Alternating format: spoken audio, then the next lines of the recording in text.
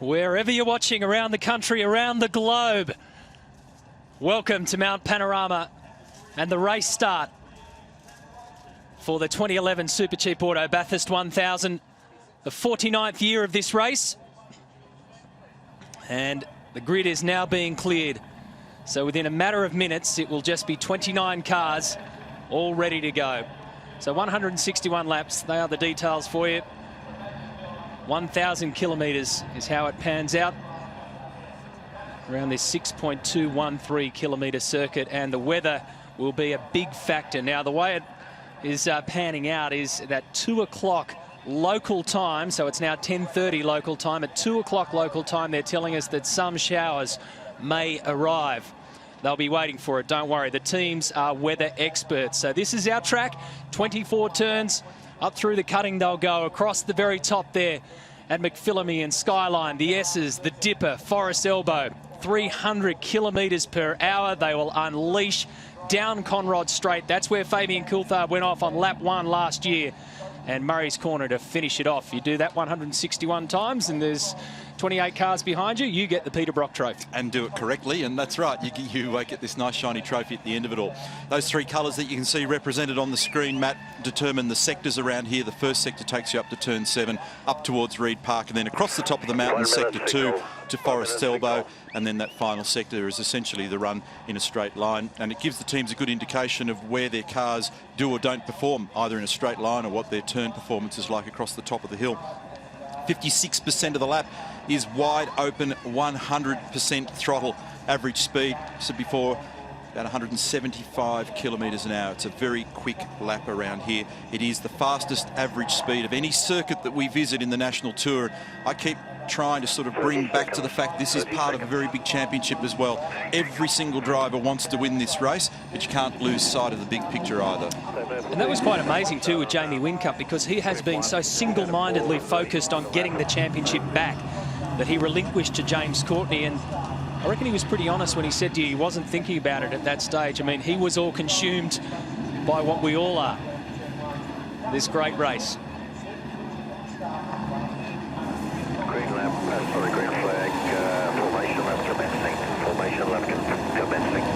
It's the voice of race director Tim Schenken, former Australian international and Formula 1 driver, has for a long time held that very senior position, and great responsibility for Tim and his team this weekend, and the literally thousands of officials that are all around this circuit to make it click and tick. Well, let's run you through the Fuso grid as the cars head out on that formation lap. Pole position goes to Greg Murphy with Alan Simonson, the Pepsi Max crew, Will Davison and Luke Youlden.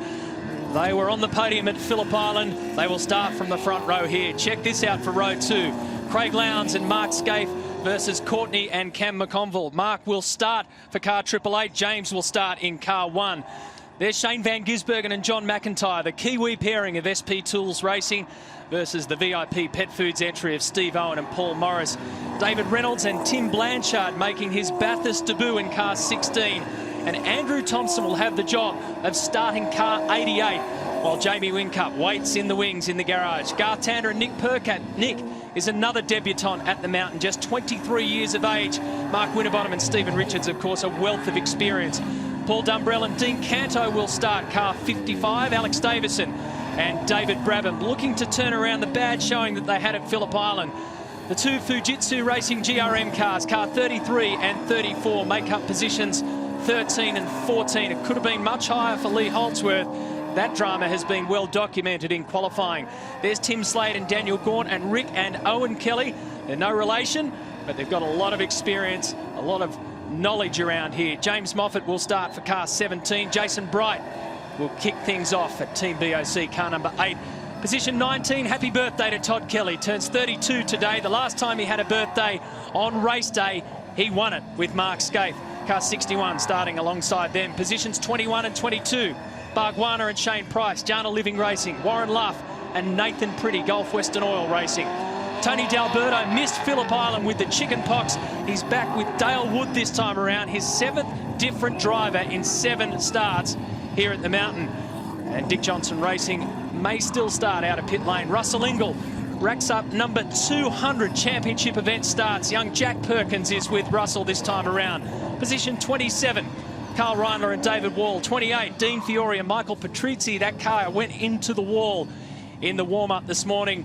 And the rear of the grid belongs to Shannon's Mars Racing. Grant Denyer, we all know him. Cameron Waters, however, will become the youngest ever starter at Mount Panorama. He's 17 years of age. He has his racing licence. He doesn't have his road licence because he is still on his L's and he won't go for his P's until Wednesday.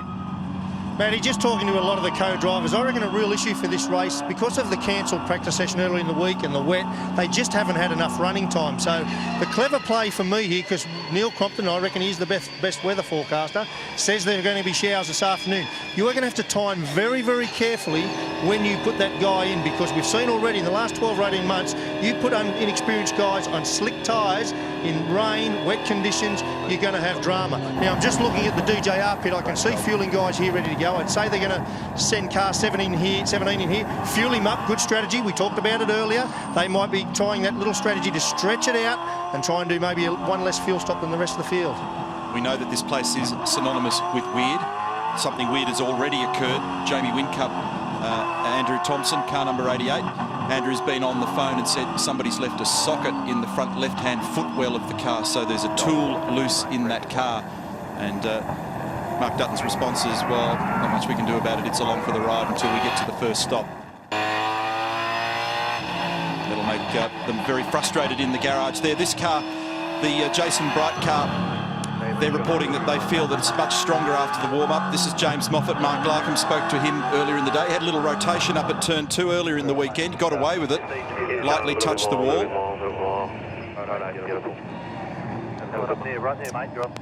For the second time in his career, Greg Murphy starts from pole position at the mountain. The 13th career pole. And first in 6 years in the championship. So it came at the right time. A little bit of luck went their way, but Murph delivered the lap when he had the mountain to himself, and as predicted, Stephen Johnson comes in for Jim Beam Racing. Let's just confirm who's in the cars, and don't forget, if you're out and about today, and you probably will be, Big Pond Sport, get all the information, all Sevens coverage on your NextG mobile.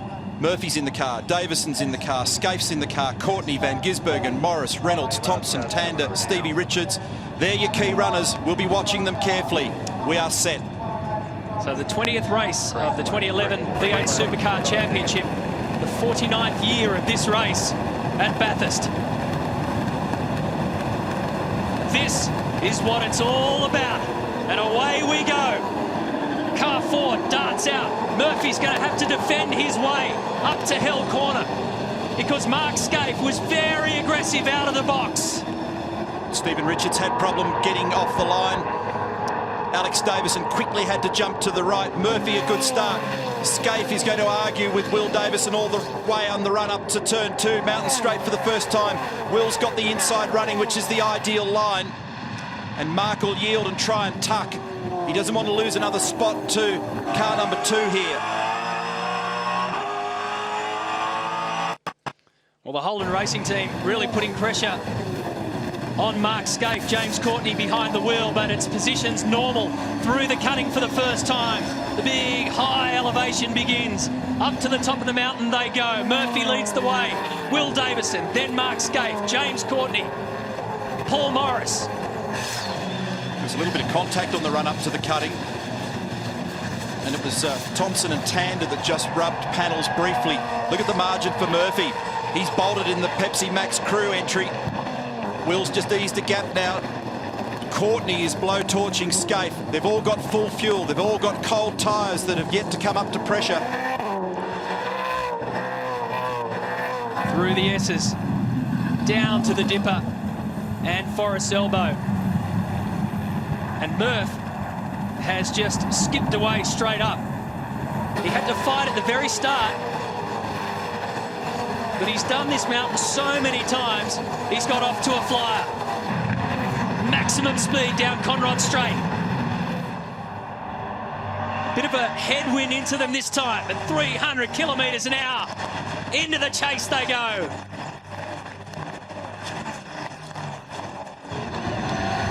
One of the greatest sights in Australian motorsport. Lock up on approach for Jana Living Racing. was Bargwanna in the orange car, had a little lock-up. Car was unsettled as he braked it. Look at Alex Davison aggressively looking down the inside here of Lee Holdsworth. End of lap 1. It's a 1.2 second margin for Greg Murphy over Will Davison. Then it is Mark Scaife, James Courtney, Paul Morris, a good start. Van Gisbergen, David Reynolds, Andrew Thompson, Garth Tander, Dean Canto. That's your 10, and just outside is Lee Holdsworth.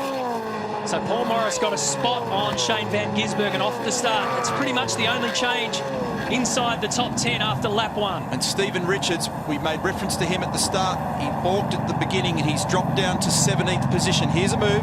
Look at the run here from Andrew Thompson, straight past car 16 of David Reynolds. Up at turn 2. So Thompson goes up to 7th.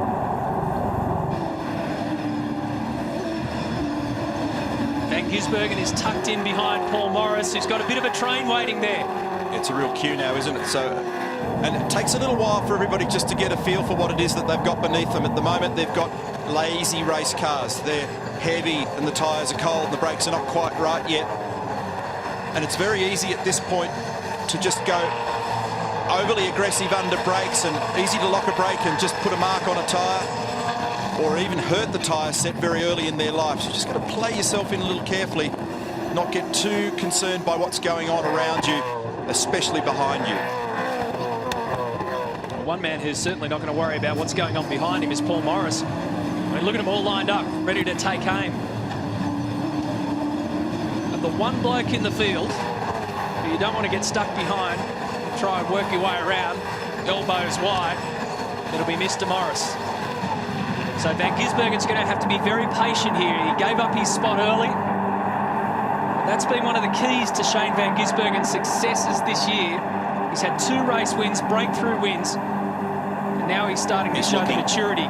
He's looking. The gap was there, but it was always going to be difficult because you saw that Shane actually had to grab a little bit of brake right in the middle of the chase, and he didn't quite have the car up far enough to be able to pull that off. Look at this, it's on further back as well because Todd Kelly was making a move down the inside. So Andrew Thompson's waiting to have a crack. David Reynolds is tucked in behind him. Car 2, Garth Tander's there. Behind them, car 55 of Dean Canto. Then Lee Holdsworth and Alex Davison, who shot out of the box at the start of this race, has been very aggressive. So Murphy here, well, the front row really didn't do anything spectacular. Scaife got a great start and was instantly pouncing on Greg Murphy. Murphy had to go defensive. This is on board of car 888. There was a little hole shut. That side actually, shut. Mark got the best jump of anybody, and had that gap been wider in the middle, he'd have got to the front. And you know what? He would have rehearsed that in his sleep last night 100 times. Here comes Thompson up the inside. That's the replay of the move earlier. And he's actually the fastest man on the racetrack at the moment. Van Gisbergen has got around Paul Morris. So 1 is clear. And here he is, car 9. So he's rounded up Morris and got loose. Next in the list will be Thompson. He's already gone past David Reynolds. We just saw that move. He's had a great weekend, Andrew Thompson, in the Fujitsu Racing Series up here under difficult circumstances across Skyline. Watch the road fall away. Third, then second gear, Whincup in the garage. Down here is where Jason Bargwanna had that trouble earlier in the weekend. Second briefly, back to third. Very early to second there. Sometimes you can sneak down the inside, but Thompson doing the right thing at the moment, just sizing up Morris, get a bit of a feel for whether or not he's got more pace, and if he has, just whether or not he can do anything about it. This is position 7 we're riding with at the moment, Thompson. Down to the chase. So Murphy's lead is just under a second from Will Davison, who is posting quick sector times. In fact, the fastest to the second sector, which is just out of Forest Elbow. Back we go for Thompson because he's ready to pounce on car 49. Paul Morris has been a marked man in the early stages of this race. So if Andrew gets a good run here, just look for him at the end of Mountain Straight Turn 2. He's trying to position himself as closely as he can. He needs to be very accurate, get the throttle in early. Paul's done this many, many times in lots of categories, so he's going to be a wake-up to it. But what Tomo will be trying to do at the moment is just stay jammed under that rear wing of the VIP Pet Foods car, and at the end of this straight, he'll try and have a lash. He's getting another couple of kilometres an hour out of it because of the hole being punched in the air. There's the gap. There it is. And in fact, Paul made it very easy for him. It's a good, clean move from the youngster, 24 years of age. Like I said, he's had a great weekend at the Fujitsu Series, and there's a good young Australian with a bit of speed as well behind him. Casey Stoner has been here for the last couple of days. I saw him sitting in the cockpit of car 88, so maybe some of Casey's winning run is rubbing off on Team Vodafone. He's also made it clear he wouldn't mind having a crack at these. I'd love to see him behind the wheel. Love to see him, and we've all got our fingers crossed for a World Championship in 2011. So let's have a look at some margins here. It's half a second Murphy Davison, 10.5 Will Davison. There's Paul Morris. He's down in 7th now, and he's now getting some pressure from Garth Tander, David Reynolds, Dean Canto.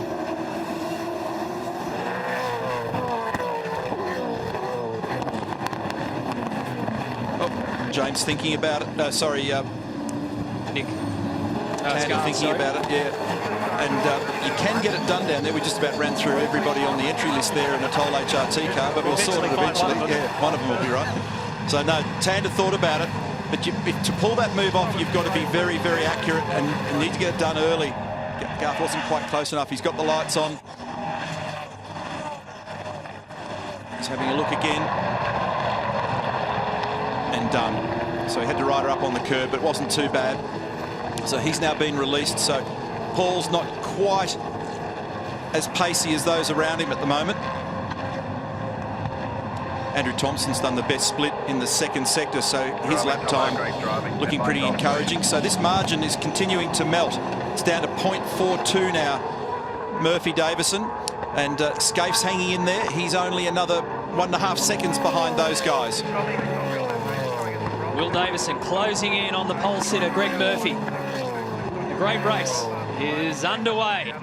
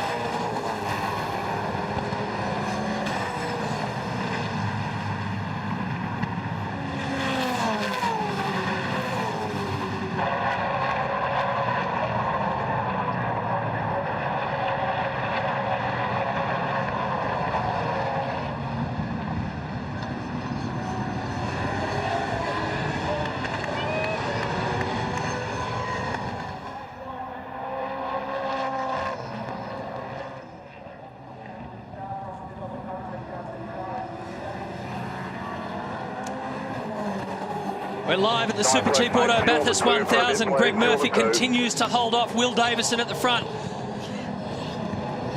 But James Courtney has rounded up Mark Scaife to go up to 3rd position. So Scaife slots back to 4th. He's down at the chase here. Just happened. And Scaife just steps aside. There's no point arguing at this stage of the race. 6 laps done. You're on the 7th. Courtney carrying a lot of speed in here and gets it done nice and cleanly. And James was just starting to niggle at the back of Mark to the point where it was getting Mark out of the rhythm. And down here, he ran a little wide, probably just locked the brake as he was turning in, and James was able to sneak by. And in fact, that'll be better for Mark now. He can just settle into the rhythm, get the bars sorted, and play himself into the position he wants to be. And he's been around long enough, as you know, to make that judgment call. So this remains a fascinating battle, because when we left you, we said it was a little over 0.4 of a second. It's now down to 0.24. You can see it. Murphy, Davison, 1 and 2.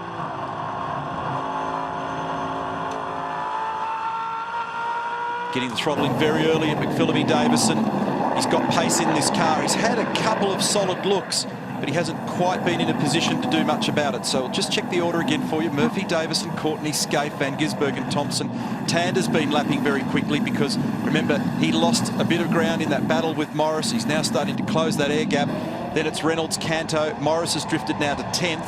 Alex Davison, Lee Holdsworth, Michael Caruso, Tim Slade, Rick Kelly. So that's your 15. This is where Will's had a couple of looks over the last couple of laps. He's going to have another one right up. He's lifted the throttle a moment there. So carry the speed here on the inside. He'll do the exact same job that Garth Tander did to Mark Scaife, and Will Davison takes over the lead of the race. It's Grant McPherson in the centre of screen there. Tim Edwards, his boss, behind him. So Murphy survived at the front for 6 3/4 laps. And again, he's in exactly the same position. There's not much point arguing the point. Shane Van Gisbergen just said to his crew that he thinks that he might have I think he said it was a broken splitter, the nose on the front of the car. They've asked him whether he can do another lap. Here's the replay from the chopper. This is for the lead. Will Davison trading post racing up the inside, and Murphy came out the other side of that, and there was just a cigarette paper between them. Will actually had to feather the throttle slightly here, and then he got back on it again.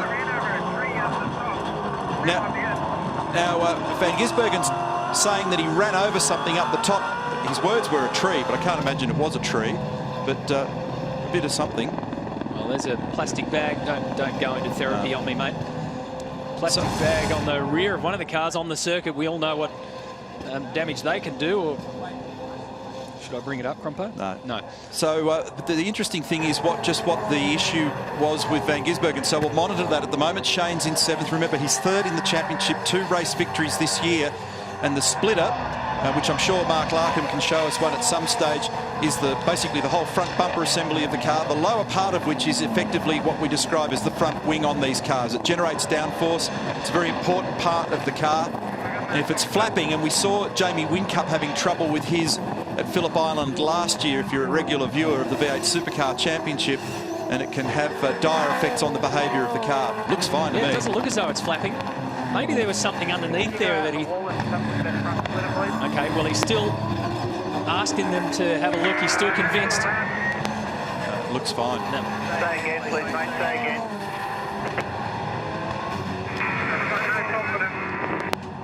Okay, box this lap. That means they're pitting. You're going to hop out. You will hop out. That's a brave call.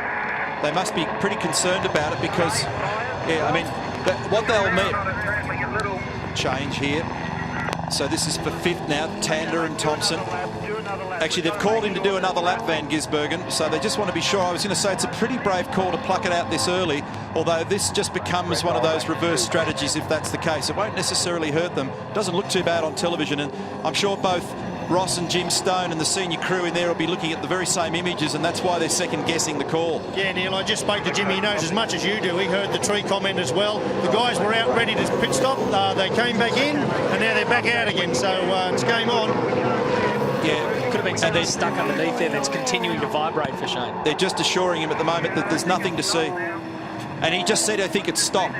So whatever it is, it's an intermittent problem. But the key word in all of that from Van Gisbergen is, I've got no confidence in the front of the car. So they've just got to steady him down now, maybe make some brake bias adjustments, have a little fiddle with the anti-roll bar controls in the cockpit, get the car back into the comfort zone and just get him to knuckle down. He's in the top 10. It's very early in the piece. A pit stop, even though you can get away with it strategically at this point, is not ideal. It was Dean Fiore coming over the rise at Mountain Straight. He's in 28th position. Grant Denyer started from 29th and remains there in car 77.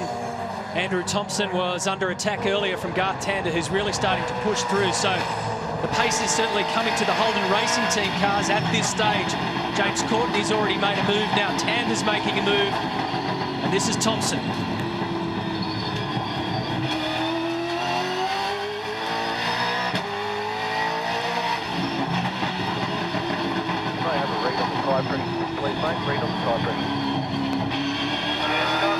Tell you what, Compo, you take these track conditions while they're there. This is as good as it's been all weekend. Some of the smarter operators are also just asking their drivers at the moment, now that things have settled down, for a read on tyre pressure. So what they want to know there were, what were our cold tyre pressure guesses like? Were they good? Do they need to pump them up or let them down a bit?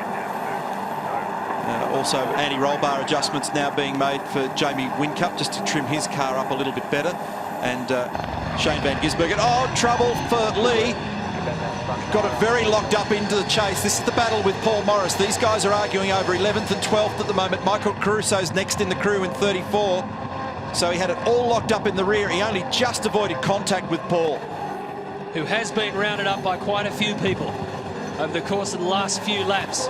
Morris slips down to 11th. And Dave Stewart's assured Shane Van Gisbergen, the young Kiwi, that the sector splits look okay. So whatever the issue was with that car, it's not a big deal. And again, Paul Morris finds himself under attack, this time from the two Fujitsu entries, Lee Holdsworth and Michael Caruso. Have a look at this. Watch the three-car train in the background. Then Lee has a look. And then, because he knows he can't get it done, he has to apply more brake pressure, and that locks the rears. They all live to tell the tale. Now he's got the job done. So Holdsworth up to position 11. Morris 12. Oh, sorry, Larko. No, sorry, Neil, you said about that splitter we were looking for earlier. This is the front splitter off Van Gisbergen's car. Why they call it a splitter, the air comes across the front here and actually splits. So we talk about this bit, it's very thin, carbon and Kevlar, and you can see there's some like a porcelain resin type substance, so think and scrape the ground. So if you get something caught under there, run the car too low, even a flat tyre, you can scrape this through, and when it scrapes through, you lose the aerodynamic effect because the airflow goes inside it, and that's not a good thing. But for a driver, from the driving seat, that can feel really weird. But as we've seen, maybe he's had something in his tyre, a bit of build-up. Maybe he did pick up a bit of tree. I'll look for a branch hanging out of the tyre when he comes in. Thanks, Mark. We'll go on board at the Bottle entry. Dean Canto here, a former full-time V8 supercar driver. No longer full-time, but certainly a regular at the mountain. Paired up with Paul Dumbrell this weekend inside the top 10. Will Davison, our race leader.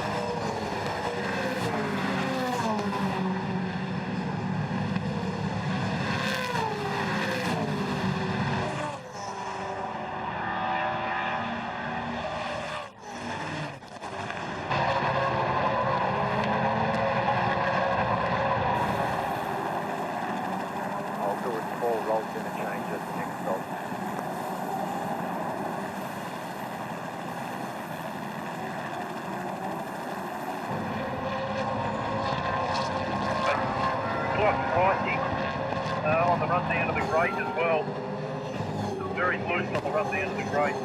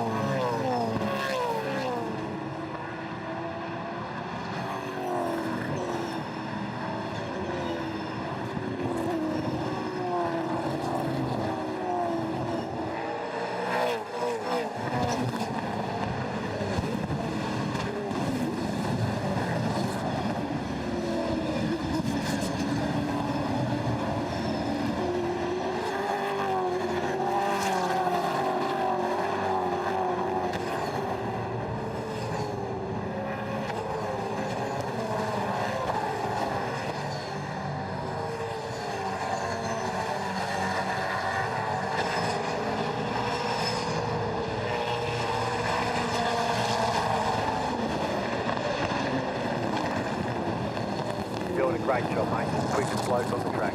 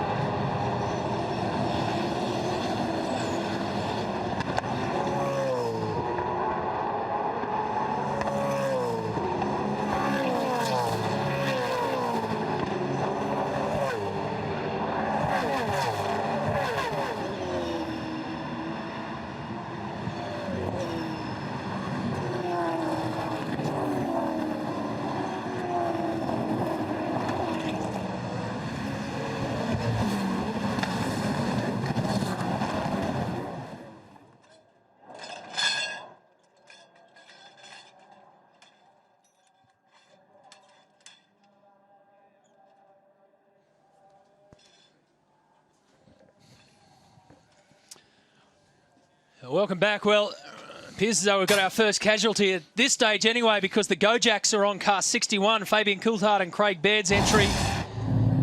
And this may explain why. Big crunch at the top of the wall. Yes, I'm not sure whether or not anyone gave him some help there or whether or not he just had an incident, but that's big contact. Now, Jason Bright, who we did see as we watched Paul Morris just running wide here, and that's Michael Caruso getting by, and Tim Slade, and this actually created a real cork in the bottle down the bottom of the hill. The cars everywhere. Jason Bright's also talked about an engine just momentarily hiccuping as well. It has come back and said it's okay. Lots of stuff going on, and I said this right at the very, if anybody who was awake early this morning, I think it was only us at 7 o'clock, but we talked about the fact that 10 laps in, you listen to the radios erupt. Well, they all are. They're all complaining about balance. They've all got tyre pressure issues, and it's because of the lack of dry running. Yeah, that's a good call, Neil. What I might try and do is we talked about that Orcon Falcon. See if we can grab a quick word with Frosty, just talking with the team principal, Tim Edwards.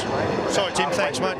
Frosty, see the Falcon just dropping back there a little bit. Any dramas or settling into a pace? He stalled off the line, so went from 10th to 18th, and then he's stuck in a pack. So, yeah, I don't know. I'm just sitting there with my helmet on, waiting for if a safety car comes out to jump in. But he said a little bit of understeer, but Will's cars looks the quickest at the moment, and they're not a lot different. So we'll see how we go when we jump in. I mean, one of the issues we've talked a lot about, a real lack of preparation with a lack of running building in here, and we're really not sure what your car's going to be like. Exactly. We're all in the same boat, though, so...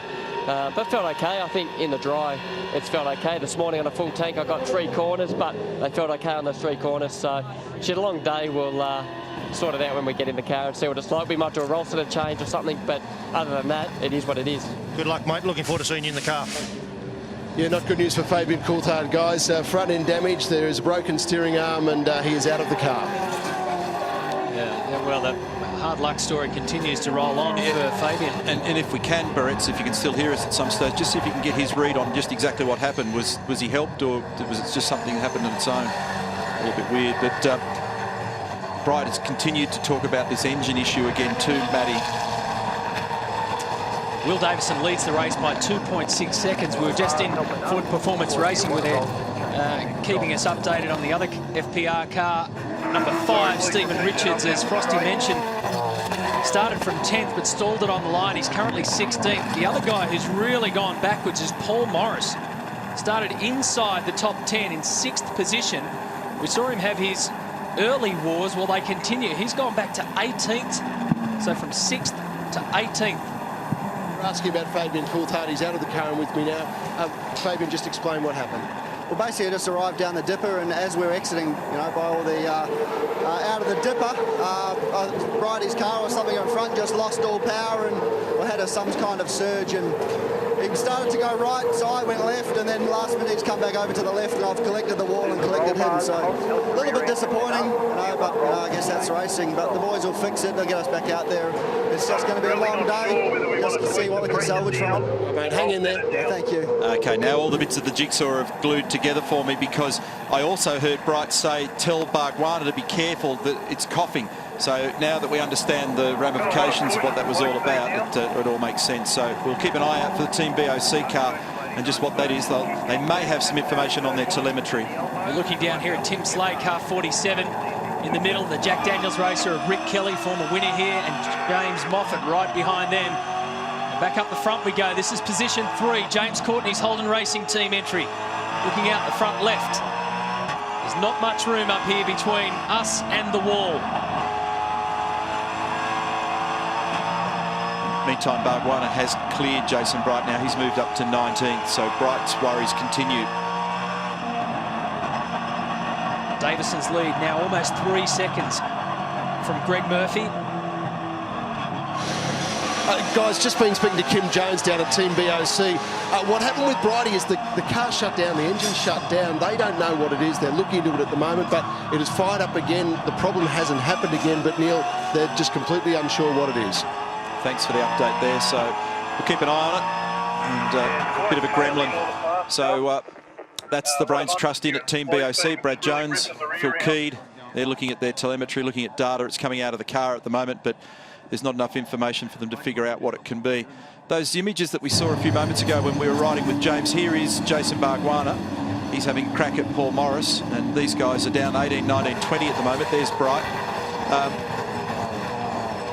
James Courtney, those images that we saw of him a few moments ago, a lot of understeer in that car. Well, he was not hitting his targets that I know that he would want to hit. Meantime, the guy that's leading the race, Will Davison, he's talking about the back of his car being quite loose, and they're going to have a bit of a fiddle with tyre pressures incoming, I think, on that car.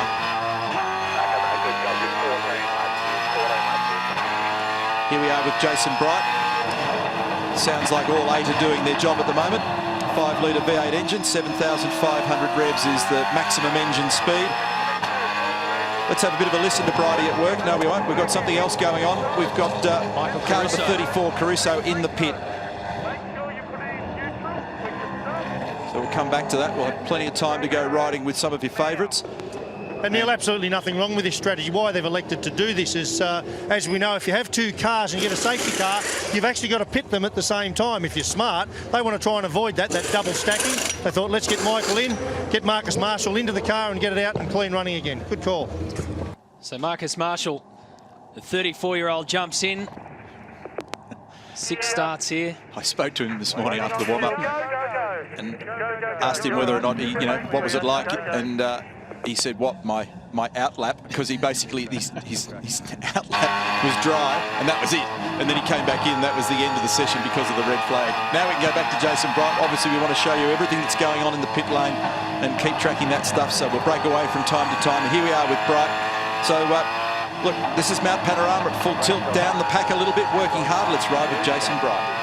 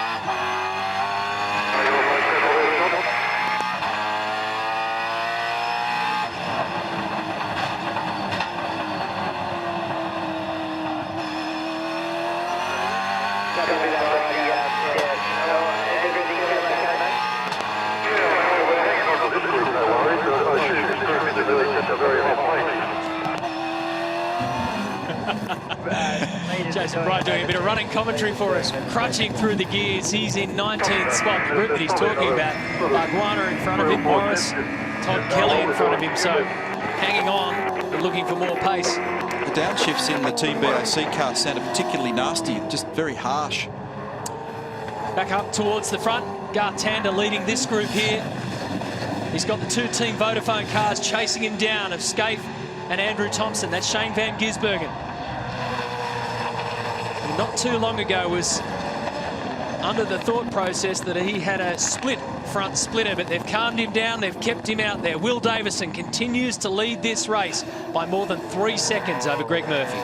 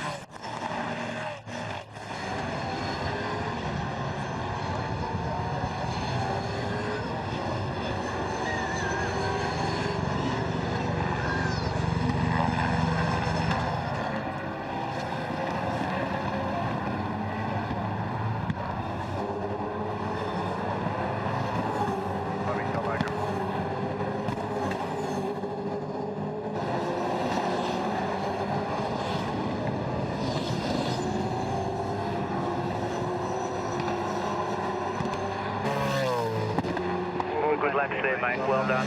Keep it smooth.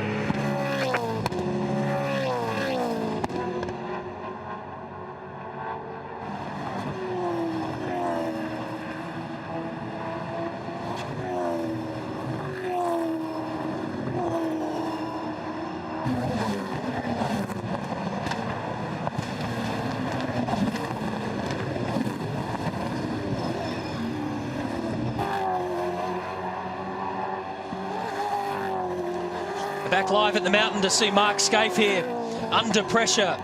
He made a little mistake at the chase and his teammate Andrew Thompson went past in car 88, so Scaife is now in 6th position. Here's the little mistake from the 6-time champ, and Thompson didn't mess around, straight through.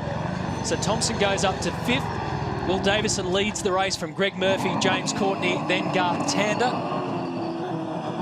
And now Shane van Gisbergen is looking as though he's waiting to attack at the rear of car 888.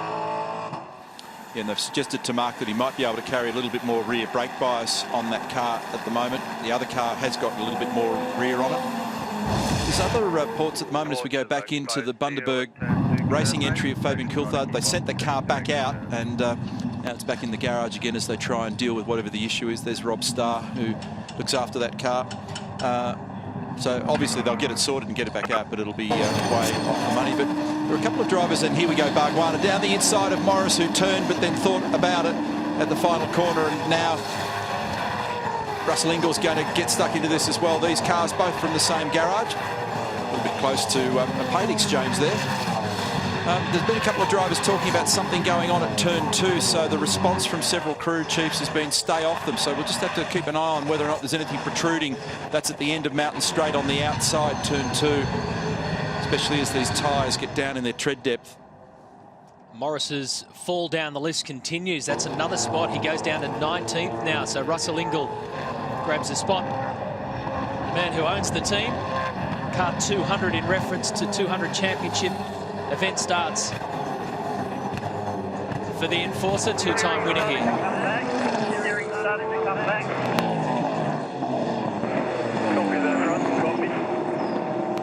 So started 25th up to 18th, and the word there was steering starting to come back. At the front of the field, meanwhile, Crompo, Will Davison's really making his presence felt. 5 seconds he's pulled away now from Greg Murphy. So this little topic that I raised a few moments ago, this is the area of the racetrack. This is turn 2, but it's on the outside here, the exit curb. And there's also a problem with the curbing up in McPhillamy, I understand, as well. It's between the curb and the circuit. So simple remedy for that is going to be stay off the curbs. There we go. Now that's actually just looks like rubber build-up to me, because there's obviously some sealant between the actual curb and the racetrack.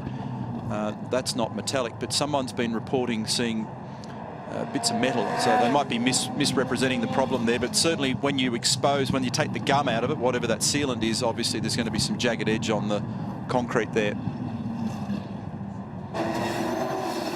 And it's also an issue apparently up at McPhillamy. I guess too, when you flick it up underneath the car, it'd feel like metal. Yeah. It's that hard. Now, we're also getting reports that we're going to see car 888 in. It's Mark Scaife from 6th position. He's under pressure at the moment from Van Gisbergen. I'm not sure that that car is entirely to their satisfaction, so we'll look for a rear roll set of change and any other little changes. I'm sure they'll have a bit of a long, hard think about the incoming tyre pressures. And there's Coulthard back out on the circuit, and Tander's in and Scaife in. Tander 5th, Scaife 7th. And a driver change, so Perkat now hopping in. And up the other end of the lane will be the Vodafone car. Okay, mate, we're just waiting on.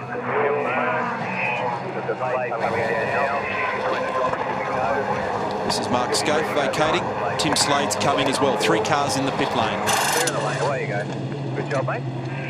Okay, you're on 4 fresh No tyres. driver change. Did they make a roll centre change? Can't see. All wheels are done, sir. Here for me, please.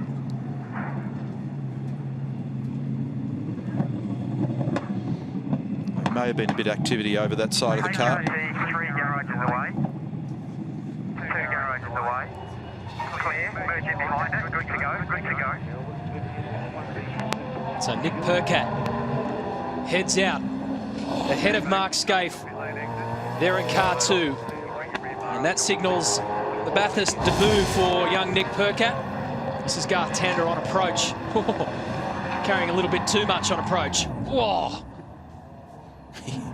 He had it dancing, didn't he? We got through in the end. He just took the shortcut. And Mark did exactly the same.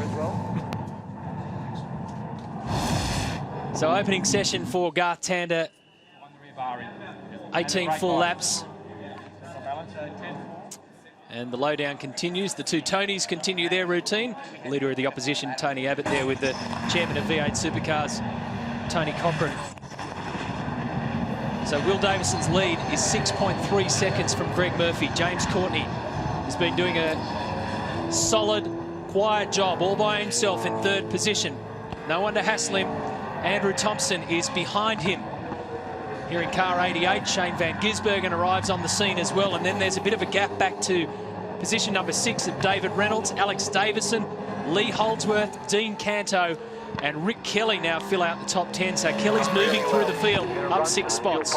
Will's also saying that now that they're burning down this fuel load, the balance of this car's improved dramatically. So he's reasonably happy in this car at the moment. Lee Kernaghan, enjoying the action, sang for us in the pre-race lead up to this great race. He's a great bloke. He's actually had a couple of goes here and there at competing. Well, these guys, the entire Ford Performance Racing crew, had a very big heart-to-heart after Queensland Raceway and the end of the soft tyre, which was basically a debacle for them. They've pieced everything back together, out of car 6 especially for the Enduros. David Brabham about to jump in here to this car with a seat insert. Spoken about those, and here's Jason Bright. And this is Andrew Jones' changeover here. They're using a driver assist. So Bright's actually gone back into the garage, and the driver assistant has that sole job, waiting for the fuel to come back up the vent line here, which is the tube closest to us. Look for the sucrogen ethanol to go back up the line. So Brabham's gone back out. We're going to take a break. They're also asking Andrew Thompson whether or not he would be comfortable for a double stint. They can save their guns up for later in the day. It's game on up here. Brake bias is at 14.3. I've reset fuel. Tell Jared he needs to plug that radio. Plug in a bit better next time. It's half hanging out. Copy that, mate. No problem. Just better to talk down the bottom. Friday was coming out a bit up the top.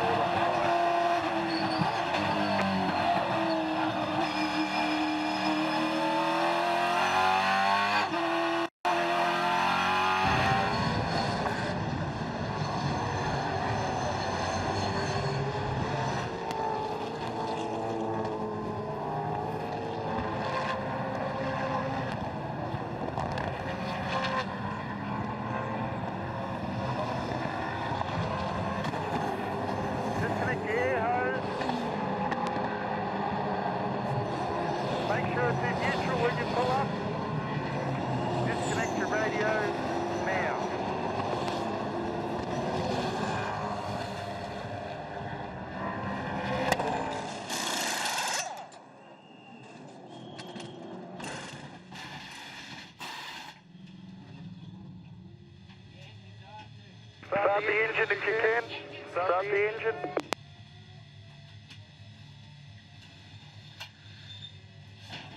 Video check, north. Waiting for fuel, waiting for fuel. First gear. Clear, mate. Clear, mate. Go when it gets dropped. Go. Good job. Turn your green light on, please. Turn your green light on.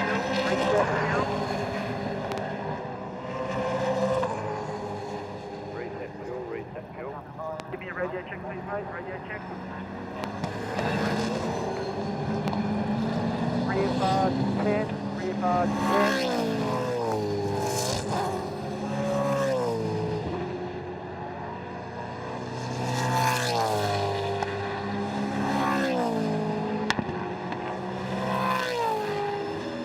Front bar 5. Front bar 5. Rear bar 10. Rear bar 10.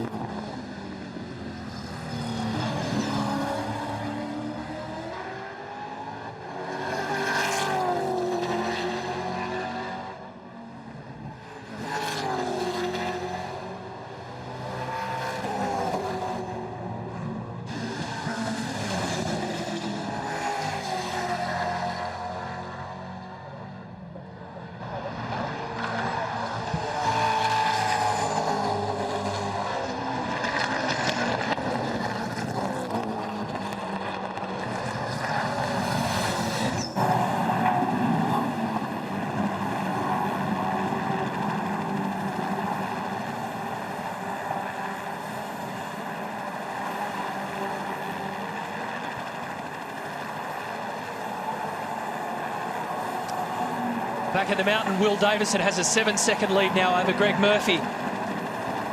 10 cars thereabouts have already come into pit lane. But Davison continues to soldier ahead, and the VIP Pet Foods entry of Paul Morris took the pounding in the opening segment of that race. Has made it into pit lane as well, and a change for Jim Beam Racing Car 17. Stephen Johnson about to get out, David Bernard in. Garth Taylor just catching his breath back here in the garage. GT, early days, but so far so good. Yeah, really happy with that opening stint. Car was very, very good. It got better and better as the stint went on, so that was handy, and got ourselves back up towards the front, which, you know, it's good for Nick now. He can just go out there and drive around. He's not really racing anyone. He's got to go to put in a solid stint, so I'm really happy with the car. We made a small change at that stop for Nick. Try and improve it a little more, but so far so good. All right, you may get a decent break now. Nick will stay out for a little while. Yeah, I'm not sure what our current plan is, whether Nick will do one stint or do two, but yeah, he's no problems with what his speed and what he's going to do, so we'll leave him out there. He's doing a good job. He can stay out there for a while. Garth, recovery for you. Do you have a massage now? What do you do? No, I feel pretty good. It's only a short stint. I needed 20 laps, so I'll go have a shower, change the outfit, have a bit of a stretch, have some bite to eat, and get ready. All right, see you back here soon. Cheers. Thanks, Brett. Might be his turn for nappy duty on baby Scarlet.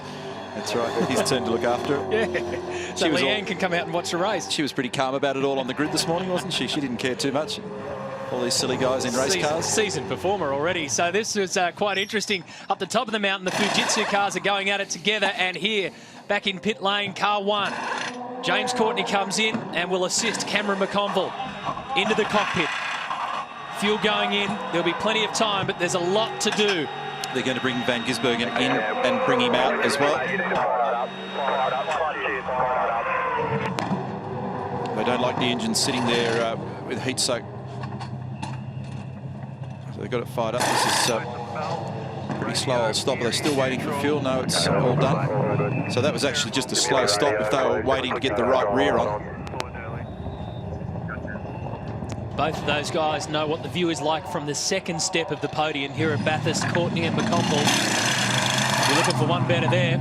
I reckon Jack Perkins just wiped out the front wheel they had sitting there in his haste to get the door open and get Rusty out.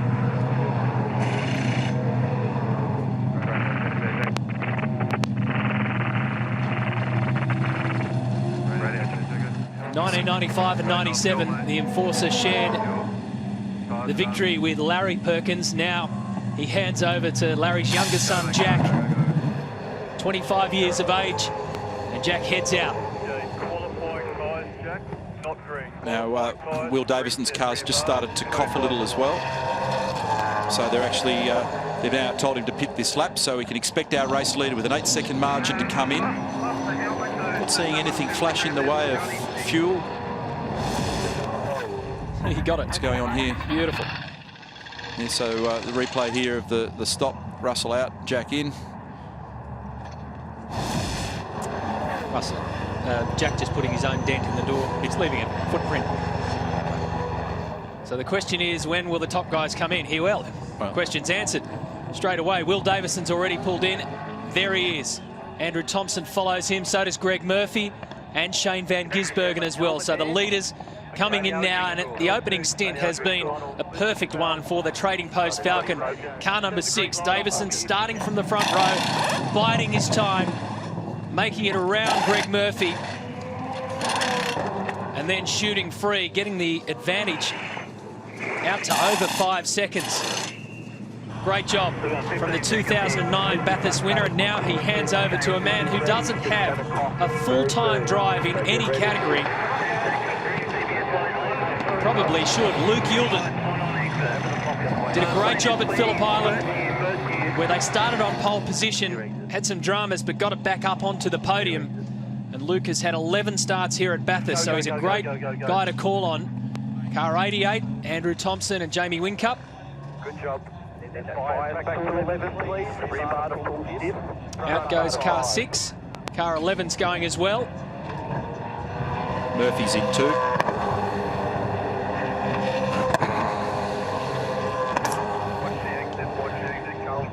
88 goes out. And 88's gone out in front of car 11. Yeah. So that's significant. So they've lost some ground there in their stop, and they're under pressure straight away. They did do a driver change in car 11, so Greg Murphy stepped out and Alan Simonson now has his first flying laps in anger.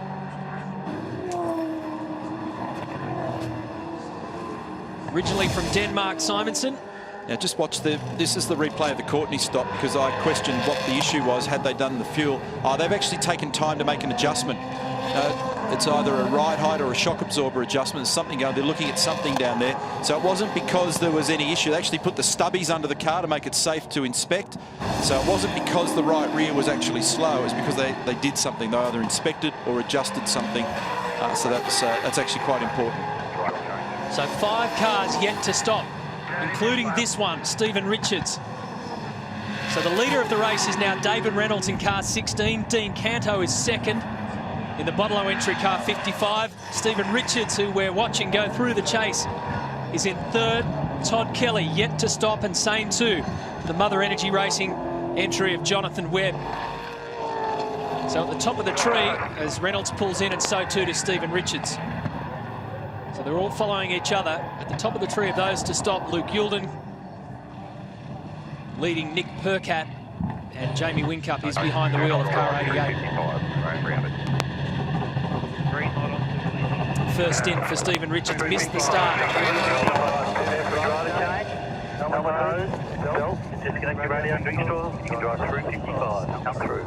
So Mark Winterbottom and co have had an hour's wait. Hello, everybody, focus. Focus.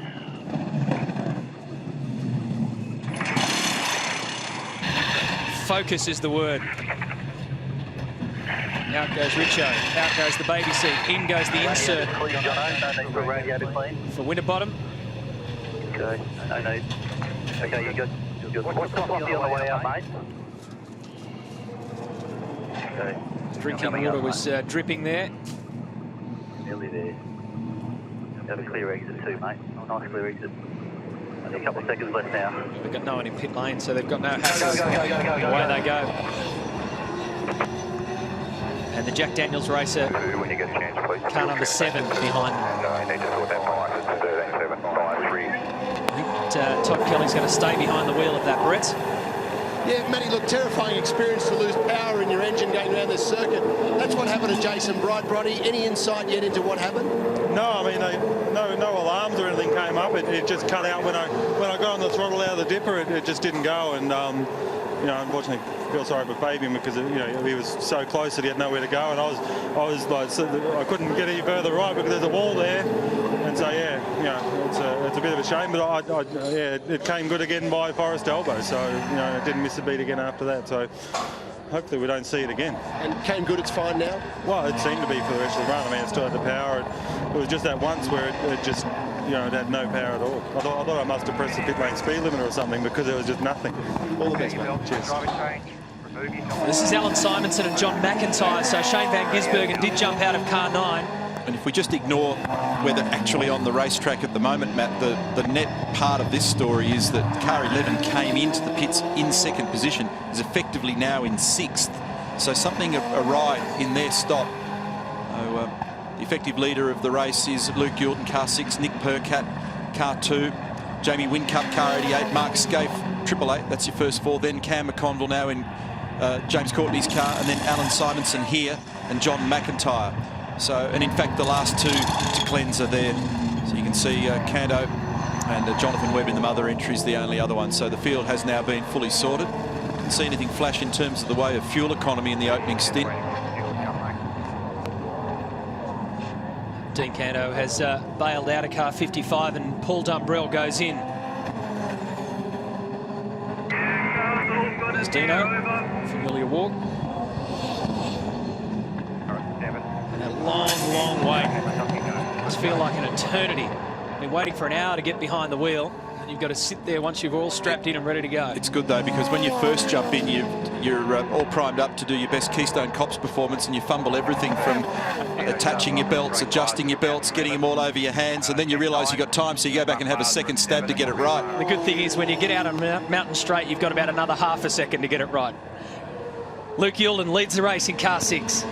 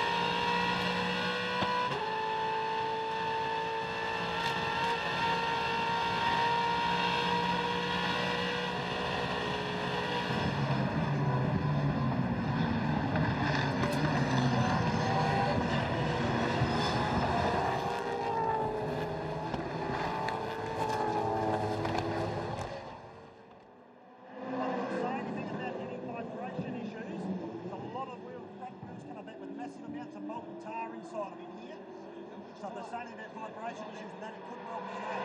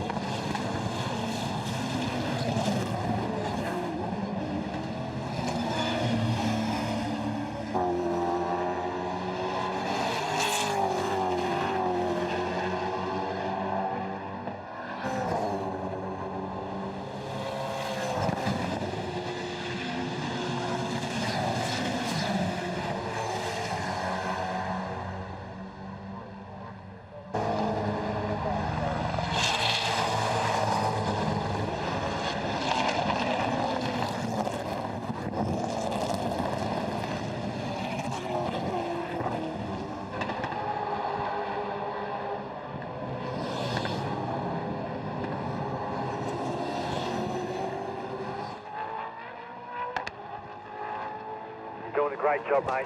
Same pace the Perkins gave. Get better as the tyres come up. 28 laps completed in the Super Cheap Auto Bathurst 1000 of 2011, and here comes Jamie Whincup. He's wasted no time at all in putting the pressure on Luke Youlden, and Whincup will get the lead of the race at the cutting. Up he goes. So putting pressure on car number 6. That came off the back of the fastest lap of the race, 209.895 for Whincup. And the fastest lap of the race for Jamie came off the back of a remark that the car feels really good. We're in good shape, he said to Mark Dutton. They made a little trim to the brake bias and fiddled their bars again after the stop. Now, the interesting thing is, and it's, you know, it's amazing how the business works, but that's taken more than an hour's hard work by Andrew Thompson to get themselves into a position where that can happen. Race start at 10:30 Eastern Australian summertime, and a little over an hour later. So, I mean, that's just the effect of qualifying can be and how important it is. You know, you give away 4 or 5 rows to everybody else, and you've got to work at it. Here's the replay. Textbook, out from under the rear wing, up the inside, classic passing line at turn 2. And Luke was very courteous and very smart. No point trying to do anything about that. Jamie's a guy that's in the saddle at the moment. The car's working well, and momentum's on his side. You don't want to make it harder and end up having a catastrophe. Yeah, you mentioned we started just a ticker over an hour ago. This was the race start. Out of all of the leading bunch, probably Mark Skaife got the best start, but he had nowhere to go, and Greg Murphy used all his nous, all his experience to shut the door on both sides. Alex Davison had to go zipping around car number 5 because Stephen Richards was stalled at the start there. He would go back through the field rapidly. This was the move that Will Davison put on Murph down at the chase to get the race lead. A handful of laps in. And Ford Performance Racing were very happy. After that, Will would just go on and build it. Another big incident involving Fabian Coulthard in the earlier stages of this race. They ended up sending it back to the garage. It hit the wall hard down there at the dipper. Jason Bright also involved in that. Mark Skaife made a little error on the exit of the chase, and Andrew Thompson did not waste a blink of an eye to go past. Driver changes started occurring. Murphy jumps out. Alan Simonson goes in. Will Davison, great solid first stint, puts Luke Youlden in the car, and of course, as we just saw, Jamie Whincup behind the wheel of car 88 got past Youlden to take the race lead. So remember, Team Vodafone's car 88 started in 8th spot. They now have the lead.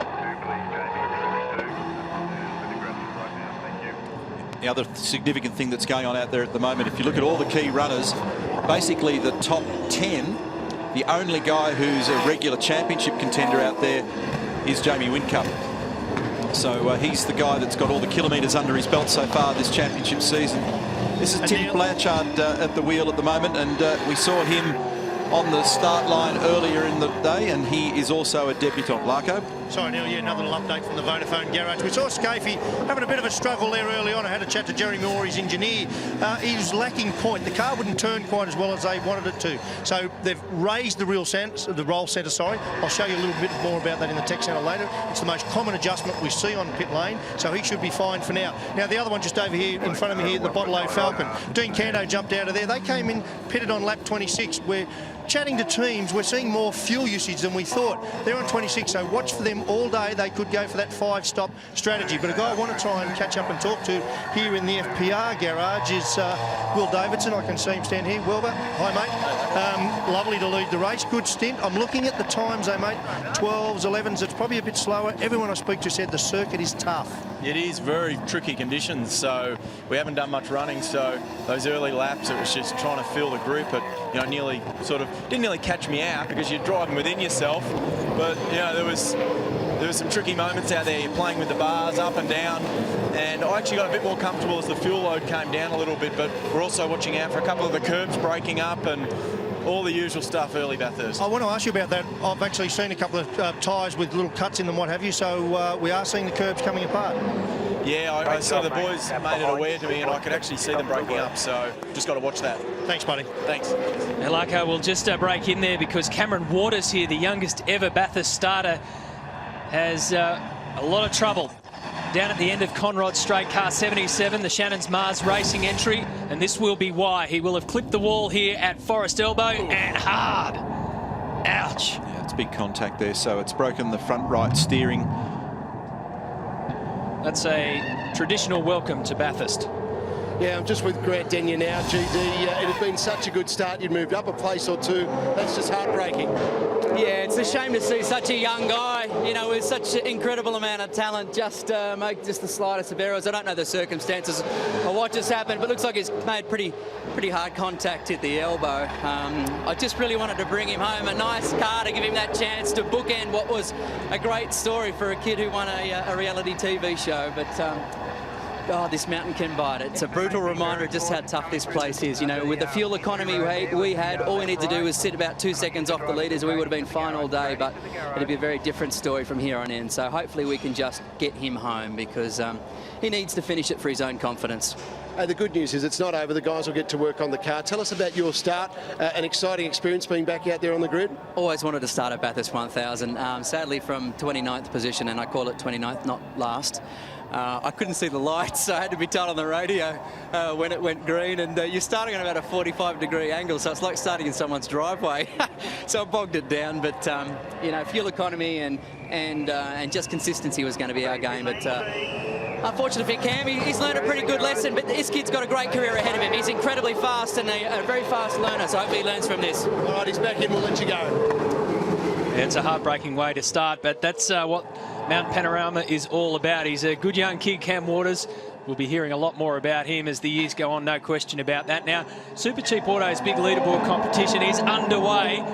Who was leading the race on lap 30? Well, it was Jamie Whincup, so make sure you head to thebigleaderboard.com.au to get your entry in and your chance to win $5 grand.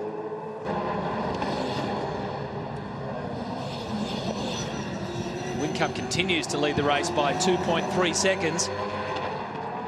Bigleaderboard.com.au is where you need to go. We'll keep our eyes on that throughout the course of the race. A lot of money to be won. Luke Youlden second. Nick Percat doing a good solid job in his first Bathurst event. And Mark Scape tucked in behind him. Oh, here we go. Car 34. Marcus Marshall on the inside of Tim Blanchard. On debut as well. Behind them, the other Fujitsu entry, car 33 of Greg Ritter. Now, we saw when Cameron was coming down the straight, actually see something hanging beneath the car. Clayton Stearman's with me again this year, senior engineer from Harrop Engineering. So we've got the CAD drawings, computer-aided design, and Clay will just highlight the steering arm. That's actually completely broken. We're actually showing you the left side of the car at the moment, but it was the other side that was the issue.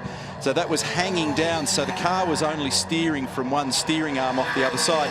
The other thing that I suspect is severely broken are both the upper wishbone, that's this one, and also the lower control arm that Clayton's just highlighted. So both wishbones will be damaged and a broken steering arm. Those guys are going to be busy in there for quite a while trying to resurrect that. You certainly feel for a 17-year-old who's only got his L's on the road. He's got his racing licence, who leads the Formula 4 Championship. But he'll be back. So this is for the back end of the top 10. What's going on down here at the chase? A little bit of messy stuff involving car 14, 30 and 19. And Jason Marguana's entry of car 14 has headed to the pits. Yeah, Shane Price behind the wheel. Nathan Pretty was the other driver in the Gulf Western Oils entry. So Wincup's just easing away now. He's got it just up to 3 seconds. Luke's actually stabilised his pace. He's not too far behind him. This little battle is a beauty, though. These guys are disputing 9th and 10th and just trading places. So it's Whincup, Youlden, Percat, Scaife, who's double stinting, McConville, Simonson, McIntyre, Brabham, Marshall, Ritter. That's the 10. Just outside these guys, it's Blanchard. Then Winterbottom trying to claw back that lost ground after Stephen Richards' difficult start. Dumbrell, Halliday, Perkins, that's the 15. Well, Cameron Waters with me. Cameron, I know this hurts a lot, but you're not the first guy to find a wall out around that circuit. Yeah, it's pretty tough out there. I had cold tyres, just probably carried a little bit too much speed in, but I went well up until then, I guess. Look, everyone's very proud of what you've done and what you've achieved so far. Grant says you're a great talent. You've got a brilliant future ahead of it. Mate, hang in there. They'll get this car going again, and hopefully you guys can get back out there. Yeah, hopefully they fix the car up. I think it's just a little bit of body damage and maybe a steering arm or something, so hopefully I can get back out there. How's this whole experience been for you? It's been amazing so far. I've had so many laps in the V8 and I've improved so much the last couple of 11 weeks, I guess. So, yeah, it's been absolutely amazing. Look forward to seeing a lot more of you, Cameron. Take it easy. Yeah, thanks, man. First ever time in a V8 supercar at Mount Panorama, the biggest race we've got. It's a tough ask, isn't it? So Jamie Whincup leads this race, making up 7 spots from the start after a good first stint from Andrew Thompson on lap 33 out of 161.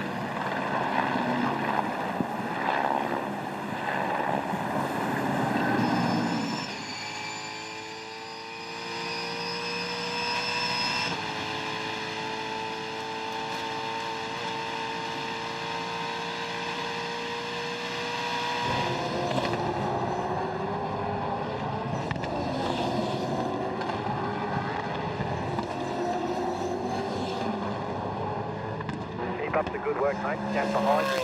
Okay. Make it crack. Get on the balance.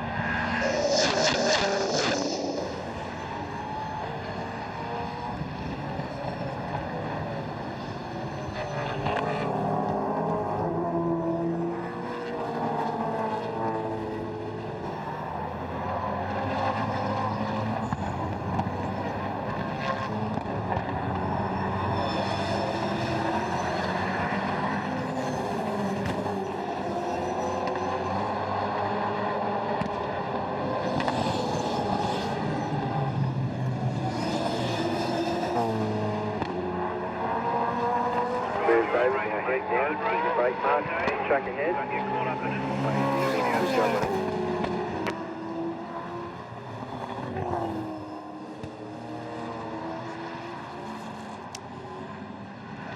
Live at the mountain, turn 2 here. On lap 35, car 7 of David Russell. Behind him is Daniel Gaunt, who's partnered up with Tim Slade. There's Paul Morris, double stinting for car 49, and behind them is Dale Wood. And Owen Kelly tucked in there as well. So this is a real battle here. David Russell's kicked away. A couple of things to update. Now, this is Damien White from operations in the motor racing department at V8 Supercar, and Team Vodafone are complaining about somebody down in the chase wearing clothing that looks like a yellow flag. So he's going to discuss it with them at the moment. We see this a bit from time to time, often when the weather's a bit ordinary. Now, this is a move Mark Scape on Nick Percat just a short while ago down at the final corner. He'd been stalking him and then got the job done. So the bloke who's in his 25th event, and a young guy who's just getting started. So Percat on the right, Toll Holden Racing Team. He's sharing with Garth Tander. Here goes Scafe down the inside. So that's the reason that you saw Damien walking up there a moment ago. And it's quite distracting for a driver, because every time you arrive somewhere, when you're focused on driving the car and you see something red or you see something yellow in your peripheral vision, it's easy to mistake for a red flag or a yellow flag. So that's what they're talking about. A couple of other updates. Lukey Youlden, who's second at the moment, and doing a great job, I might mention. He's talking about now being able to smell some transmission oil, gearbox and diff in that car. While I'm on the subject of Ford Performance Racing, I want to say hello on behalf of everybody here in the paddock to one of our mates. I'll come back to that in a moment. You're Rod Barrett, sorry, I wanted to say g'day to Rod Barrett, because Rod's a good friend of ours from Ford Performance Racing and Ford Performance Vehicles. He's unwell at the moment. And Rod, we wish you well. Hope everything's going to be okay down there. We know you're watching in Melbourne. I'm sure you're watching the boys in the team, and they're doing a great job for you out there at the moment. Mark Winterbottom's been doing a good job getting back to where they started.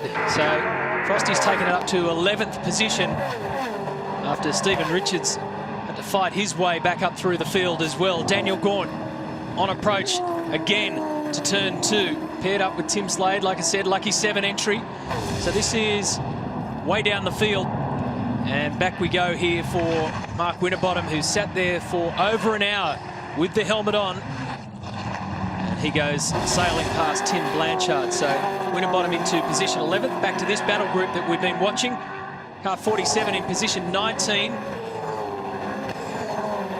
Behind him, Owen Kelly, and Owen looks as though he's ready to put a move on any time on the young Kiwi.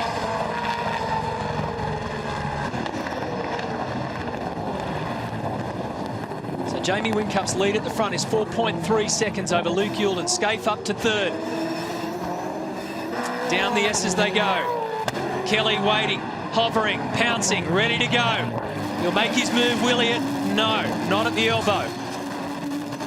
Not close enough. Here's our race leader, who continues to discuss with his team the socket that's floating around on the passenger side. We're showing you the gaps here. There's the gap to Luke Youlden, gap to Mark Scafe 3rd, then Nick Percat, who's hanging on to the tail of the former champion, then a margin to Cam McConville, then a bit of fresh air back to Alan Simonson, position 6. Remember, Greg Murphy led the race early in the Pepsi Max car. They dropped and lost time in that spot. Then McIntyre in SP Tools entry. David Brabham is next. Here he is, Irwin Tools. Then we've got Marcus Marshall, Greg Ritter. So the 2 Fujitsu cars line astern. Mark Winterbottom's not far now from getting back inside the top 10. There he is. Paul Dumbrell, Tim Blanchard in the red car, Matt Halliday. Jack Perkins is next. He's got the 200 on the car for Superchip Auto this weekend with Russell Ingall. And behind young Jack is Andrew Jones, who was also reporting a few moments ago that engine was feeling rough. So there's definitely something weird going on there in Enginesville at Brad Jones Racing Team BOC. Bit of a gap again back to the next group of cars. David Russell, Paul Morris, Owen Kelly, Daniel Gaunt, Dale Wood, David Wall, Richard Lyons in the mother entry. International Irishman, Nathan Pretty, David Bernard, who's had a couple of excursions down at the chase, Michael Patrizzi and Shane Price. Woof, bit of work in all that, but there you go, that's the whole lot. And there's a minute and a half covering the entire field at the moment. 4.5 seconds is the margin up front.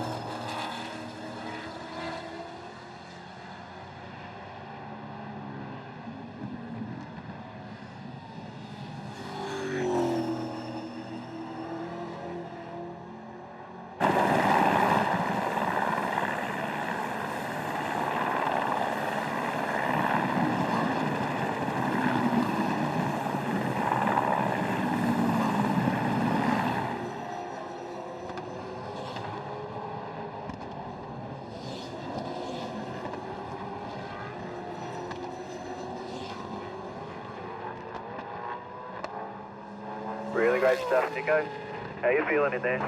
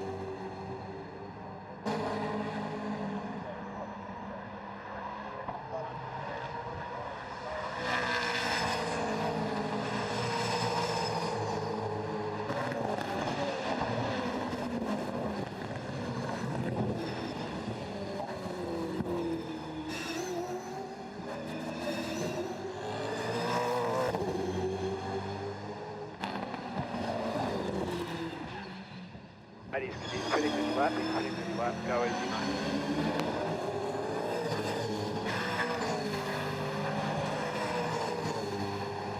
Up between this lap, Marshall, reverse in this lap. Sorry. He's fitting this lap, sorry buddy. No drive, hang in mate, you're staying in. Do not pit this lap mate, do not pit this lap.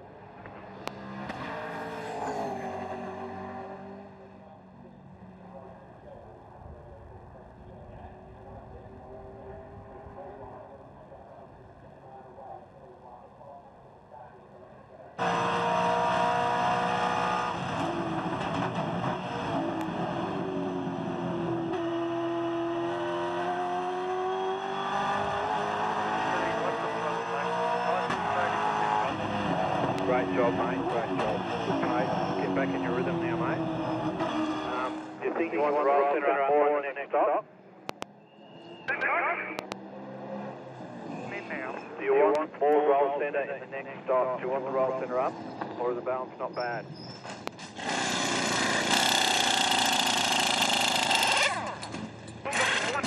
Here across the top. And burning. Okay, mate.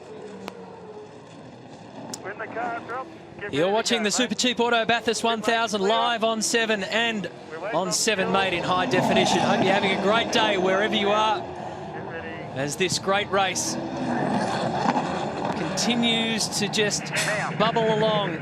Nobody's really jumped out of the pack yet. Cameron Waters in car 77 in the garage, same two for car 61 of Craig Baird and Fabian Coulthard, and we've just witnessed car 34 of Marcus Marshall coming back through the pits again for the second time, staying in the car. And his teammate Michael Caruso was watching on. We're also going to double stint Nick Percat when he comes in car 2, I think, in the Toll Holden Racing Team entry. So 5.4 seconds margin win cup to Luke Youlden. This little battle that we're witnessing here at the moment, this is Daniel Gaunt and Dale Wood. These guys are 19th and 20th at the moment. Look at the rubber on the track, probably only 40 laps in. Up the top of the mountain there, it's really starting to gather up. Yeah, we don't normally see that much of what we describe as the marbles early in the race weekend, especially with the harder compound Dunlop control tyre. We see that it's more evident with the softer tyre, some of the other events that are earlier in the year. So things have just flattened off a little bit at the moment. Interesting that, I've seen him do this in these races before. Scaife's just playing himself in, because this is effectively like a giant test session in many respects. And the last lap through for Mark, he did a 10.8. He was comfortably the fastest on the racetrack in position 3. And you know, compared to Jamie's 11.3 and Youlden's 11.4, he was quite a bit quicker. So just taking him a little time to get himself right. He sidestepped a bit of the early aggravation, getting the car trimmed up and then just playing himself along. Now this is Mark Winterbottom closing in on Greg Ritter. Greg Ritter's been talking about making some changes to the car to try and get the balance more to his satisfaction, and all this hard work that we're seeing from Mark Winterbottom has been to just climb back in. It's been such a frustrating process. Remember that in qualifying, he did a great job on Friday to get himself right up the sharp end. The weather grabbed him yesterday for the shootout, pushed him back down the order. Stevie Richards had a tough start, so it's been a big clawback for Mark Winterbottom. Something must have happened to Greg Ritter's car. Well, on that last lap, he did a 2 minutes 16. So safety car, safety car. Just need to address a couple of track issues, the exit of 2 and at turn 7. Safety car scramble, safety car scramble. So that's Tim Schenken, and that's turn 2. We looked at that earlier on. And the other curve issue was at McPhillamy, turn 7. It's interesting because only a couple of weeks ago in Singapore, we had a problem with curbing at the Formula 1 event up there in the first practice session. So curbs have been a talking point. So this is not what you want to see. So that sealant that blends the gap between the curb itself and the racetrack appears to have come unstuck. And so now this is triggering a whole heap of people to come in. There's Scaife, there's Percat. So I imagine that we'll see Lowndes go into the car, and if the radio message that I intercepted earlier is correct, Nick Percat will stay in. So good opening stint for Scaife to come back home in third. Conville in the car, and did he have a problem there, Cam? I think so, just on approaching there, because Alan Simonson arrived up in a hurry right behind him. So car 88 established a good lead just before that safety car was called. So they're queuing car 888 here. So this is the thing that we've seen before.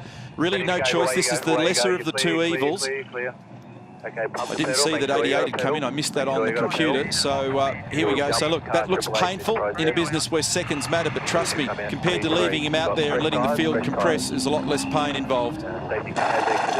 Craig about to leap in. Mark Scaife out. When it drops, go. When it drops, you clear, mate. Clips up. He has to do that by feel because the driver can't see the knuckle of the seatbelt when you're seated in the car. They mark up the tabs so that you can feed them in. Tear off away from the front of the FPR car. So Lowndes out.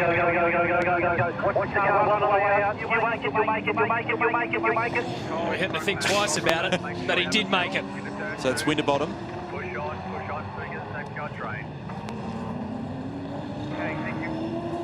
Paul Morris Motorsport also having to queue their cars. Car 200 leaving the pit bay and car 49 entering. Jim Beam Racing exactly the same, so safety car is still out on the course. Andrew Thompson jumps behind the wheel of the on-track leader, car 88. Be game on again soon.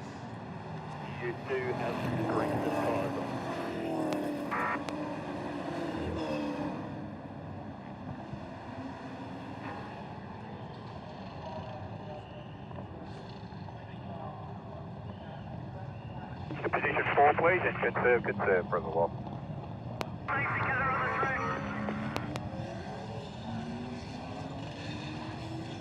And you're not far off from catching the queue. The safety car's just going through McPhillamy and coming up the skyline.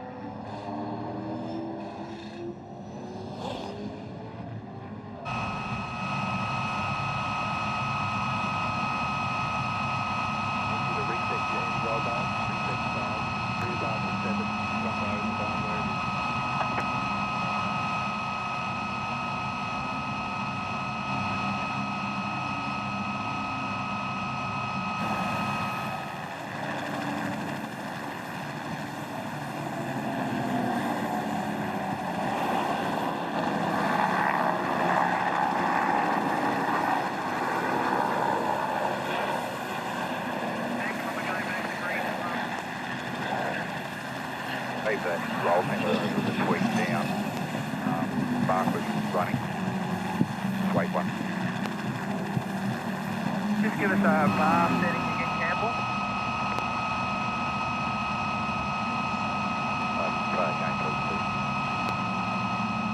Just give me a bar setting again.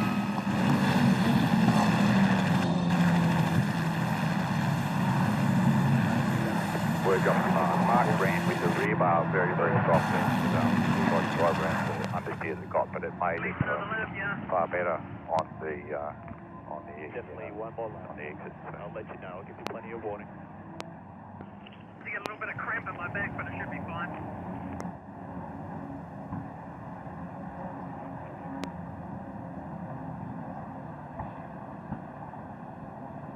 The tyres was just starting to go away.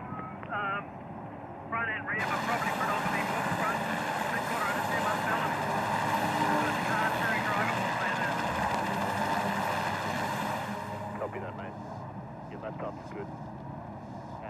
Just be careful on the car on the restart. You've got to be no further back than 5 cars. So make sure you're on it.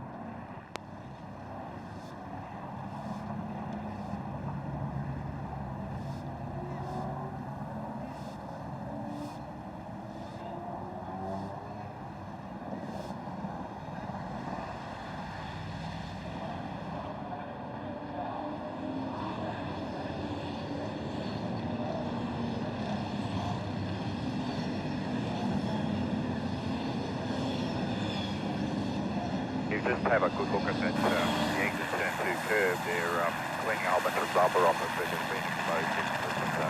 Have a good look around there, please. Yeah, copy that.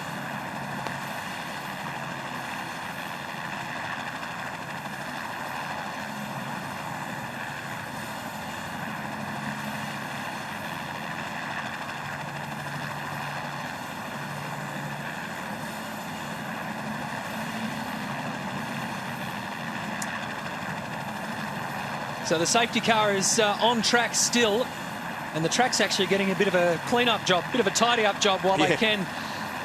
That's one of the areas under concern, the curbing there at turn 2.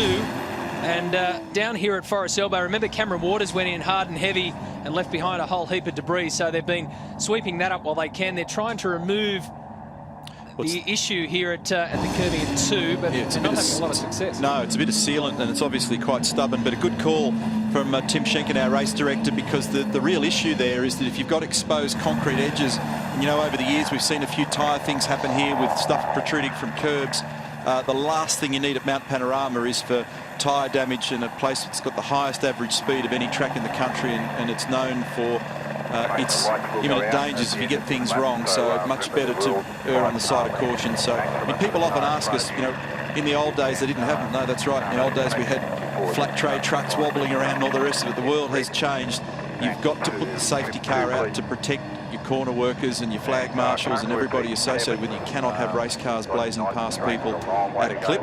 So the Petters safety car's out there.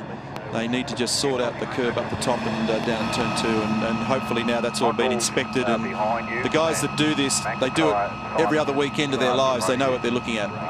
So Andrew Thompson leads the race from Luke Youlden, Nick Percat 3rd, and car 888 is in 4th spot. Craig Lowndes now behind the wheel after Mark Scaife did a double opening stint, some 30-odd laps.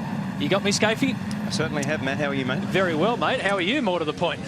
Good, thank you. It's the car wasn't that great at the start of the race. I struggled in that first sort of short segment, and it was not a happy thing, because what actually happens is when you get a little bit of understeer, so the front didn't have enough grip, it starts to actually grain the front tyre up, and so I ended up with the bars all tuned, and the guys sort of said, what do you want to do with it? And I wanted to sharpen it up. I wanted to make it turn in better. So in the second phase of the race, obviously the car was a lot better, and right at the end there, it was probably fast enough to be the fastest car out there. So you made a roll centre adjustment, did you, Mark, at the end of the first stop? Yes, Croppo, and it made a big difference to it, and I was able to tune the bars and do the brake bias through the run, so that as the car near the end there, actually the flow was really good. It had really good front grip, and I could keep the momentum up. You know yourself, if you've got to stop and start the car, then you hurt both the front and the rear tyre. So to keep the momentum up in those big fast corners makes a big difference. Obviously now circuit drama out there, and there's big chunks of it's not just sealant. It's pulled some tar out of the join between the curb and the road itself. and we had actually a damaged tyre when we pulled the first set off, so it's a bit of a problem. Yeah, we're not surprised about that. And we noticed a lot of rubber also up the top of the circuit early on in the race. It just appears to be a little bit dirtier than normal early on a Sunday race day. Yeah, it does. I mean, when we did the track walk, we saw the sealant there, and it was the same last year. But it's, you know, horses for courses, you know, the circuit changes so much. It's a public road. There's been a lot of rain. In fact, the rain may have actually come down between the curb and the road and may have actually taken some reinforcement out of that section of the road. So anyway, the problem is that it's dangerous, and as Neil pointed out, you know, the first thing that we've got to do in this sport is to make sure safety-wise. Excuse me, Mark, sorry, we've got a problem. Someone's gone straight into the wall down here. It's Luke Yilden. He went straight off and straight into the wall. Sorry, Scafey, to step on you like that, but you guys press on, no problem. Yeah. Thanks, mate. On the restart, the car in second spot has gone heavy into the wall. The trading post entry has gone hard into the tyre bundle. This may trigger the safety car again. Well, he'll be stuck in there. Yep. Spot on. If you can't get it out of there. Oh, it just looked as though... No, they're going again. The safety car will be redeployed. Oh, unbelievable. What on earth happened there? Full Performance Racing crew, I think, are scratching their heads as well. So watch this. It just looked as though it was situation normal. Andrew Thompson goes... no dramas and heads off, and Luke Yilden just went straight ahead. Had no turn in that car whatsoever. Cold tyres. It's probably locked a brake. Can't stop it. Yeah, just with Will Davison. Will, any idea what happened there? No, obviously, yeah, obviously came into the last corner too hot, full fuel and cold tyres, and yeah, not good. Heartbreaking. Yes. Anyway, hopefully we can get going. Yeah, great frustration because Will did a mighty job last year, went out on lap 152 battling at the sharp end of the field. So was there a drama? There may be more to the story. It might just be a case of... Give a nudge yet, mate? Is anyone near? Going to pull me backwards. We're going to take a break while they get this all sorted. It's a shame for Trading Post Racing. Andrew Thompson still our race leader.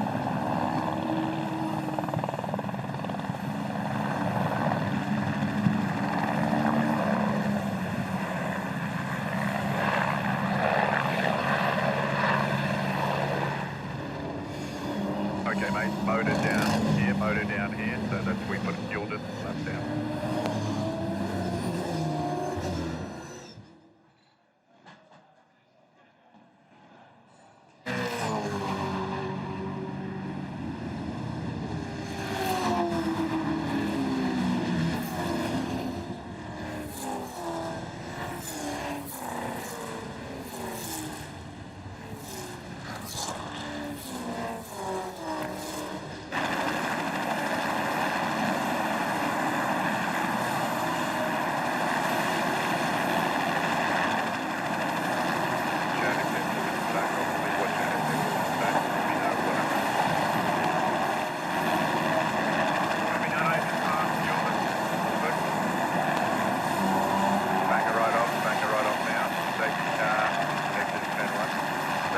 We'll pick you up.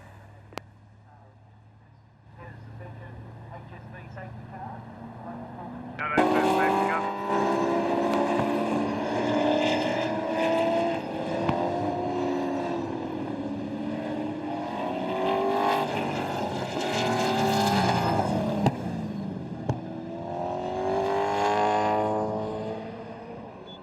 On the safety car. That, mate. Excellent. Have a drink.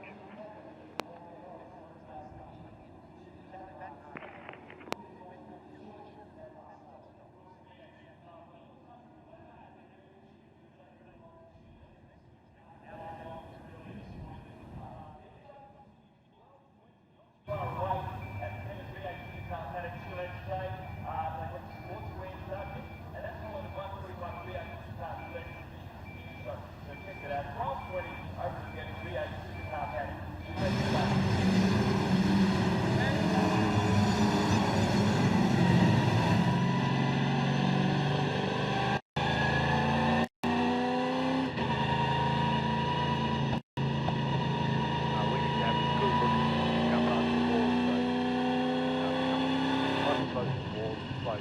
the safety car makes forward, safety car, I'll let you know.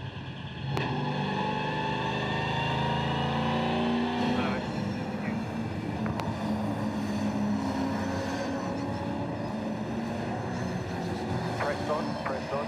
You can trim back to fuel trim 2 and start working the tyres again.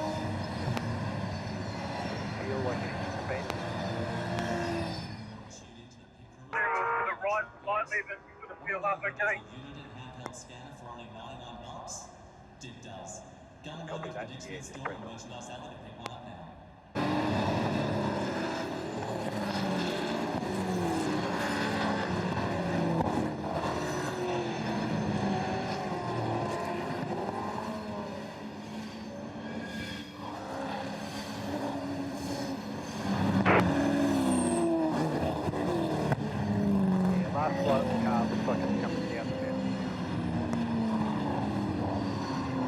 Lights are out, safety car lights are out.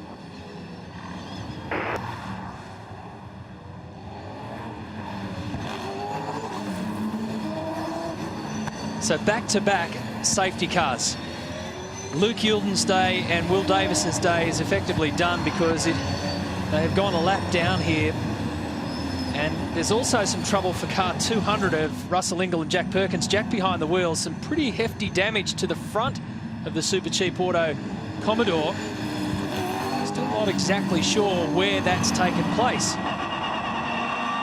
But what heartbreak for Ford fans and Ford Performance Racing after such a great job from Will Davison in the first stint. Youlden had got into a good rhythm as well, and then on the restart into the wall. So Andrew Thompson has control of the field. This is what happened. Thompson was all set to go, and Youlden just went straight ahead.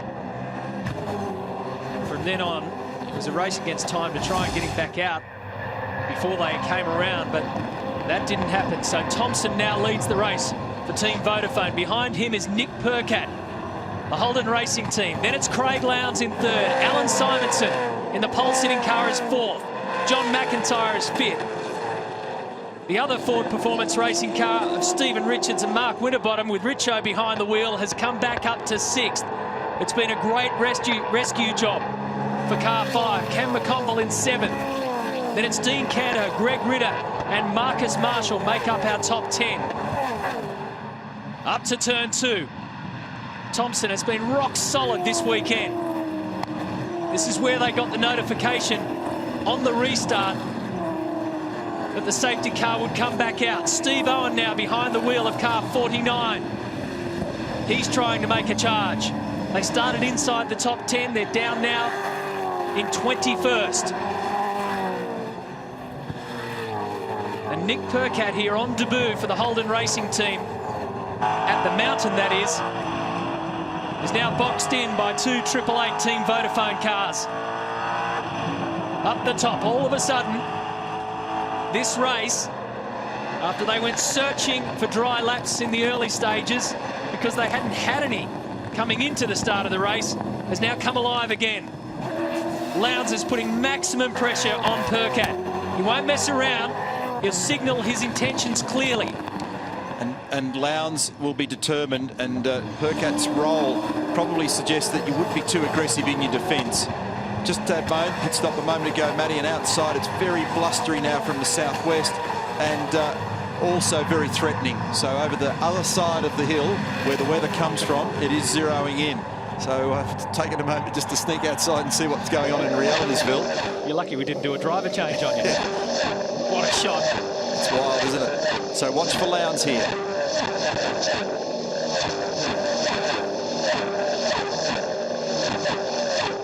There goes half the field. Thompson, Percat, Lowndes. Thompson looks really comfortable. Percat's got a lot of confidence. Lowndes has done it all. So one full flying lap now after the second restart. The gap is effectively nothing. You get a little bit of air in between third place and fourth as Alan Simonson continues to keep this Pepsi Max crew car in the running in the top 5. And he's uncomfortable with the cool tyres on that car at the moment. Lowndes thought about it, thought better of it, which is a good idea. It's very hard to do it at turn 2 unless you're well up the inside. But Simonson, they're just assuring him that the tyres will come back up to temperature and pressure. So he's getting attacked at the moment by John McIntyre in the SP Tools Fords just behind.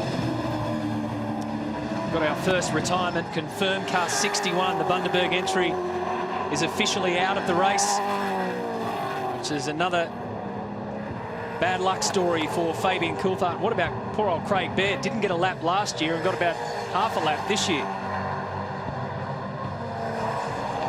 This battle is on in earnest. On lap 46 out of 161. Perkins doing a pretty good job here of holding off a 3-time series champ, a 5-time winner around here. He knows who he's got behind him. And he doesn't look at all vulnerable. He looks totally in step. He's got a nice rhythm at the moment, and the car's obviously working pretty well. Garth said earlier in the weekend he thinks it's the best car he's ever had.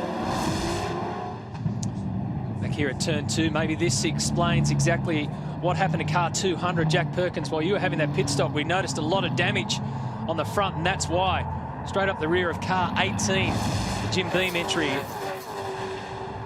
So some damage for Jack, but they're up to 12th. They started 25th.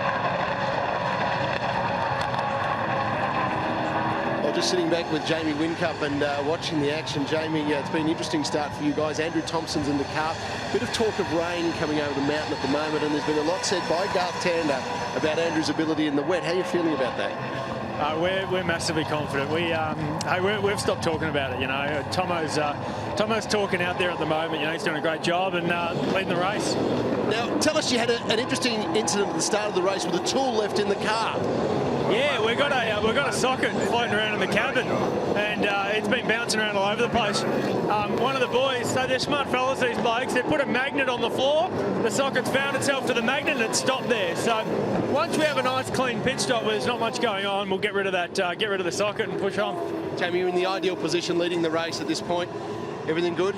Car feels good. We've got a little bit of push, which we don't want at this stage of the race. So we're having a bit of a think about how we're going to dial that out, because the further the race goes on, the more rubber goes down, and the more the car won't turn the corners. So no, from driving around the other guys, they've got a little bit more than what I have. So we've got nothing to worry about. Mate, stick at it. All the best. Take it. Cheers. Long day. Now, Croppe, you mentioned that Alan Simonson wasn't overly happy in the cockpit of car 11, and here's a pretty good reason why. He's got They're mad up there, aren't they? Stephen Richards is ready to pounce and get another position back. So Simonson is a wanted man up the top here. He's got Cam McConville also behind Stephen Richards, Dean Canto, Greg Ritter. They're all lined up, ready to go. Through the S's, you're riding here with the Ford Performance Racing Orcon entry of Richards and Winterbottom down to Forest Elbow. Look at the lineup, look at them all waiting to attack. Pretty much take you all the way back to about 14th or 15th. John McIntyre's got fresh air ahead of them, sitting comfortably in 4th. Stephen Richards started this race from 10th, missed the start, stalled it, had to fight his way back through. Mark Winterbottom got in the car, did a great job, was really aggressive. Handed it back to Stephen. And now he's just biding his time, waiting to have a crack here. But these Fujitsu cars, talk about magnets up at Team Vodafone, they've become side by side pretty much the whole day, 33 and 34. Gee, looked at him. Marcus Marshall thought about going down the inside. He stuck the nose back in, but just seconds before that, Greg Ritter is reporting a vibration in that car number 33 as well. So they've been pretty strong so far this day. They're lurking around inside the top 10. Here we are on board now with Lowndes in 3rd. So Perkat's shown absolutely no sign of yielding at all, and nor should he. He's got good pace in the car, and he's obviously in rhythm. Last lap for him was a 10.0, which is exactly the time that Andrew Thompson did. Lowndes a 10.1. Those three are comfortably quicker than the next group, who are in the 12s. And so clearly Simonson's holding them up at the moment with his balance issues, so he's not totally comfortable in that car. So they're breaking away now, this first group of 3, putting a big fresh air gap into the next bunch. This is Stephen Richards. And he's the first with the crosshairs up on Allen at the moment. Two-time winner of this race, Stephen Richards, no longer full-time in the V8 Supercar Championship. He's been doing double duties here in the Porsche Carrera Cup.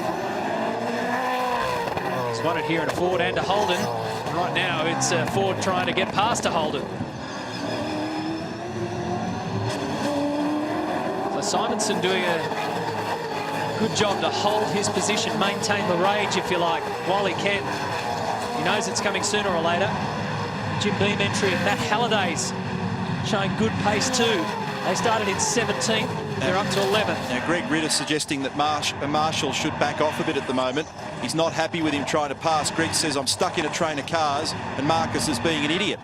So there's a little bit of aggravation there as the 2 teammates try and sort out where they need to be. Well, see, that's the thing too, isn't it? You've got 2 non-regular drivers in there. If it was Michael Caruso and Lee Holdsworth, it'd probably be the unwritten rule, but these guys don't drive together all year, and 34 again comes up on the inside at 33. Marshall has another look. Greg Ritter, the ultimate go-to guy in endurance world. First name picked out almost every single year. Yeah, so Gary Rogers needs to step in here and be the boss. Just make sure that the 2 boys just do their thing. It's too early to get too emotional about it. If it was the last 5 laps, you might be worth having a brawl, but certainly not at the moment.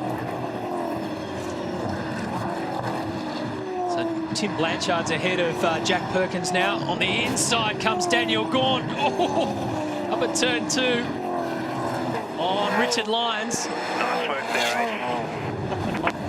Yeah, Richard was feeding him further to the right, to the right, to the right, to the point where they were filthy side of the racetrack. In the end, he got the job done. Owen Kelly's in car 15 behind him. So again, this is a group that hasn't managed to pull away from each other or the field. Now look around and see familiar faces. And the Trading Post entries back in that mix as well. Car 6, Luke Youlden, 26th on the road. So the time spread between the top and the bottom of the field is only about 25 seconds after the safety car compression. And Luke Youlden is 1 lap down, and he's also reporting more evidence of that oil smell that he had, either gearbox or dip housing. Remember, that was evident earlier in the stint as well from Will Davison. Dean Fiore and Michael Patrizzi. Michael's behind the wheel right now. Race victories in the Carrera Cup this weekend. Down the wall earlier. And Stephen Richards continues to chip away here at car 11. Down towards the final turn. And yet again, Alan Simonson does not want to let him past. Andrew Thompson leads this race.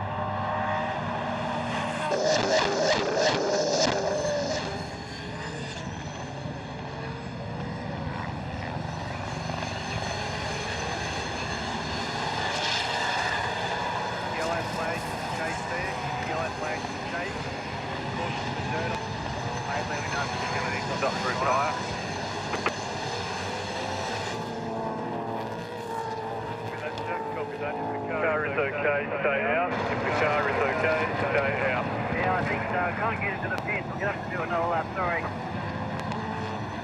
I can get up the arse. I don't know who them was. Okay, mate, push on, push on.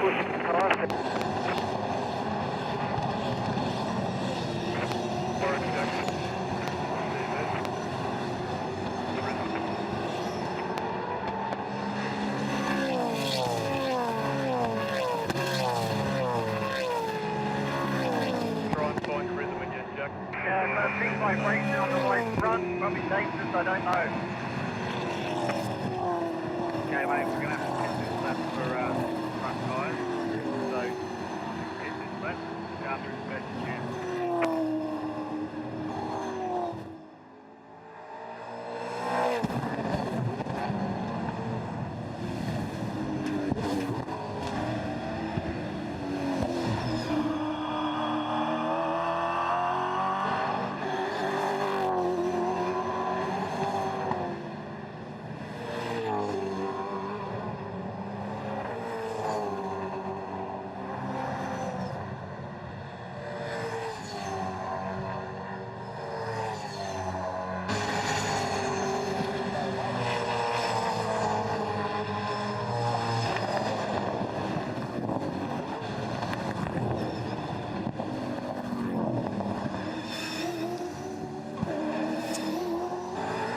Welcome back. We've cracked the 50 lap mark here in the Super Cheap Auto Bathurst 1000 of 2011. We've already showed you the damage to the front of car 200. Watch this. It now has damage to the rear after David Brabham speared into Jack Perkins at the chase. A big lockup. And it's because David grabbed the brake before the car had fully settled, so he put too much brake pressure on while it was still unweighted on the inside. He's gone straight into the back of Jack, and the two of them have toured the gravel, and no doubt David Brabham will tour the pit lane as a result of a pit lane drive-through penalty for that one as well. I'd be surprised if that's not the case. Here we go, Lowndes looking a little bit relaxed there, plucking a gear, having a think about a run up the inside at turn 2. He's very close to getting it done. It'll be right on the knife edge, but Nick leaves a bit of space. Oh, in the wall, too much space. So Perk had a mistake there by being courteous. Got out on the dirty stuff. That's at turn 2, you can't afford to be on the top, on the crown of the road or on the other side of the camber. There was no contact. That's just experience. Because off the racing line at turn 2 at this place, there is no grip, and he's just discovered it the hard way. And the pressure was building and building and building from Lowndes behind him. And as you say, he stepped out to give him enough room, just a little bit too much. And eventually, that bubble burst.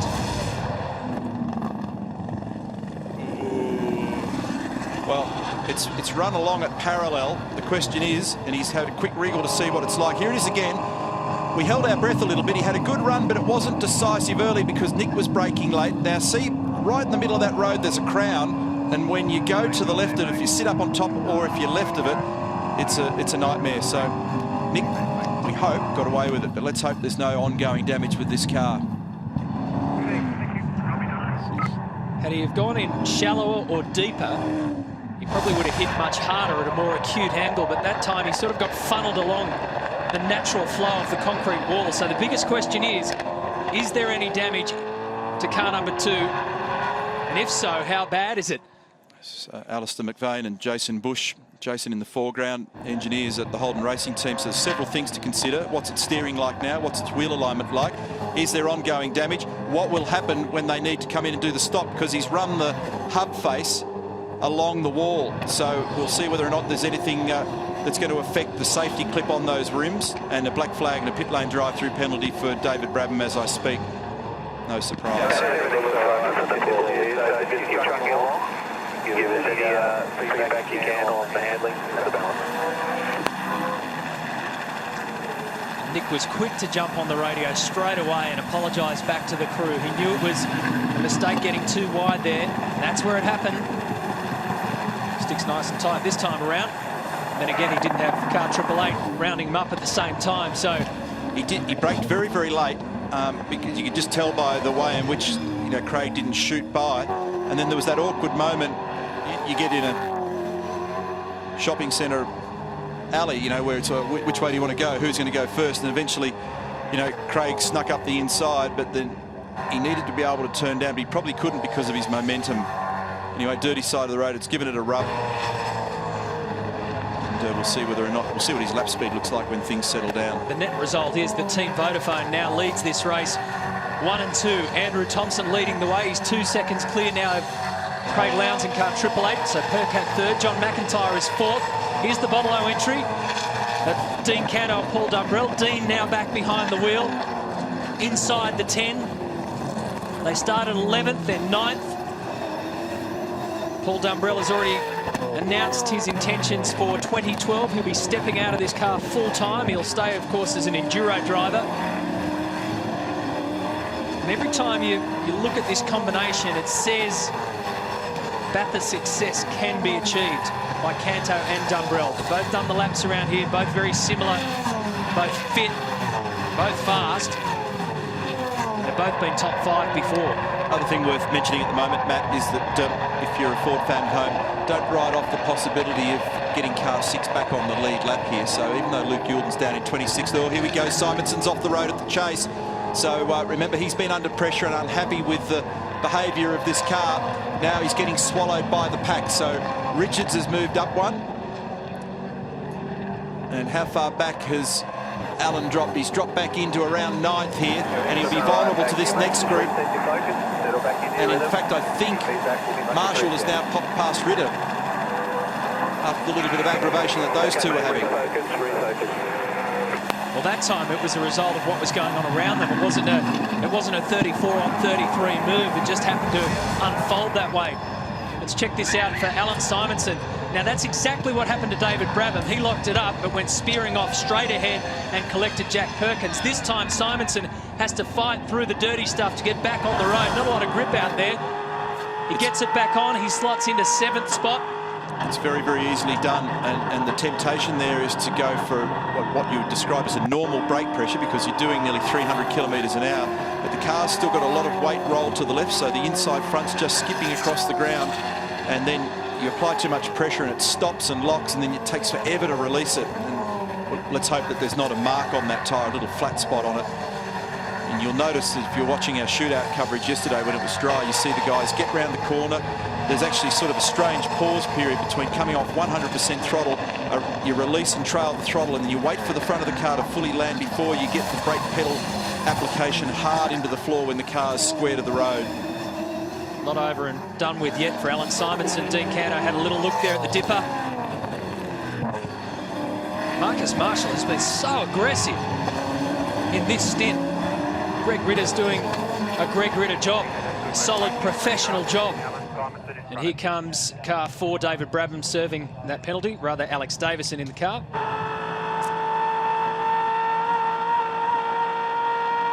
Canto lining up Simonson, the end of Conrod. Neil just made reference there to the damage possibly on Nick Perkat's car when he brushed the wall there. Let me just show exactly what he's talking about. Here's our typical V8 supercar wheel, control wheel on its up. Here is a locking mechanism for the nut. Now, if I grab a wheel gun, if you look in there, see that little spike in there, which pushes this button in, which releases some little locking tabs in the nut. So on they go. There you go, slowest pit stop in history. Off she comes, and you can see there. Now, if that has brushed hard against the wall because it's out flush with the face of the wheel there, quite possible they may have a drama getting it off. So we'll have to watch that with interest. Down here at Team Fujitsu, Gary Rogers has sort of got the job of the referee in World Championship Wrestling. Gary, your two boys, you can't knock their enthusiasm out there, your second drivers. Killer Kowalski and one of those big bangers. We'll just keep bashing. What have you told the boys? Because they have been on each other's tail. There's almost a bit of aggro out there between them. No. Look, it's a race, and let's hope they're smart enough to do enough pressure without overstepping the mark. But look, You tell them to stop, the next thing they'll run off the track through lack of concentration. So give it your best shot, mate, every time you turn up. Good stuff, Gary. Righto. It's good, isn't it? Let them go. Box on. They're races. Let them do what they do. It's great value, Gary Rogers, isn't he? So Andrew Thompson leads this race just under 2 seconds over Craig Lowndes. The leading Ford in the race is John McIntyre, car 9 in 4th spot.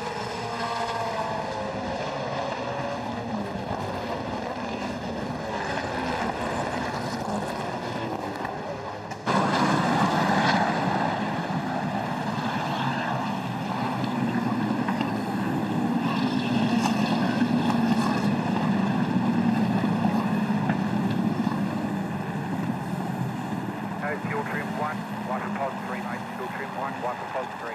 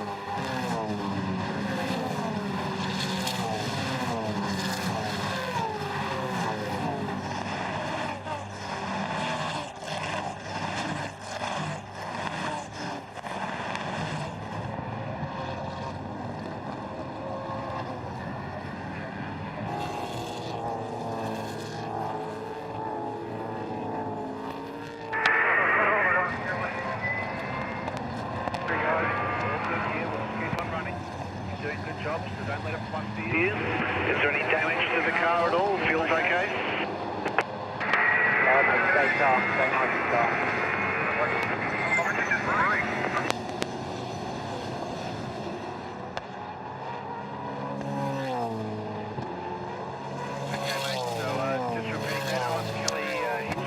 Live at the mountain, still not at the halfway mark yet of the Super Cheap Auto Bathurst 1000, where Andrew Thompson, Team Vodafone, leads by almost 2 seconds from Craig Lowndes.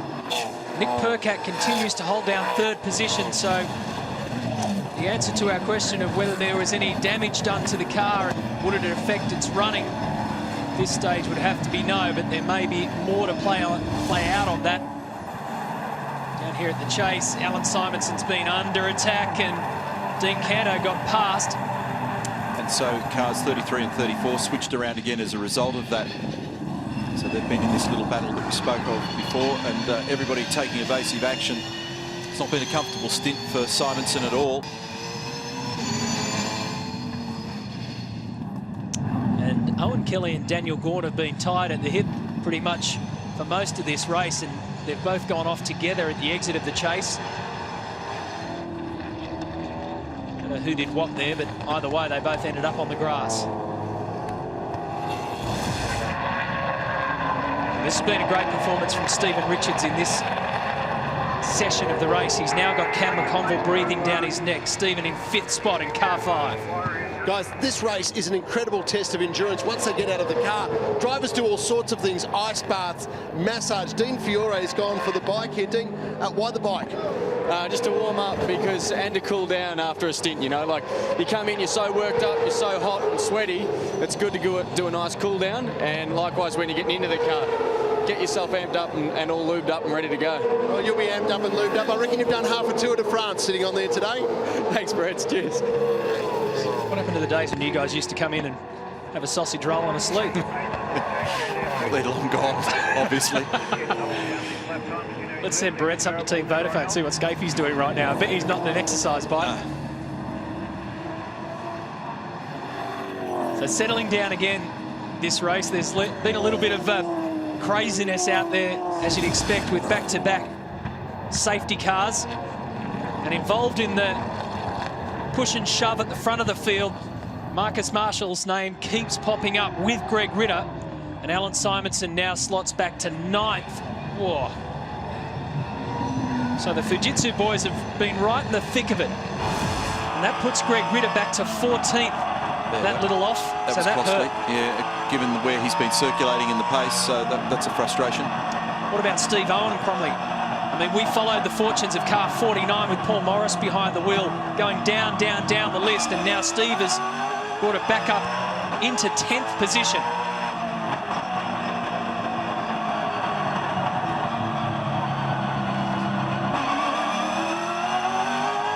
So we're on board here in the Toll HRT car. And, these guys at the moment in car number 1 are in 6th position. They're 21 seconds off the lead. And that's Cam just having a rest. Bit of a pedal check to make sure he's got pressure. Both hands back up on the wheel. Make sure the job's done right to pull it up. They're just quiet achievers at the moment. So they actually look pretty good at the moment. That car's obviously working quite well. I mean, keep in mind that, you know, Cam's having, but when we're looking back up the steering column on that car, he's right under the rear wing of Stephen Richards. And but you've got to actually make a deliberate step to relax yourself on the straight, because I can promise you that round the rest of it you're a bit busier. There's a lot more to think about. Still very early in this race. And down again on Mountain Straight. There's nowhere near as much time as there is down Conrod. Up over the rise. Now gets set for turn 2.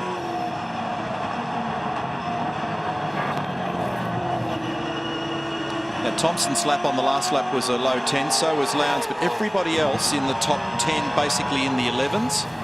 So they've got pace to burn at the moment in both the Vodafone cars.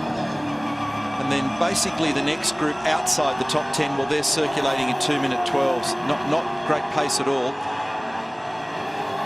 And the next little chapter in the story, when you look at the flags just adjacent to us, Matt, they're really blazing out there at the moment. There is a front coming through, and I think weather will be the next thing that we talk a lot about. So Cameron at the moment just gnawing away on the back of Stephen Richards. These guys vastly experienced. For McConville, this is race start number 19, maybe 20. He's certainly had a lot, whatever it is, it's right up there. He's been on the podium here before. 19. There you go, first number where I should have gone with my first instinct. So he knows what to do here, and you know, he's done it enough now, both of the boys have, that they know when to hold them and when to fold them. So, you know, if he's got a car that he can fight with, then he can have a crack, but if not, just be patient. No big deal at the moment. They're both comfortably inside the first half of the top 10. These guys look menacing, but there should be no surprise, because you don't suddenly turn up here and they wash off all their ability. That doesn't happen. So the cars that have got the absolute pace at the moment appear to be Thompson, Lowndes and Percat. Those 3 cars. I'd say you could probably include car 1 in that as well. And a bit of a question mark for car 11, Pepsi Max crew entry, because early on it looked like it was pretty good. Now whether the track's just gone away from them a little bit, and I'm not 100% sure of the absolute pace for McIntyre in the 9 car and Richards and Frosty in the 5 car until we see a little bit more of the race. But we're beginning to see a trend.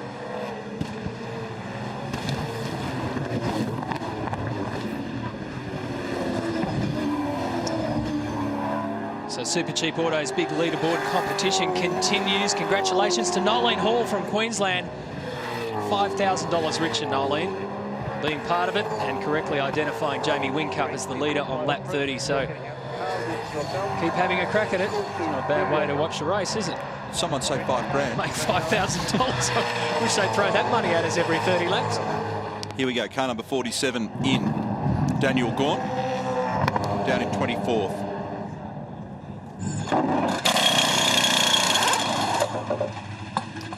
Tim Slade getting ready to jump in and does so. Just been announced earlier this week that Slade's been re-signed to stay with these guys for the next couple of years. James Rosenberg looks after this. What are they doing here? Just waiting. Let's go, guys. Don't worry about it. Just waiting. Looks like they were doing a roll centre adjustment or something. Whatever it was a bit frantic. Doing the hard way. He's a genuine talent, Tim Slade. I think what's happened there is...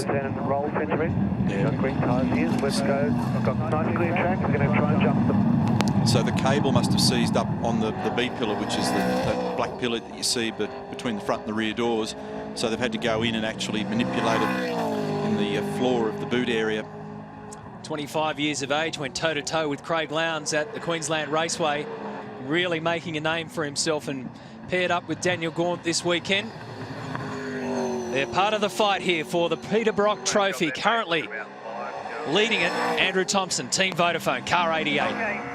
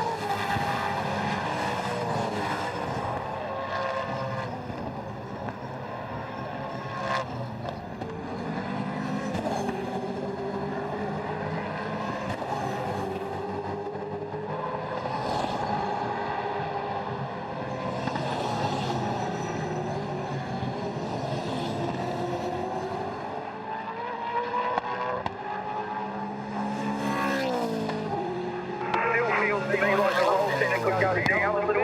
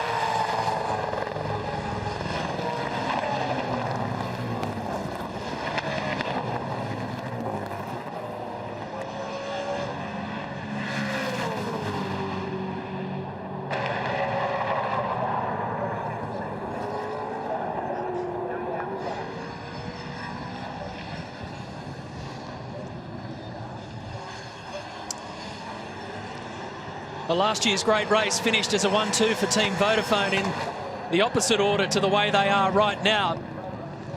It was car 888 winning 12 months ago from car 88. And this time around, Jamie Whincup's car leads with Andrew Thompson behind the wheel. Craig took a couple of tenths away from Andrew on that lap, and in fact he was so close at the bottom of the chase that he covered him.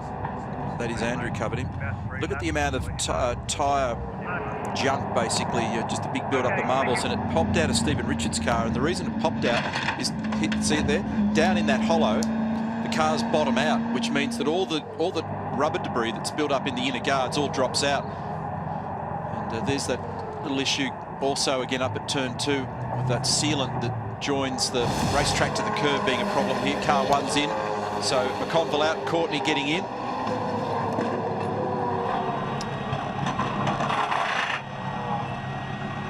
Everything's been tracking quite well for car 1.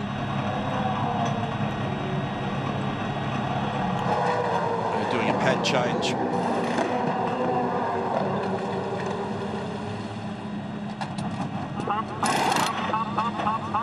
Can't leave until he's got better pressure.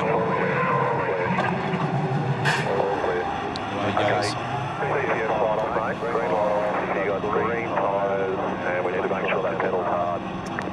Very important not to arrive at the top of Mountain Straight without proper pedal pressure. So he'll be pumping it frantically up there now. This is the bright Andrew Jones entry. Now these guys were slowly but surely recovering.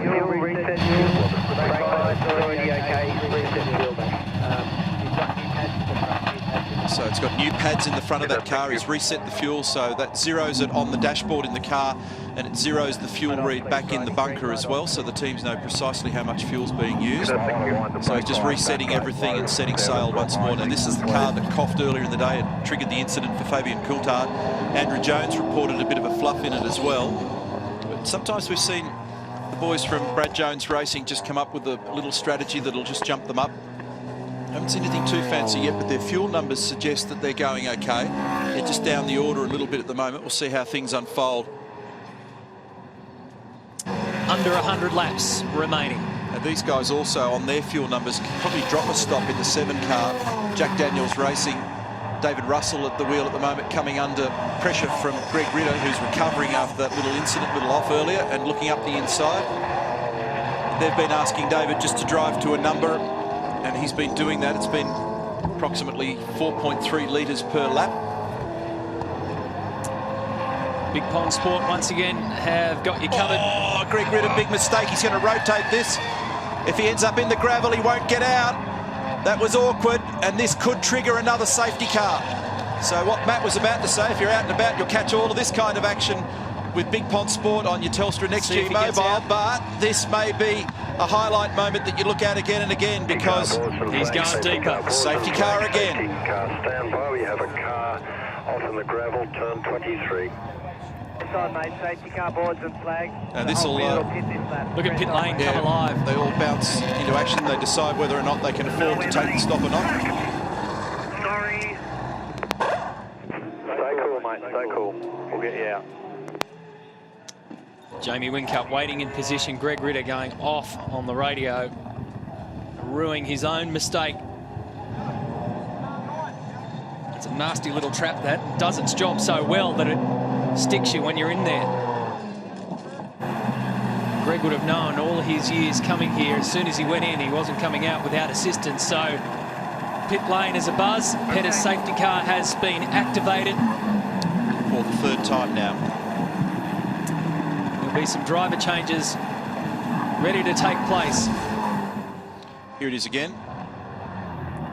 And he knew he was in trouble. He tried to hold it, tried to wrestle it, but the gravel's so close to the edge of the road there that it beaches the centre of the car. And here we go. Race leaders in. Now they need to slow up the 888 car, which is what Lowndes is doing. See how slowly he was right on his tail. Now he's just eased the margin. So he's just backed right out of it. And in fact, Craig's already got the pit lane speed limiter on long before the control line. It's because the lead car has got the call. Only one pit boom. Whincup about to step in, and Nick Perkins comes in, John McIntyre comes in. They'll all be in a second. And it was important to just keep an eye on the 2 car to see whether or not all the wheels rattled off it. Remember, Mark Larkin made that reference early, so looked like it was all working according to plan when we saw it. Brake pad change there. And Mark Dutton just assuring them to stay away from the pedal, because if they touch it while the brake pads are out, it'll pop the pistons out of the brake caliper. Brake pad change also for car number 9, John McIntyre, Shane Van Gisbergen, Alan Simonson out, Greg Murphy in.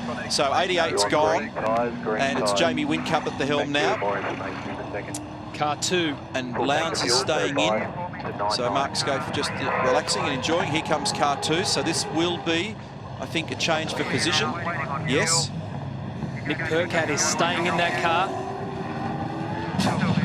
Oh, problem here, mistake. They've dropped it. They weren't ready. Now they are. Now they have. Cost them valuable time. And a correction on that. Gartander has jumped in to car 2, activated the light there behind the windscreen as he left pit lane. So we know that Gartander's in the car.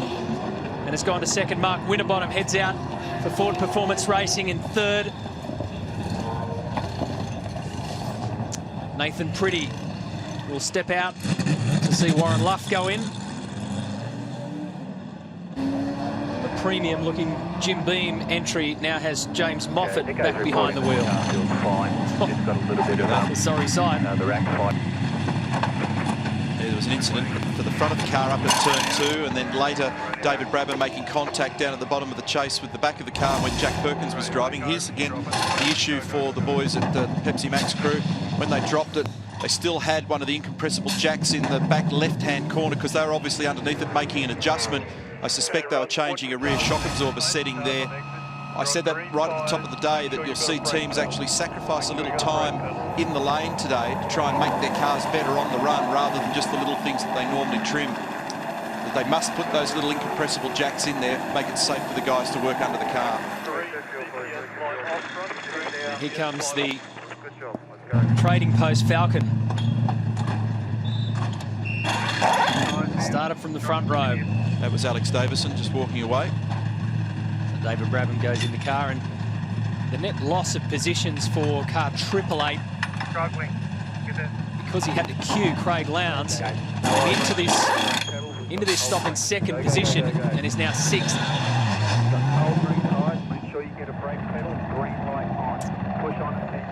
So Brabham heads out. A little green light goes on, signifies the co-drivers behind the wheel.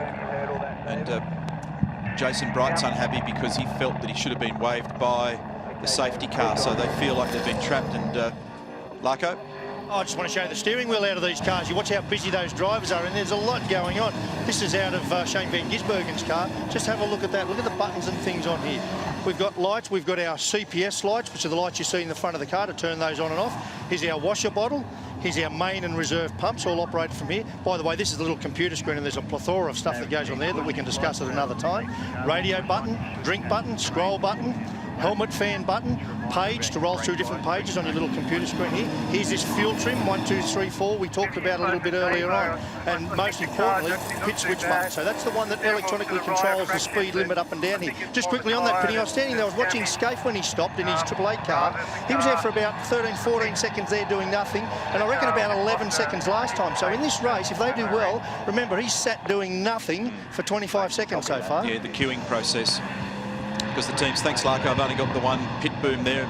People again ask us that question a bit from time to time, and that's just simply because most of the pit lanes in the countryside just can't afford to have pit booms for all. Here we go, car 6 in as well. Remember, they're a lap down. So we'll follow up on that story also about Jason Bright and Brad Jones has in fact sent me a text, and it's not complimentary. So they're frustrated about the fact that they weren't waved past the safety car.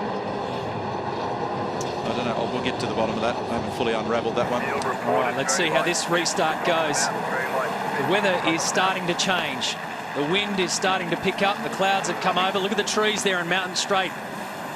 Now starting to move. It was earmarked for about 2 o'clock local time. It's just gone after 1 o'clock.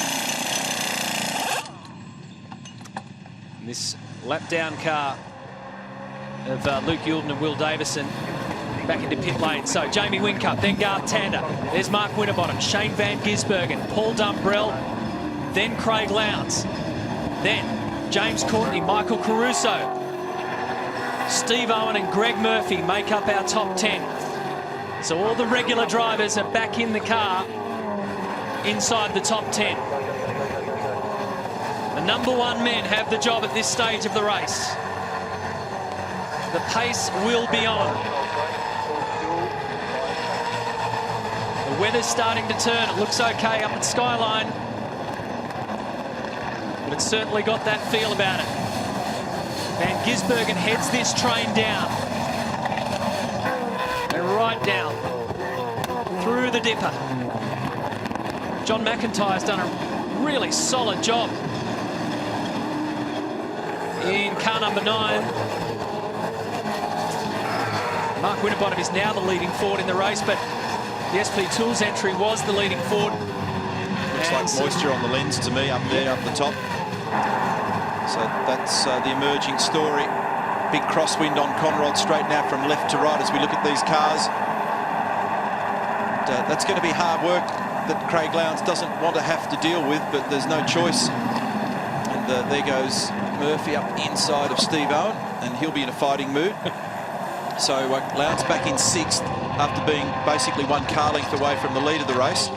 And this means they've got to use more brake, more tyre, more fuel to do all of those things. And Courtney getting racy, looking up the inside also of Lowndes. So the double stint for Craig. I don't fully understand what Brad and Jason were saying, because I don't think they should have been waved by the safety car before, so they've stayed where they should have in this field.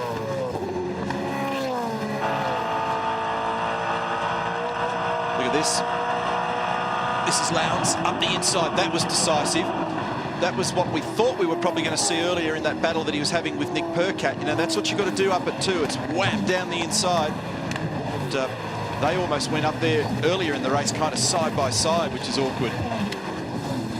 So Lowndes now is going to try and have a crack at Van Gisbergen.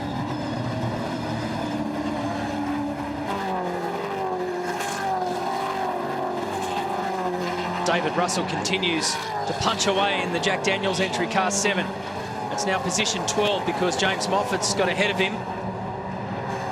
Carl Reindler, Tony D'Alberto and Carl Reindler tucked in behind them. Jonathan Webb also. There's Moffat, there's Russell.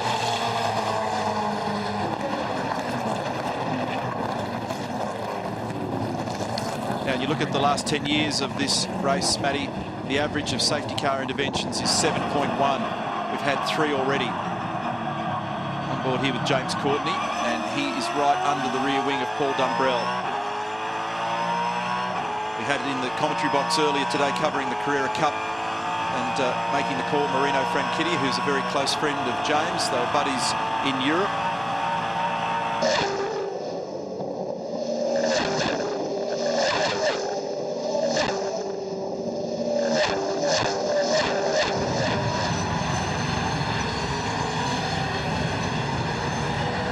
Wincup's already bolted, 1.3 seconds over Tander.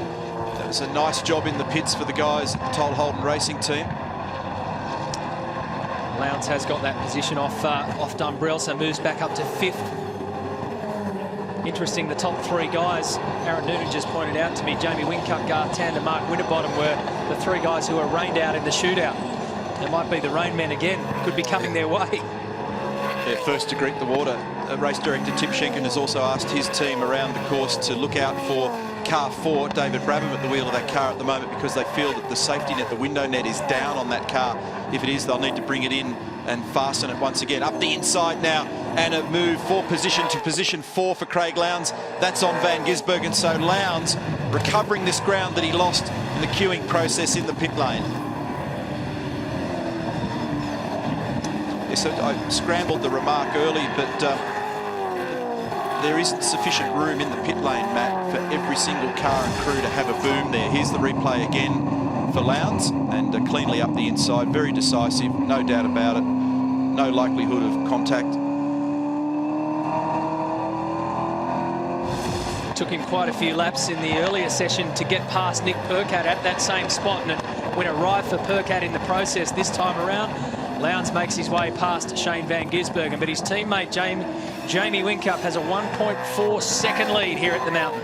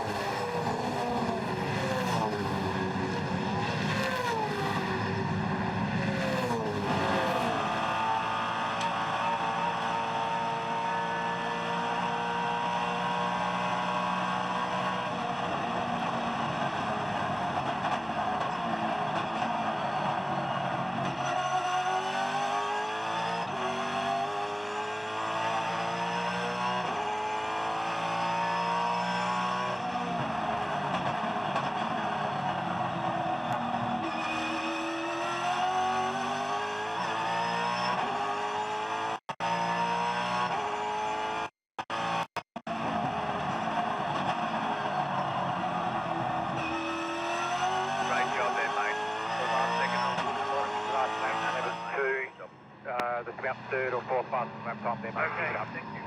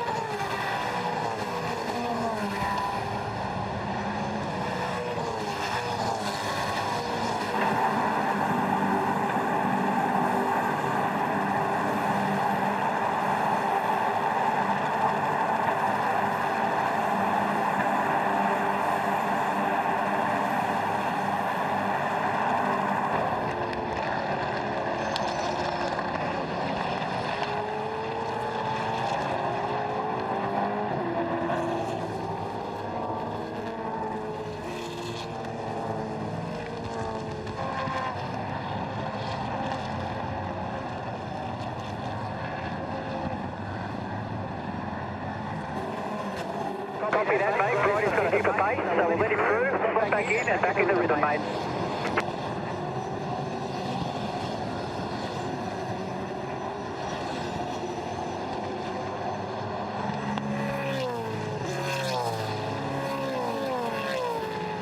Yeah, mate, he's just the fastest man on the track at the moment. Let him through and we'll follow by, mate. Not good.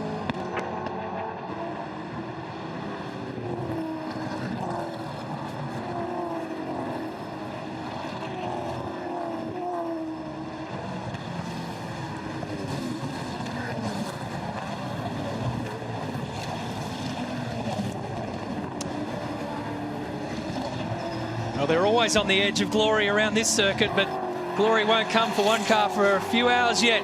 On lap 70 out of 161, Jamie Whincup, our race leader.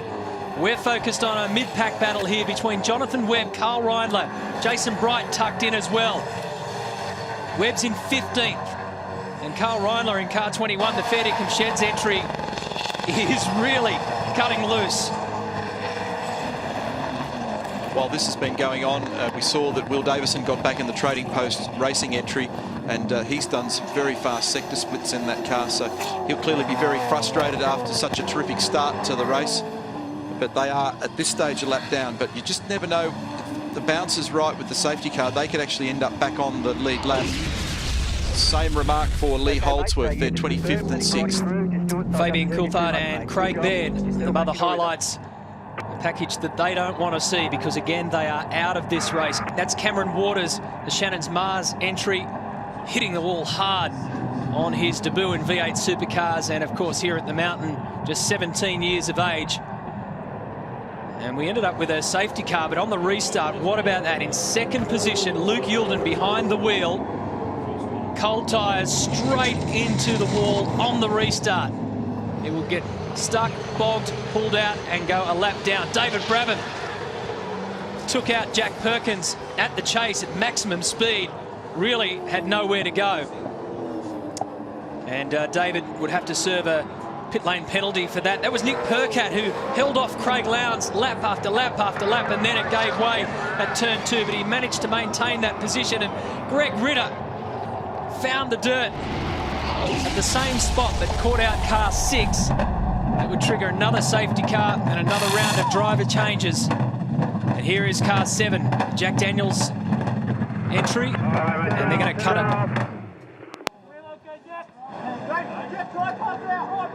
So they're putting the Go-Jacks under this car, and or are they just going to put the what we call the stubbies underneath it so that they can work underneath it? Clearly there's something drastically wrong with it. As soon as they got it going, let's go back up the top and back towards the front of the field. Shane Van Gisbergen, 5th spot. He's got Paul Dumbrell hot on his tail. Manny, well, I know you guys are already starting to talk about rain on the top of the mountain, not down below. Now, if you wonder why that is and everyone gets blown away by the altitude, if you like, of this place, have a look. I've just tried with Philip, my little helper, to have a jump on Wikipedia. Opera House is about 67 metres top to bottom. Sydney Harbour Bridge, from the top to the water, about 134 metres. Now, Mount Panorama Bathurst, Pitt Straight, up Mountain Straight, up through the top, McPhillan, over Skyline, down through the Esses and back onto Conrod, 174 metres. That's nearly 3 opera houses. Unbelievable stuff. In fact, there's one I've forgotten. Scafie's wallet. If he wins this race again, seriously, how high do you want to go? We know one thing, it doesn't open often. Just going back to the images that we saw a moment ago of the Jack Daniels racing car, it sheared all the drive pegs off the left-hand rear hub. So that must be some sort of manufacturing, machining problem there. So they've actually had to take it back into the garage, so the drive pegs are actually missing off it. Jonathan Webb's just got a spot off Tony D'Alberto. Wilson Security Racing supporting the McGrath Foundation. That's why there's a tinge of pink on car number 3.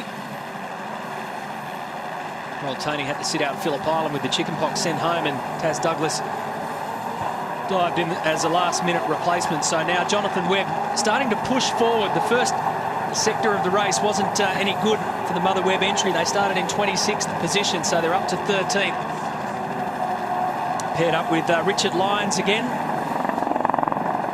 Jonathan Webb, of course, a winner in the V8 Supercar Championship on the streets of Sydney. Just going back to the Jack Daniels racing issue again, Matty, just filling in one more blank there. The other reason why sometimes you can pluck the drive pegs off those hubs is if for whatever reason you didn't torque up the tension of the wheel on the hub correctly at the last stop, so it frets, just basically vibrates and it tears the pegs out of it. So that's something they'll look at carefully, because obviously that can be very dangerous before they send the car back out. This is a great view of a lap via our chopper across Skyline, and now the big fall away starts. Those flags up there are really starting to flap heavily in the breeze as the weather starts to approach us. Down to Forest Elbow. Straight ahead is where Cameron Waters went off. Left behind a whole lot of mess too that was thankfully cleaned up in the first safety car period that we had, while they also did some work on the curbing at turns 2 and 7. This is the run down Conrod Straight. Flat chat. Up to 300 clicks. Although the wind has started to turn, it's coming from the left-hand side now. Really coming from the west. Through the chase. Down to Murray's and started all over again. This is where Luke Youlden went, And that's where Greg Ritter also turned it around and was facing the wrong way. So another lap completed for Jonathan Webb. And replay here of Jason Bright finding the dirt as well. Turn 1. So Michael Caruso and Greg Murphy are now paired up in 8th and 9th. Not so much when Caruso was behind the wheel, and Murphy for that matter, but both car 34 and 11 have been in their fights recently. On lap 73, I'll take a break from the mouth.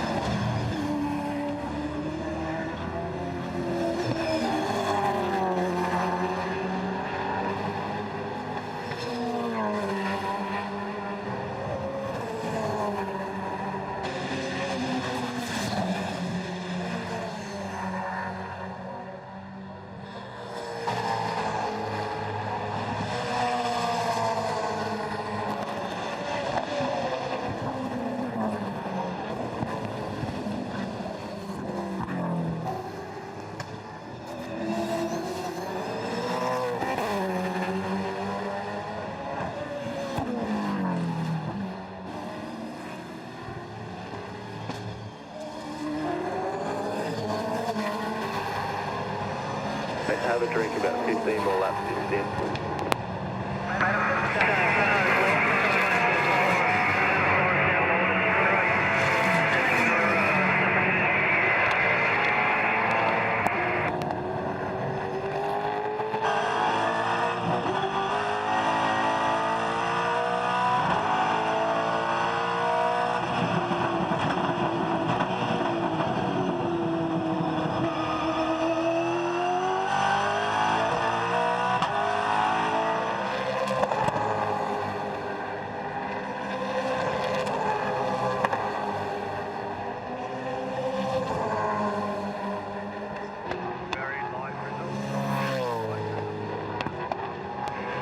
Yeah, you got that right. He's at the front of the car at Australasia, and there's a little bit of drizzle at the top of the mountain apparently.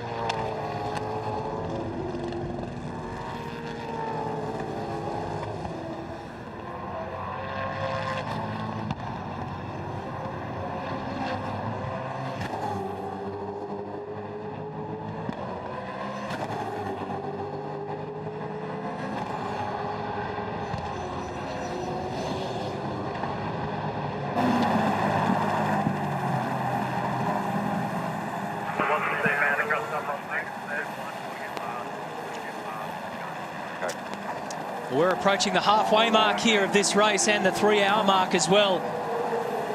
On lap 75, out of 161, and Craig Lowndes goes up on the inside of Mark Winterbottom at turn 2 yet again. Lowndes gets his next position in the queue, which takes him up to 3rd, puts him behind Garth Tander and the race leader, Jamie Whincup. But there are definitely spots of rain coming down. He's about 4 seconds down the road from Garth Tander, who's in position 2 at the moment, Lowndes. So he's been working away on the back of Mark Winterbottom for a little while now. And in fact, they've just asked Jamie Whincup to just ease it off a 10th or 2, just thinking about fuel preservation. Remember the little squiggles that Mark Larkham did for us right at the beginning of the day and said, you know, if you can bend the lines, was the way he described it. Just find ways of making pace and trying to look after your fuel burn. Well, that's what they're doing in car number 88 at the moment, the lead of the race. Stephen Richards started from 10th, dropped down to 17th, and up until very recently was sitting in 3rd spot. It's been a good day so far. Yeah, look, so far so good. I had to redeem myself after stalling on the line. So anyway, it seems to be going in the right direction. Frosty's doing a great job, and the strategy so far has worked really well. Good to be back with Frosty. Yeah, it is. Yeah, our old mates from way back. So good to get in the car again. It's good. We don't have to adjust anything. We'll just jump in, away we go. Steve, you're worried about the rain. Does that affect you?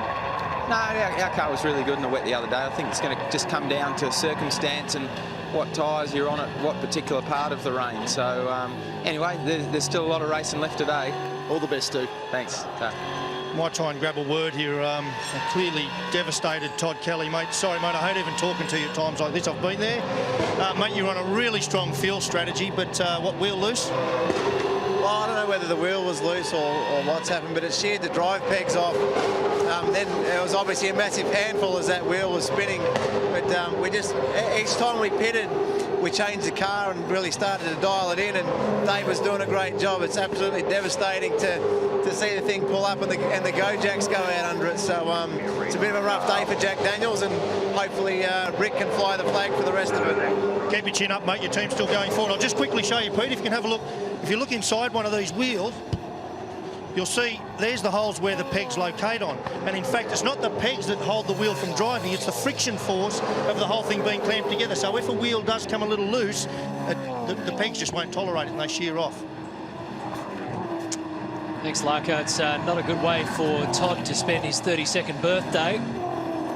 Like he said, now put all their eggs in the Rick and Owen Kelly basket. Car 15 in 20th position. The other Kelly racing cars, Greg Murphy, a pole sitter, up in 8th spot. David Reynolds, Stratco car in 11th. And the 5th car that they had in the lineup this weekend, Cameron Waters and Grant Denyer out of the race. Car 77. Just looking at pace here at the moment, Matt, we're sort of in that zone in the early afternoon where things have settled down now. Everybody's had a couple of sets of tyres on and had a fiddle with the car, so we're starting to sort of see what it is that we're dealing with in pace. Lowndes, now released from Winterbottom, is flying, for example, to the 2nd sector, which is just at the exit of Forest Elbow. He's very fast. In fact, he's 4/10 of a second faster than the race leader, Jamie Whincup, on that lap, and about 3/10 faster than Garth Tander. So he's certainly pressing on. We know that Whincup's in slight fuel conservation mode. Haven't heard much from the Tander camp. He's 3.6 behind, but clearly at the moment, those three, as I mentioned probably about half an hour to an hour ago, that they've got the absolute pace at the moment, no question. And still, jury's out for me as to whether there's more that'll join the party a little bit later in the day. Of course, that's in these conditions, and I think the inverted commas should go around the these conditions description, because I'm sure that in the not too distant future they're going to change. These conditions will become those conditions, and they're all waiting for it too. James Moffat here in car number 18. He's 12th. Still early days in young James' career. He's done a great job in the junior categories on the way up to the top. He has to do that juggle, the whole thing that we see. We've seen it in domestic motorsport and international motorsport, where on the one hand your name can help, but on the other hand it's also a hindrance. But let's have a look over his left shoulder here. We'll stay with him in the run up to turn 2, and we'll just have a look and a listen to James Moffat at work.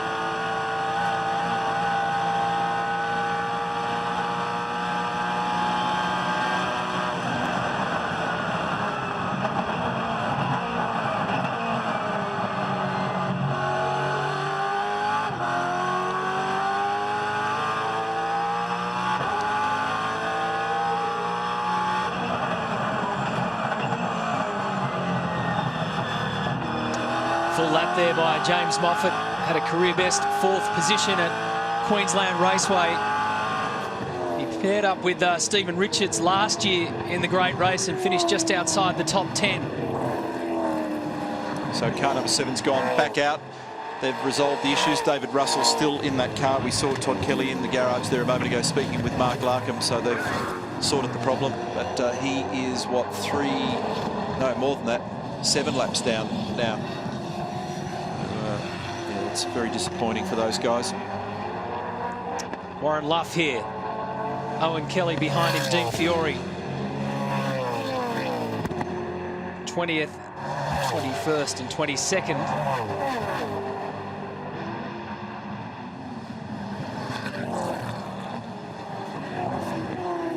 Sector splits again. The top 3, Whincup, Tander and Lowndes, just as though you've got them tied together in lap speed. They all did 52.9 to the exit of the cutting up the top of the hill. So it's a real who's going to be the first man to blink in that group. And clearly the number 2 Toll HRT car is not feeling any ill effects after that little rub on the wall that Nick Percat had to endure up at turn 2. It doesn't look too nasty weather-wise at the top of the mountain right now, but we know it can change in the blink of an eye. But steady as she goes at this stage of the race. Jamie Whincup in control and doing it well by almost 4 seconds at the front of the field.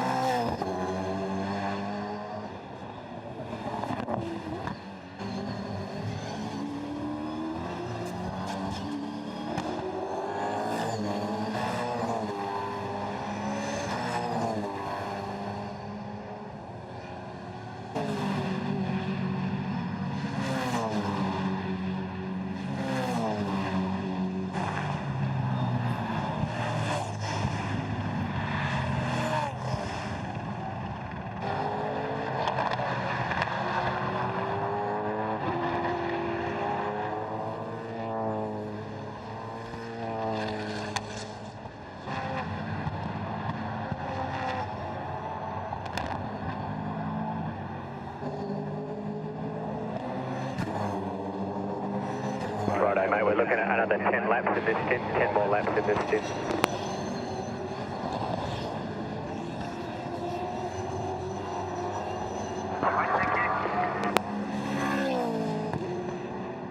Okay, it's Carl in the 21 car. Carl's in the 21 car.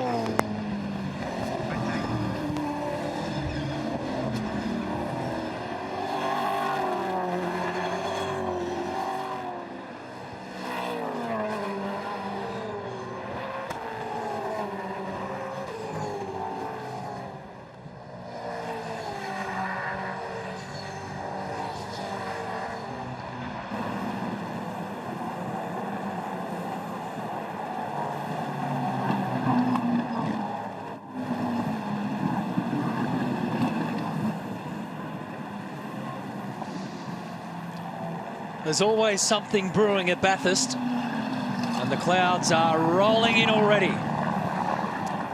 Yes, and from 19 minutes from now, the forecast was saying that the wind would remain from the southwest. It brew up a little bit to about 20 to 25 kilometres an hour, and there'd be light showers of rain with the clouds scattered at 2,500 feet.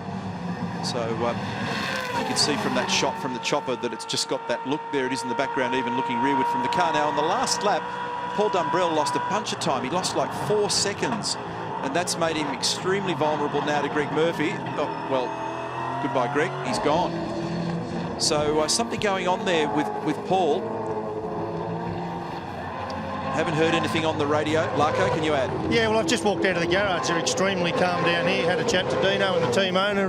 They think he just had a bit of a lock-up, got a little bit rattled, but all good. They're on a very good fuel strategy. You might remember these guys, very strong on fuel, and I reckon that's going to be that classic instance where late in the day, where'd these blokes come from?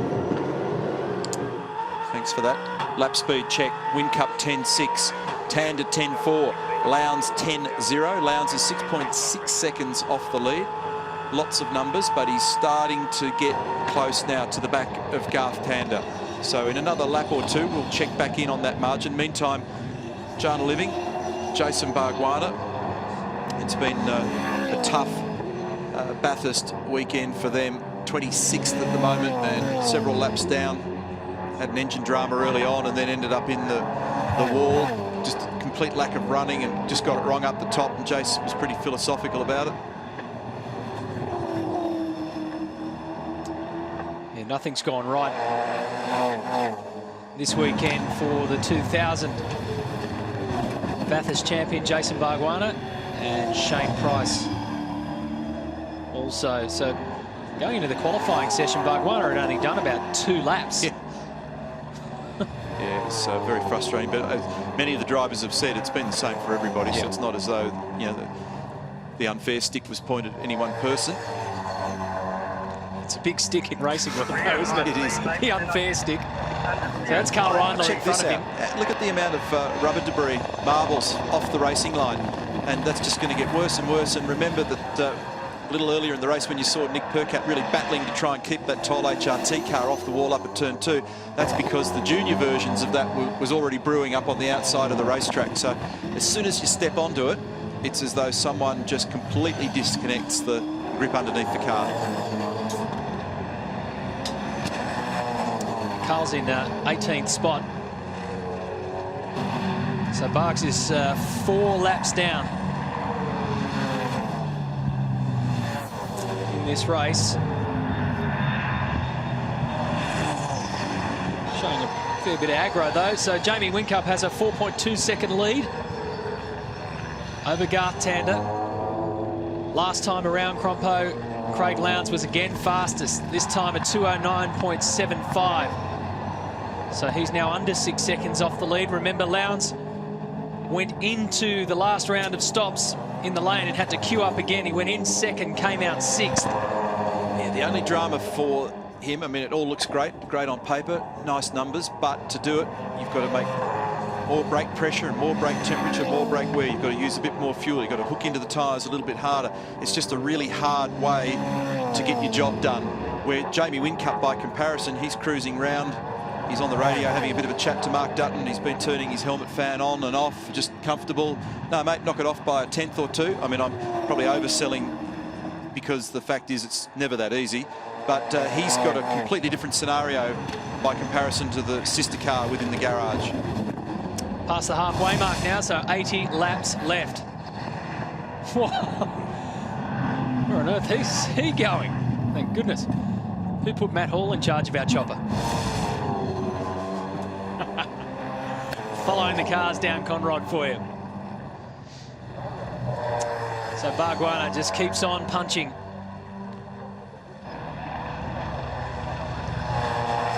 As I mentioned, he's won this race before. This is his 16th Bathurst start. Just wonder whether or not Whincup might get one of the boys to go up and tap them on the shoulder up at Team Vodafone, whether they've got an alternator drama, because just half intercepted a bit of chat about Whincup not having the cool suit, now not having the helmet fan. So if they're just trying to conserve power, there may be a reason for it. It may not be a big deal, but you never know. Keep an eye on that. Paul Dumbrell's now got Michael Caruso on his hammer.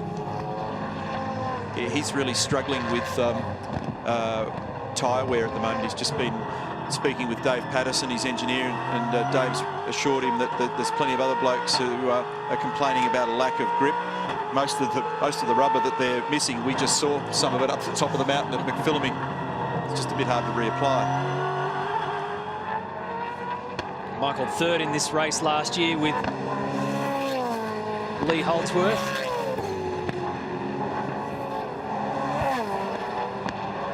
In 2009 that was, and as we mentioned earlier, Paul Dumbrell has been inside the top 5 here at Bathurst, and right now Caruso is showing all the signs that he's going to make a move on car 55.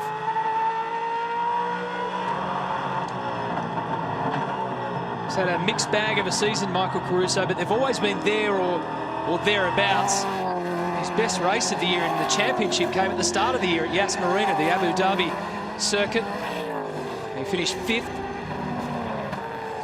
But in our last sprint round, if you like, last regular round before the Enduros at Queensland Raceway, he didn't crack the top 10 all weekend. And they finished 16th at Phillip Island as well.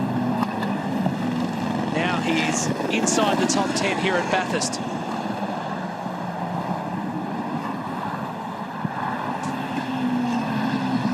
Paul Dumbrell leaving full-time driving at the end of the year.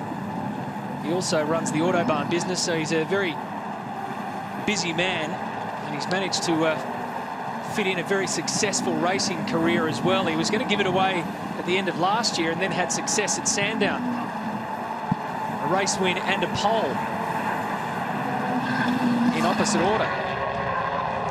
Yeah, he's got huge responsibilities as the Chief Executive Officer. He's only 29 and of the Automotive Brands Company, which is Auto Pro and Autobahn. So it's not like he hasn't got a bit to do, and he's a triathlete, a V8 supercar driver. In his spare time, he occasionally sleeps. So time check again for Whincup at 10.3. 4.8-second margin over Tander, 11.0. Garth lost a bit of time then, and Lowndes at 10.0. So it's a bit of a scrappy lap for Garth.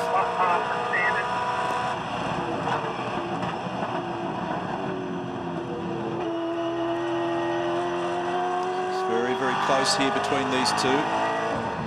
And body language with Tander using all that exit curb and climbing right up and over the other side means that he's just trying to keep the load off those tyres with that car. He's just trying to keep the car as straight as he can. Just let it wander around.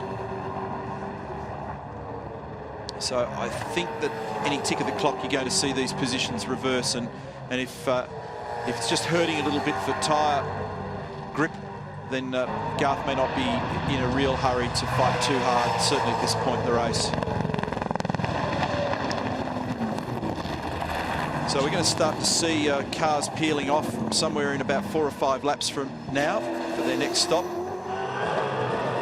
Guys, it appears as though our leader, Jamie Whincup, has an alternator problem with his car. They're still working on it, they're looking at it, they're aware of it. They just don't know what to do about it. All right, thanks. Well, so yeah, look, I can tell by see the body language of Tander's car coming off Forest Elbow. Then it slid the whole way. Rear tyres are starting to die on that car, and Craig's in better shape. So my radar was right that when they're switching things off in Jamie's car, that's a problem. Here we go, positional move here for Lowndes, and he gets it done easily. Garth just still not easy, is it? Nearly 300 kilometres an hour, the thing dancing around under brakes. But now the issue for Jamie there is if it does rain, it's all the other stuff you've got to drive as well. It's wipers, it's screen heaters and all the rest of it. So, and eventually I mean, sometimes alternator problems can be intermittent. Here it is again in replay. Let's just focus on this for a minute, Neil.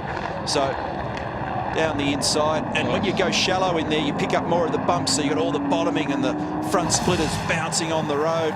Bits of carbon fibre going everywhere. The utes going through there were getting airtime. Unbelievable. Bottoming out and finding air underneath the rubber, but Lowndes did it his way and got the spot and goes up into second position. We'll touch on more of those problems heading Jamie Whincup's way right after the break.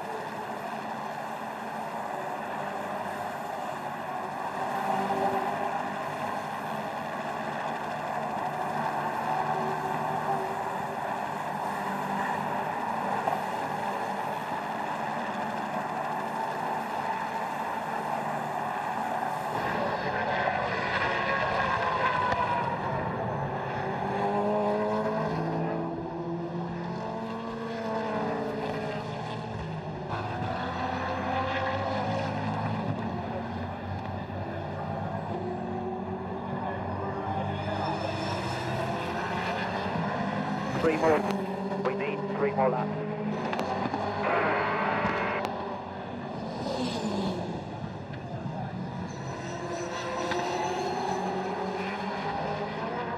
The pace doesn't matter now. It's just got to bring it home. 3 Next car up the road, car 12, 8 seconds up the road. It should be about 2 seconds away faster.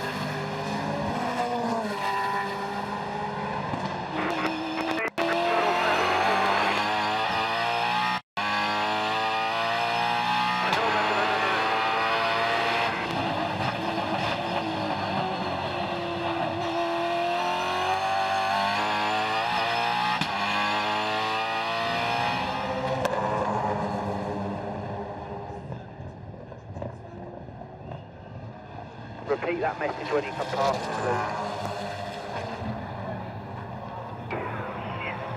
Yeah, stuck in the stern, last corner. I just missed the pin. Safety car's going to be out. Okay, mate, copy that. Safety car boards and flag, safety car boards and flag, safety car standby. Right, safety car, mate, safety car, keep up it, keep up it. Pit this lap, pit this lap. We're taking... Going good, fuel, right change.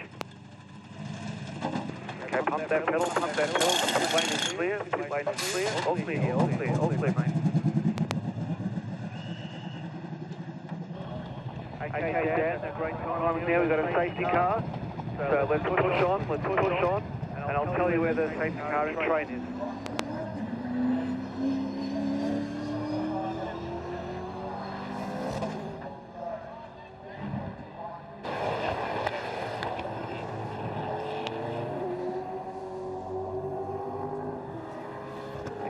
Push on, mate, push on. Welcome back.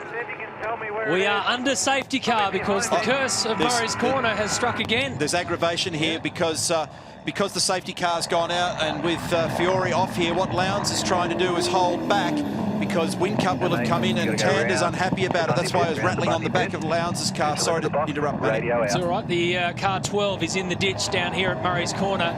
The curse strikes again. Dean Fiore stuck, nowhere to go. So already, as you mentioned, Jamie Whincup is in. Craig Lowndes was going to take as much time as he could to get in there because he's got a queue again. Gart Tander was ready to give him a good old shove along pit lane. So for the third time, car 888 has to park behind car 88 in pit lane and wait. All clear. Way to go, way you go, way you go. I'll service Whincup. I'll send you back out. Petter's safety car on the track. Ideally, under green flag conditions, they run them on a staggered strategy, and that means that the cars are offset and they don't have this problem. But when the safety car triggers it, there's nothing you can do. Look at this. That looks nasty. It's coming. It'll hit sooner or later, and probably within the next hour, so don't miss it when that starts to fall. So car 2 has already exited pit lane. Exactly the same scenario that Lowndes faced last time in pit lane is happening again. He sits there and watches the world go by. Nick Percat has jumped into car number 2. Stephen Richards has gone into car 5 and has headed back out. Mark Scaife is now in control of car 888 and heads out. So Yeah, I don't think he actually did too badly that time, Scaife, in the 888 car relative to those around him. So just dropped 2 spots instead of 4 last time. Yeah, when I say too badly, I mean you just think spot is like gold. Isn't it bizarre that all this stuff's happening at the final corner? Here it is again in replay. Well, Dean Fiore jumped straight on the radio and said, "I've hit the bad luck corner." Yeah, so everybody's doing the same thing down there. They're just arriving with the rear brakes locked and not getting it stopped, and away they go. Now the issue there is that you've got... Oh, that was a near miss. That was very close for car 11, and some battery problems here also. I didn't actually see which car it was. It's one of the Stone Brothers' car. It's the Irwin car number 4. So David Brabham at the helm there. Okay, mate, no problem. Go, go, go, go, go. We had a small problem with the battery, so we put the spare one into the car charges. Dean's been pulled clear. Push on to catch back as a train. So that's spare battery into the David Brabham car, and that's something that we'll monitor very carefully in the Andrew Thompson car now, because Jamie Wincup's got out. If they've got an alternator problem, what I was going to say before we went to the break is sometimes they can be intermittent. Maybe it's just not fully charging the battery, but if it is only running from battery power alone, eventually it'll pull all the power out of it. That's why they're shutting things down in the car at the moment. The issue there is that later in the day, if that stuff in the background becomes a reality, you've got to run wipers or maybe screen heaters and what have you. You know, diff pumps, gearbox pumps, all those things. You're eventually going to have to put the jump battery in the car and then keep putting them in the car. That'll be a real problem. So I was also just going to make the point, Matt, that when you arrive back at the final corner, there's been no chance for the front brake temperature to recover from the superheating that they get going into the chase. And so what happens there typically, if you tend to just lob down there a little bit late on the brake, because the fronts are so hot, they're slightly faded, and sometimes there's also what we describe as a little bit of knockoff, and it makes the rears too good for you at that time. And that's why you see guys arriving, you know, MotoGP style, skating in on the rear brake, and they just can't pull the car up. So basically the rears are on fire. They're just doing a great job, too good a job for the fronts, and the fronts aren't doing the business. It caught out Luke Youlden, it caught out Greg Ritter, and it's also got Dean Fiore as well. Another big crowd here this weekend. Campsite's full again.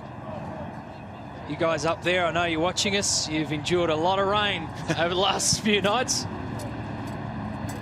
I hope you've had fun, though.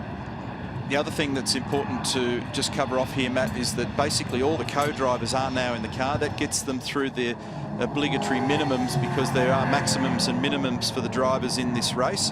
And that also means that what we're going to see is, and I don't mean any disrespect to the co-drivers, but you're going to have all the 5-star aces battled out for the closing phases of the race. And you want your guys in the car that can find that extra tenth, make that good pass, try and make it stick. And so basically everybody's doing the same thing here. With Craig Lowndes, Craig, a hectic day for you as always, but boy, going well. Yeah, look, the car's going great. We're just getting sort of disadvantaged by the safety car. Every time we're in our pit window, the safety car comes out. So we're the second car, and of course we've got that strategy with our team. And but the car itself has been running fantastic. The weather is getting darker, so who knows what's going to happen. That double stacking in pit lane is just killing you. Well, it is. You know, we went from second on the road to about 8th, and then we managed to get back to second, and then I don't know where we are right now. But look, it's an early day, still a long way to go, but at least the good thing, the car is in good shape. Have you vented your frustration, Lounsey? Oh yeah, look, it's one of those things that you just can't do much about. I think that you know, the team are doing their best, we're doing our best on track, and of course every now and then it doesn't go your way. Hang in there, mate, all the best. Oh, well. Down here in Stone Brothers Garage, they have confirmed there's an electrical or alternator problem with that car, similar to 888. So what they're doing, Neil was just referring to it earlier, they have these spare batteries ready to go with this Anderson plug on them, so they can actually, literally, even if the alternator fails, I mean, ultimately the battery will lose charge, but they can keep putting these in, and what they do is, you can see little quick release attachments, so they'll throw batteries in it for the rest of the afternoon if they need to. Now, I can tell you, I was just talking to Ross Stone, he's pretty annoyed. He thought James Courtney held his drivers up coming down the pit lane, as we heard some chat, Neil, you were talking about. Now, this was raised last year, I recall, and I don't reckon this is over, because if HRT aren't happy about that 888 car holding them up, I reckon you could hear an appeal or anything going here. I think you're right there, Mark. Thanks for the update and showing us that. We'll have a look at these highlights and we'll come back to that point. Yeah, well, it could be more to play out. As we mentioned, Luke Youlden was the first victim down there at Murray's Corner in car 6. That was off the first restart on these Mother Energy highlights, and that really hurt. Put him a lap down, effectively put them out of the chase for the Peter Brock Trophy. Nick Percat here found the wall as he tried to effectively step aside for Craig Lowndes after being under maximum pressure. Car 5 as well. Lowndes made turn 2 his go-to turn to get the advantage over whoever was in front of him, and he managed to work his way through the field. Here comes another one. Car 888, and this was down at the chase when he bottomed it out at maximum speed, and this is what triggered the safety car. Another one here. At the final turn to get on the front straight.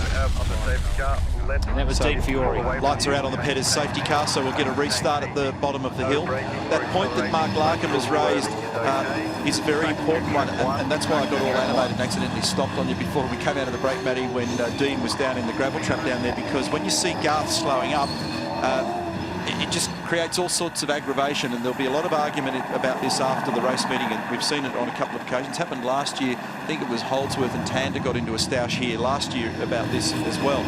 And it's because of the business of the queuing in the pit lane, because if you, for example, in 888, you want to slow up because you don't want to spend any more time sitting in the pit lane. It's a knock-on effect from the fact that there isn't sufficient space in the pit lane. So they all play these little games out on the racetrack, and of course you can't pass under the safety car. All you can do is rattle on the bumper of the guy in front and show him your feelings, which generally are not pleasant. And Neil, I was just having a topical chat to Frank Adamson on the pit lane V8 Supercar official, and one of the really hard things about it, it would be really weird to say to a driver, speed up under the safety car. That's right, you can't do it. So you've got to exercise caution. Although, I mean, the stewards have got the power, and the driving standards observer has too. If they see somebody that's just doing something crazy, they could give them a penalty for it. So I'm sure they're looking. We've got a restart. We're underway once again. We're on lap 89. Restart number 4, this one. Thompson leads Perkat through. Stephen Richards, then a little bit of a gap to Mark Scaife, who didn't get off to a good restart that time. And right now, he's got Dean Canto tucked up right behind him, going up Mountain Straight. So not a good restart for car 888 in 4th spot. Matt Halliday behind the wheel in the Jim Beam entry. In front of him is John McIntyre, the Kiwi. This is the hard stuff for the guys that don't do this regularly. These sorts of things, cold tyres, full fuel, changing track conditions, haven't been in the car for an hour, but suddenly it's game on. You've got to race, get your elbows up, try and cover all the holes, not make a mistake, drive your own car, look in the mirror. You've basically got to process thousands of bits of data and not make one single mistake because it's in the full glare of your team and the rest of the world. How's the lineup behind him? Dean Canto. Then you've got Matt Halliday, US-based Kiwi. Johnny McIntyre, the 3-time NZ V8 champion there. Richard Lyons, the Irishman. So they're all waiting to pounce while Scaife tries to find his rhythm. Looking back towards Skyline and McPhillamy. And that's where all the weather's coming from. Big, dark, ugly clouds forming over the back of the mountain. And we could well and truly have that scenario quite soon of raining up the top, dry down the side and sunny down the bottom. Thompson, Perkat, Richards, big gap. Here comes Scaife. There he is coming into the chase. Then the lineup. This will get busy. And fast. So they all go through. Nobody's been prepared to have too much of a dive on the restarts, Croppo. No, you wouldn't want to, because you just haven't got everything up to temperature properly. And when Dean Fiore left the sand trap there, look at all the dirt that he brought back out onto the circuit, but on the left-hand side of the circuit, so shouldn't affect him too much. Beating up hard on the weather there before, Matthew. Big, dark, ugly. Not fair if you haven't heard their side of the story. But I reckon we're going to hear it soon. It is possibly going to rain. So, but that was very dramatic. I thought I was going to run for my life. Look at this. These guys have got. How's the margin? It always amazes me that you end up with these huge gaps sometimes at the restarts. So Scaife's got his work cut out here at the moment. He's got blokes everywhere, every which way around him. Right about now, when he's got this amount of pressure on him, he'd be loving to be standing next to you. Marcus Marshall just had a really deep dive in car 34 on Richard Lyons, the Mother Energy car, and got the job done as well. And Marcus has really throwing it down in this one and only appearance that we see from him, aside from Phillip Island. Of course, he's not a regular driver, so he only pops up occasionally. That doesn't look pretty up there. It's starting to get dark and grey. Scaife still holding off Canto, who's looking left and right. And Dean Canto, with all the respect that he will have for the man in front of him, he won't be thinking about that right now. He's a good racer, Canto. He's been in this series full-time before. He's a good fighter. He's come through all the systems, all the right channels. He's been through the Fujitsu. He's taken on guys like Mark Scaife before, and he's been around this mountain plenty of times before, and now it's starting to get wet on cue. We went to air at 7 o'clock this morning and said that there could be some showers about 2 o'clock, and it's currently about 7 minutes past 2 o'clock. So it's just about on cue, and it's extraordinary, isn't it? And this just makes it another complication, because the other thing that you don't want to do here is just jump too quickly in pit. Look at this congestion and a bit of panel rubbing here. Car 11, Alan Simonson at the wheel. He's got a real battle on his hands here. He's stuck into it with Daniel Gaunt. They were at it earlier in the stint, earlier in the weekend. David Reynolds, I think that Stratco car has an alternator problem as well. So Tim Blanchard driving that at the moment, so he's come in. So what the teams want their drivers to do here is do everything they can to stay out there, and they don't want them to have to flinch and come in and put tyres on them, only if this is a temporary thing. That is the weather. That forces you, of course, to be out there uncomfortably on slick tyres and a greasy racetrack. Car 1 up the inside, Cam McConville. That's for position 9. This group right here is starting to gang up together. And Mark's just cleared away a little from that, so it's just taken the pressure off as he's brought the tyre temperatures and pressures up and just found his rhythm, got things adjusted the way he likes, and so he now sets off after Stephen Richards, who's third. And that's been a great save out of car 5, especially with the dramas on the other side of the FPR garage. They've kept their head down. Stevie missed the start. He acknowledged that, knew that he had to go out and do a hard fighting job to get back, and he did so in tandem with Mark Winterbottom, and now they're back up in the top 3. Just to update you on the car on the other side of the garage, Luke Youlden at the helm, position 23, still 1 lap down. Sometimes when the safety car comes out, you get a chance, just if you're in the right place at the right time, and you get struck by the lucky stick, as distinct from the unfair stick that we were talking about before, you can get your lap back, but that hasn't happened this time. Could somebody get me a big stick to whack you over the head with? 71 laps to go, 21 cars on the lead lap. Andrew Thompson leads the way in car 88, 0.3 of a second. That's the difference between him and Nick Perkins. So 2 youngsters at the front of this field. And this is an amount of water that you just don't want. When it starts to get this dark and you can see wipers that are steady state just running on the car, not just sort of bumping them and giving it a quick wipe, that means there's enough water around to be worried about the grip levels. And then the big question is, how hard do you push? You know, you've got to be sensible enough to keep things straight, keep it off the wall, but you can't go to sleep at the wheel and find cars just driving past you.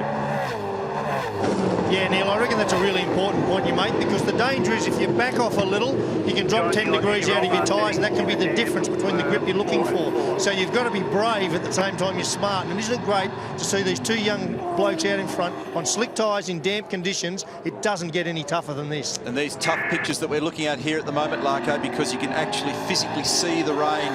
So they'll have a little bit of warmth in the slicks, and they retain that warmth in these tyres for a while, but there's eventually a point where the water overcomes the tyre temperature, and then you're in trouble. At the moment, they're still hustling along. They'll have lost a heap of pace, and this will be a bit of a test, because they didn't want to talk about it quite obviously and appropriately down at Vodafone earlier in the day. I think Barrett's did the interview with Jamie Whincup, but Garth Tander was serving it up to Andrew Thompson earlier in the week, questioning his wet performance. And he was a bit unhappy with the run. I think it was out, I can't remember, it was earlier in the year anyway, and they took him out to Queensland Raceway and did some wet weather testing to try and get his confidence back and get him comfortable in the car.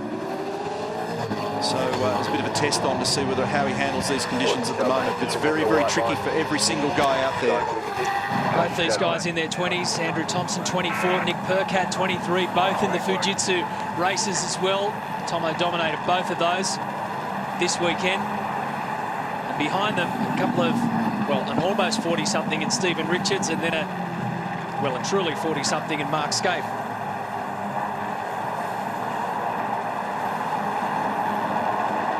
Here's this other lineup ready to make a move when it comes, but their circuit will be getting wetter and wetter because the rain is getting much more consistent now. They're keeping the pace on as Stephen Johnson leads them through the chase. So position 12 you're taking a look at, and then look at 13, 14, 15, 16, back down to 20. Now, important message just came across Race Management Channel. Car 1 and 888 are getting the bad sportsmanship flag for driving unnecessarily slowly at that last pit stop. Remember I said that they had the opportunity to look at it, and if they didn't like what they'd see, they'd react. So that's the first warning, effectively. No more nonsense, boys. We're onto it. We know what you're doing. Drive properly into the pit lane. Jack Perkins. That super cheap auto car has been a magnet for trouble today, but it still keeps in the fight. Jack and Russell. So there's Stephen Johnson up over the rise. Who's behind him? Dale Wood, Richard Lyons, David Wall, Alan Simonson. They're all in it. Oh, out wide at turn 2. That's very awkward there. We saw what happened to Percat early on. So Brabham it was, who he just got out of the throttle, wrestled it back down again, got it back on the race line. But that was a real heart flutter for him. Back to the top. Well, anytime you hear that screech off the side, you just wince. But then they're showing no signs of backing off, so the circuit hasn't gone wet yet. No, but that was Andrew Thompson's car then. That was the front of the car. He was trying to brake and turn, and it was understeering. So, and he's the first man in the queue, so he's got the worst job. He's the one that's got to regulate the pace and try and figure out how hard you push.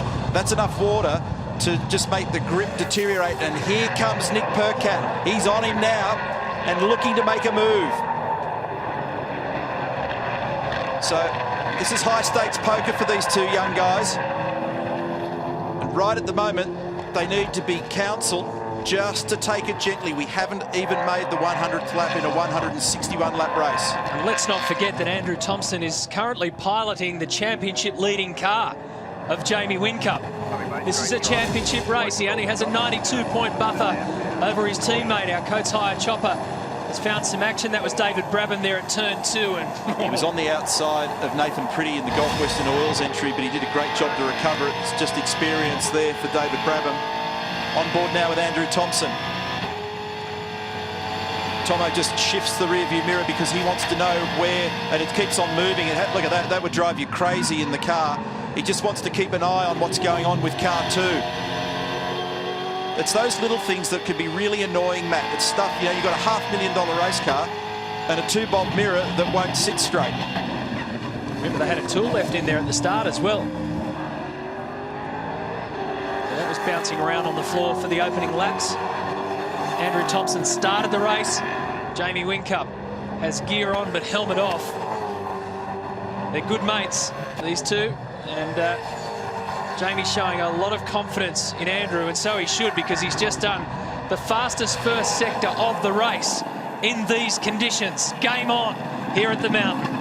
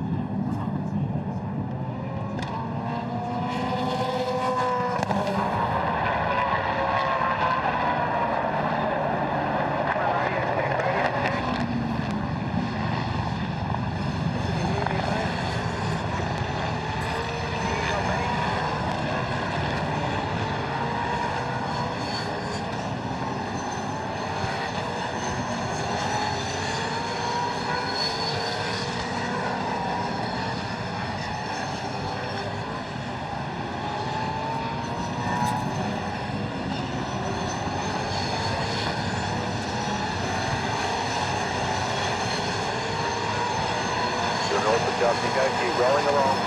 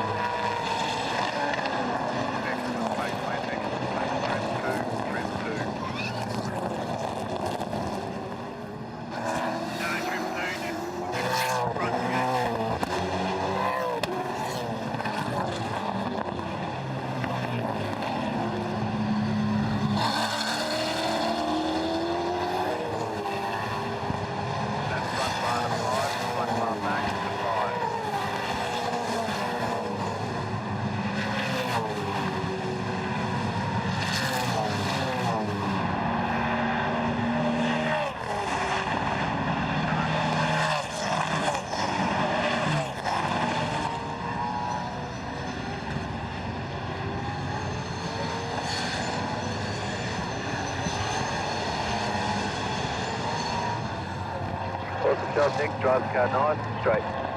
9 on these tyres.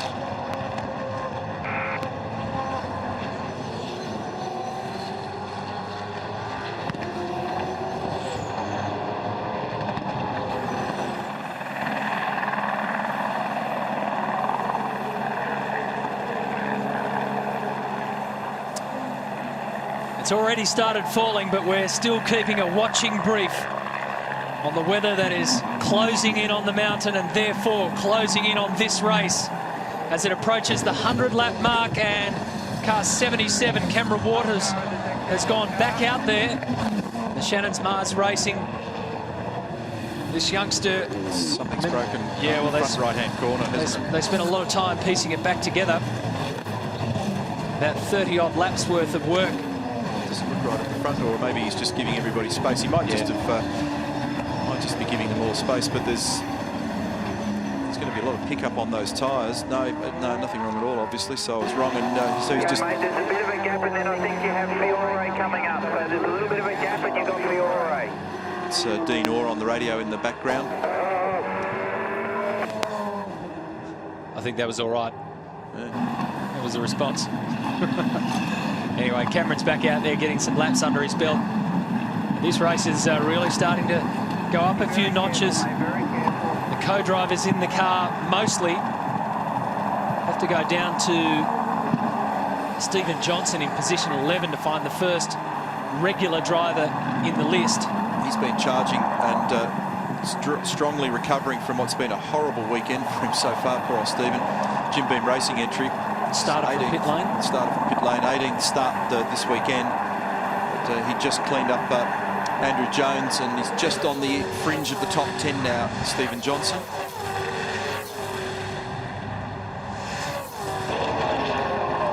Here's Nathan Pretty. And Luke Youlden is still a lap down. So currently 23rd, but still a lap down. 21 cars on the lead lap of this race. It's some kind of emergency that we've just intercepted a message, some issue going on at the top of the hill at the moment. So we'll wait and see whether there's more information to come on that. But just looking at Luke Youlden there, locked the breakers. He was at the bottom of the chase then, and he got very close to going into the back of car number 30. Yeah, there is a problem. The safety cars, we've already had 4. That equals last year's safety car interventions. And And so now we've got a 5th for something at the top. Safety car, we've got suspected quite badly hurt, so we need to respond to that. It's around 19, just remain on standby. Yeah, that's up at Forest Elbow, so Tim Shecken there, the race director, scrambling the medical car. We understand there's a bit of an emergency for a marshal at the top of the mountain who I think has fallen over.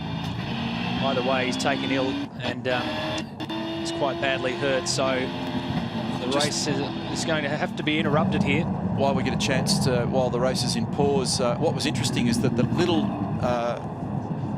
issue with a bit of rain on the racetrack, basically it just gave it a tiny wash, and as soon as it started to dry off, it was in a really good green condition. It was quite quick because we immediately saw people respond with fast sector splits. So this is it, the medical car's gone up there in a hurry. And obviously safety first at any event. So we'll take a break as the Pettis safety car is scrambled again.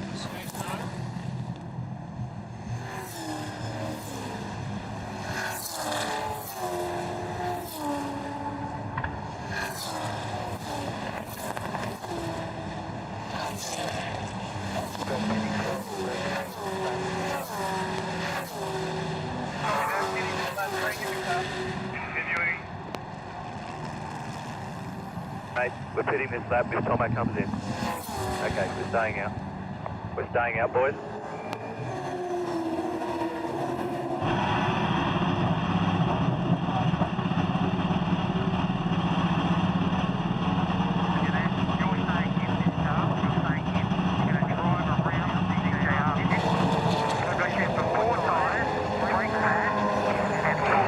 Up ahead in section 2. Stay off the brake pedal for us, please, mate.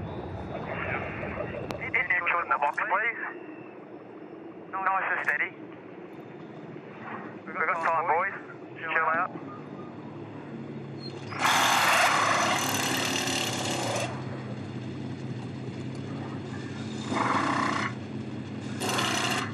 Rears are done. First gear for me, please.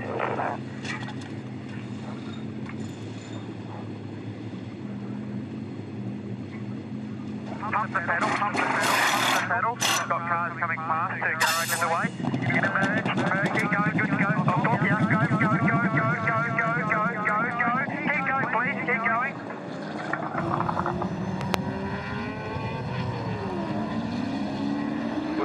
Push on hard. Trim one.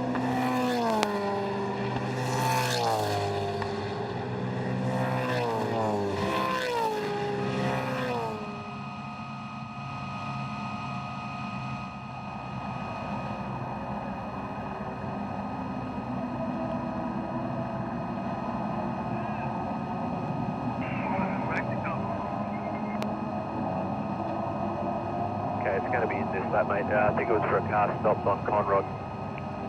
So lights out this lap. Back to fuel position 3, please, mate. Back to fuel position 2. Actually, go 2. Yep.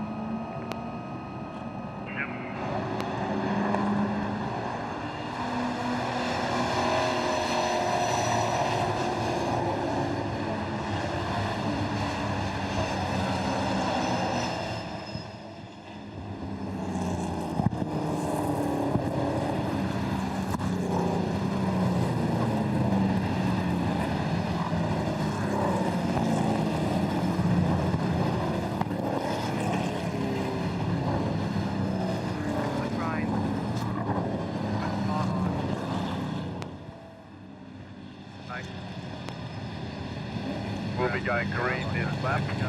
Maintain 80 kilometres an hour. Let it jump you. Keep it in trim 4 until the chase descends to trim 1 and the chase. Copy.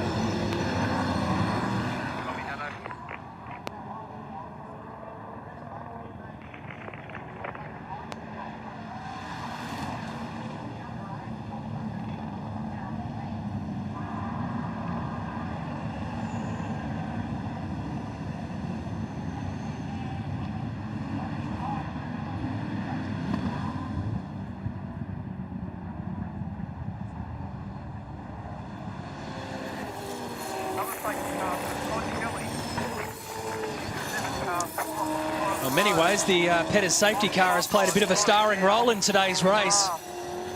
That one's certainly unscheduled to go and assist to Marshall back up the top of Conrod Straight. So in that safety car period, hardly anybody elected to come in. Only a handful did, but 888 did with Mark Scaife.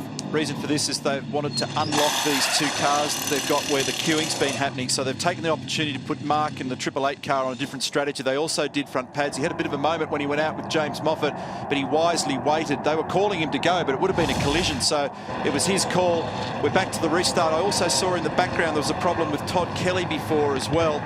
Now, it'll also mean because they've brought Mark's fuel back up, when he does his next stop, it'll be effectively 15 seconds shorter than Andrew Thompson's, because they've basically returned the car to full. They've used the opportunity with the compressed field to try and sort of get a free kick, as it were, but it's killed him for track position, but it may come to him. Now, the only danger there is it unlocks and staggers the strategy between the two cars, but it puts you right in the danger zone with the blokes that you've got to race and all the congestion. Out they go again. Up to turn 2. Oh, big time. Nathan Pretty carrying a lot of speed on the inside. Managed to avoid any trouble in the Gulf Western Oil entry, car 30. So there's Scaife. Here's Andrew Thompson. Nick Perkat second.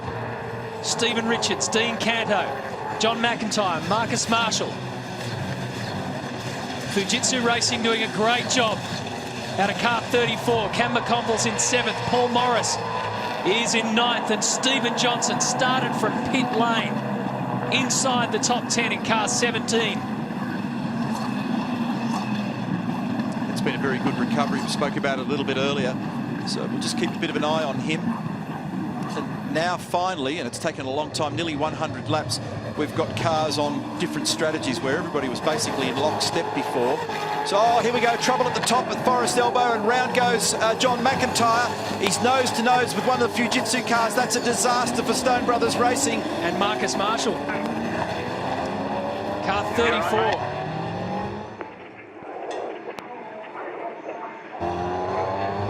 Just trying to make contact with Johnny Mack. He's taking some pretty deep breaths, and he's backed into the wall quite heavily. Now he's getting it started. So on the restart again, we were staring down the barrel of another safety car, but let's hope he can get it going. And that's a heartbreaking play for Shane Van Gisbergen and the SP Tools Racing entry, and also for this man. I just mentioned that car 34 was doing a terrific job for Fujitsu Racing. Michael Caruso and Marcus Marshall. Marshall's been one of the standout performers today. He's really come into this race with pure aggression under his belt. So on lap 100, they've completed 99. And these two 20-somethings at the head of the field, one in the championship leading car, the other, Nick Perkat pairing up with Garth Tander for the Toll Holden Racing team. This is the incident. So there was contact there. They're bringing in Marcus Marshall, and I think they'll have a look at the number 9 car as well, the SP Tools car. Can't really see, I mean, obviously there's contact, but quite wide was Marcus up the inside far enough? I don't really know the answer to that question. He's had a dive, obviously, and it hasn't worked out. So they've had to bring him in because it's munched that tyre. And just behind him now, John Mack's in as well in the SP Tools car. So they're checking the steering arm. They need him to stay in because he's got to reach the co-driver minimums. I don't think he's reached his 54 laps yet. He's right on the edge of it. Get some tape off the wall. Get tape off the wall. And they're calling for, they've got the slide hammer there to try and drag the left rear guard off the tyre.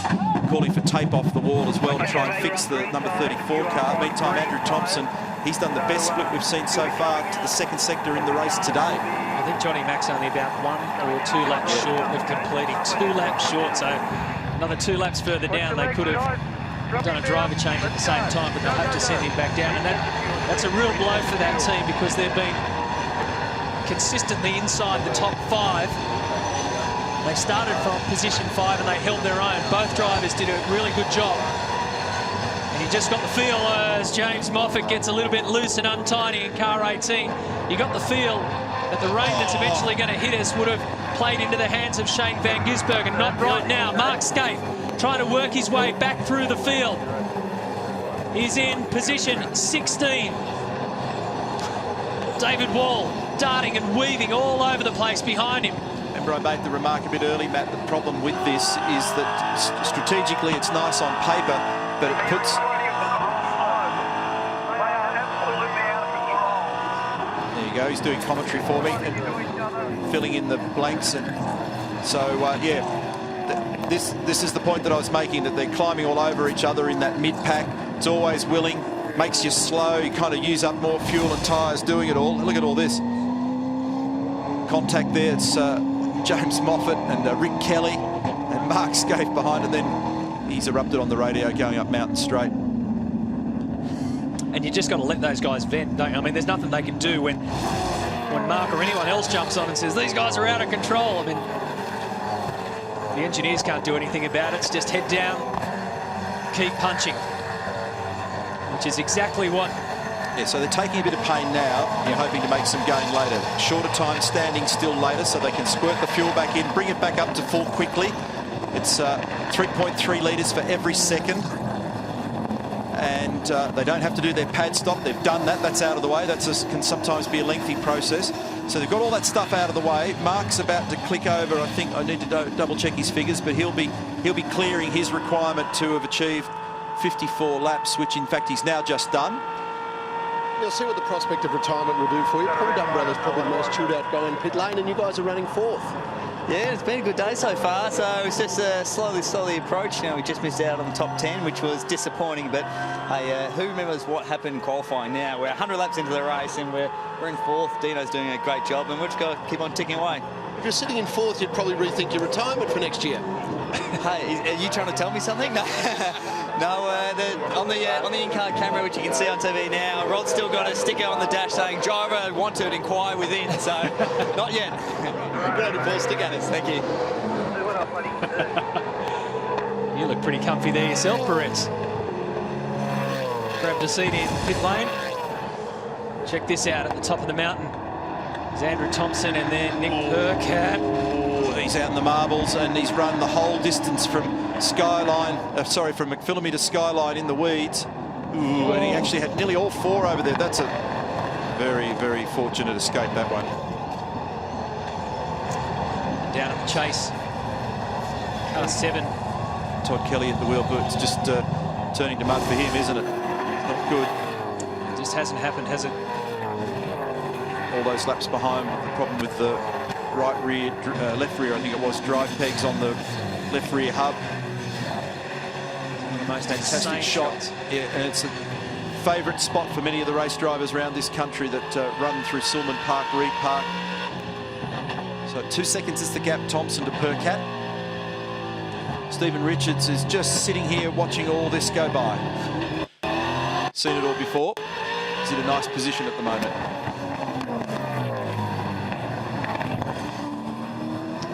Stevie's one of those blokes who knows all about the respect of this circuit. Of course, Jim Richards has won the race 7 times. Stephen's won it twice. Done a million laps around here and knows that you don't win the Peter Brock Trophy on lap 100. And Mark Winterbottom will just be itching to get back into car 5, and the goal there, deliver Ford Performance Racing's first win at Bathurst. Now, looking at those two guys that you saw in trouble up at Forest Elbow, we've got,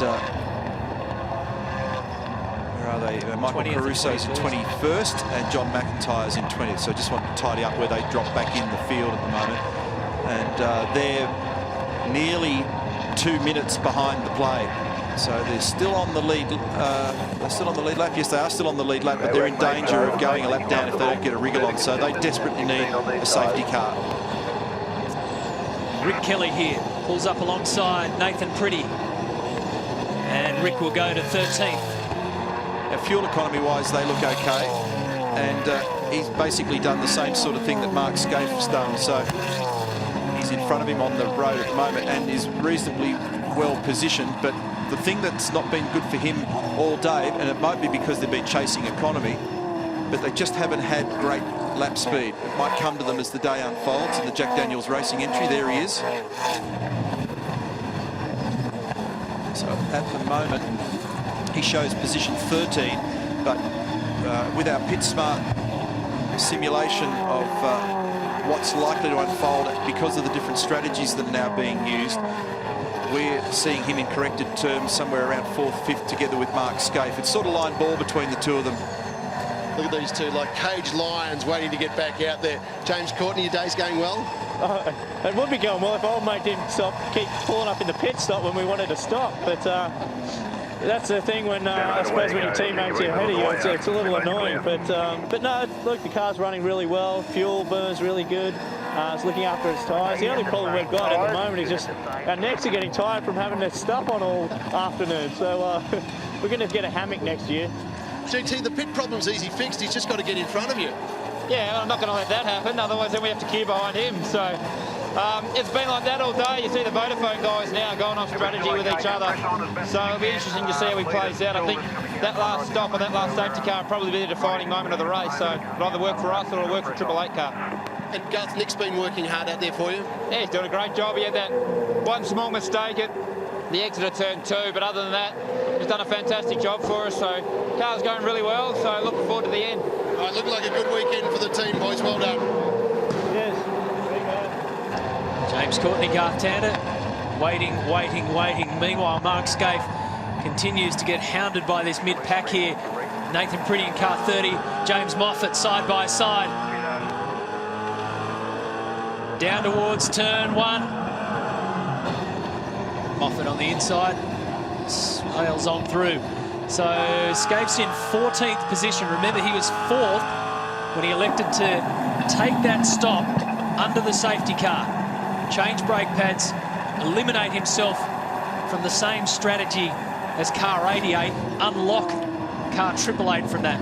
Mark just said on the radio that the front tyres are terrible in the 888 car, so balance mustn't be too flash with it at the present time. Dick Johnson in the Jim Beam Racing bunker watching all of this unfold at the moment. His son Stephen's in 7th position and he's 11 seconds off the lead of the race. There's James Moffat, the other guy that we're focused on at the moment, 15th in this battle with Nathan Pretty and Mark Scaife. Dick, of course, a 3-time winner. He's not silly, brings his noise-cancelling headphones to the track, tunes out, watches the race unfold. He's seen it all before. Thompson and Whincup lead the race.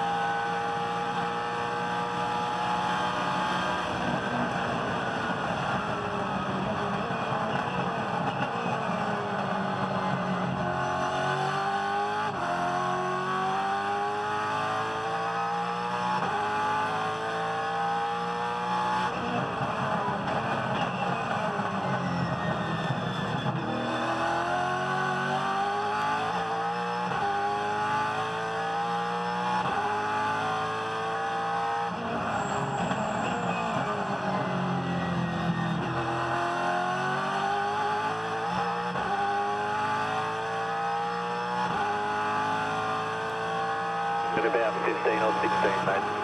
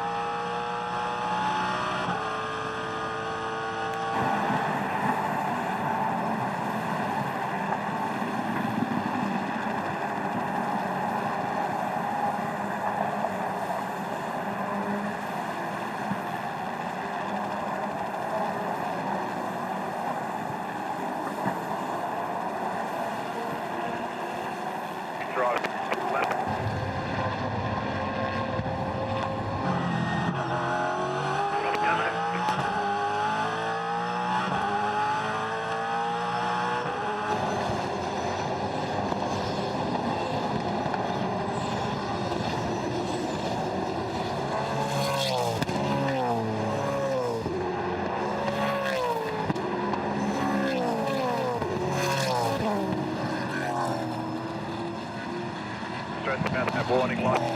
The warning.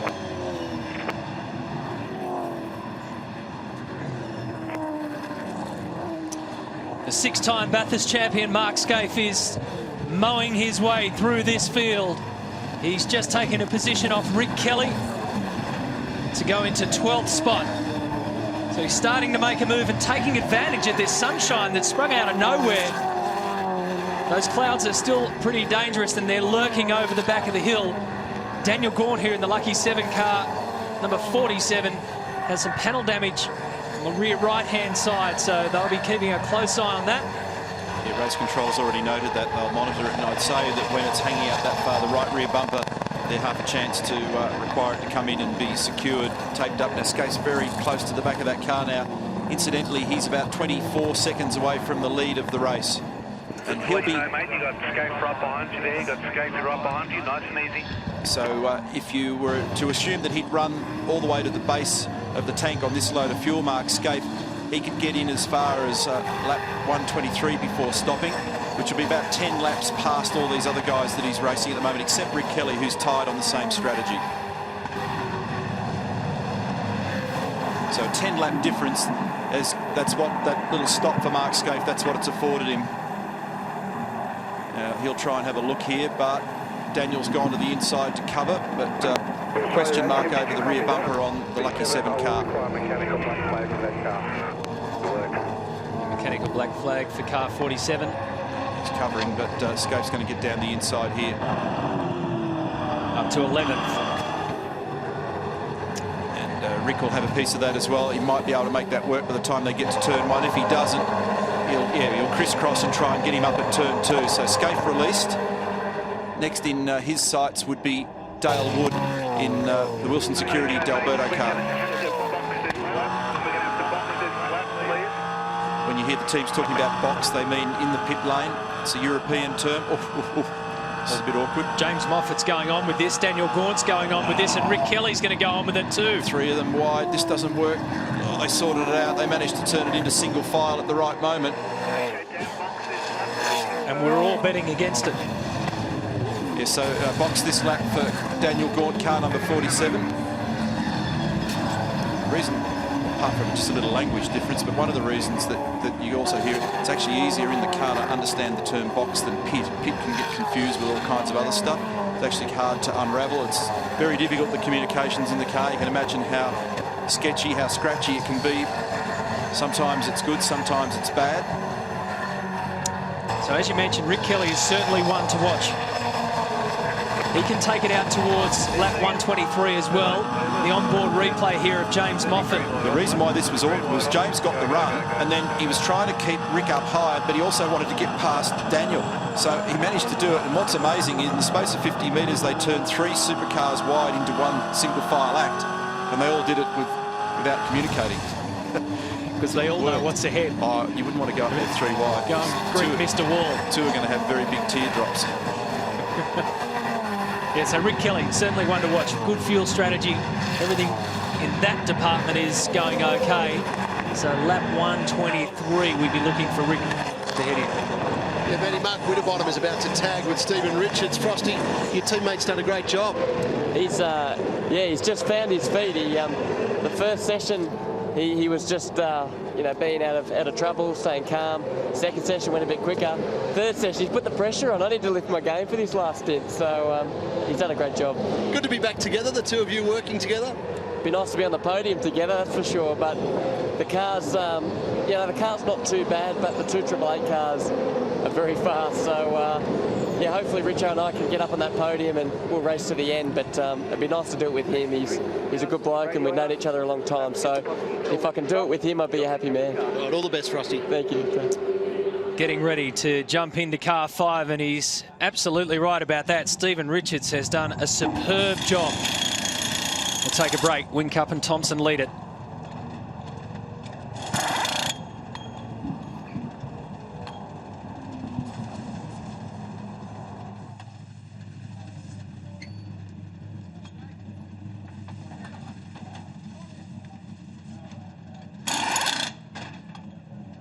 Okay, mate, just waiting on fuel and tyres here. Up.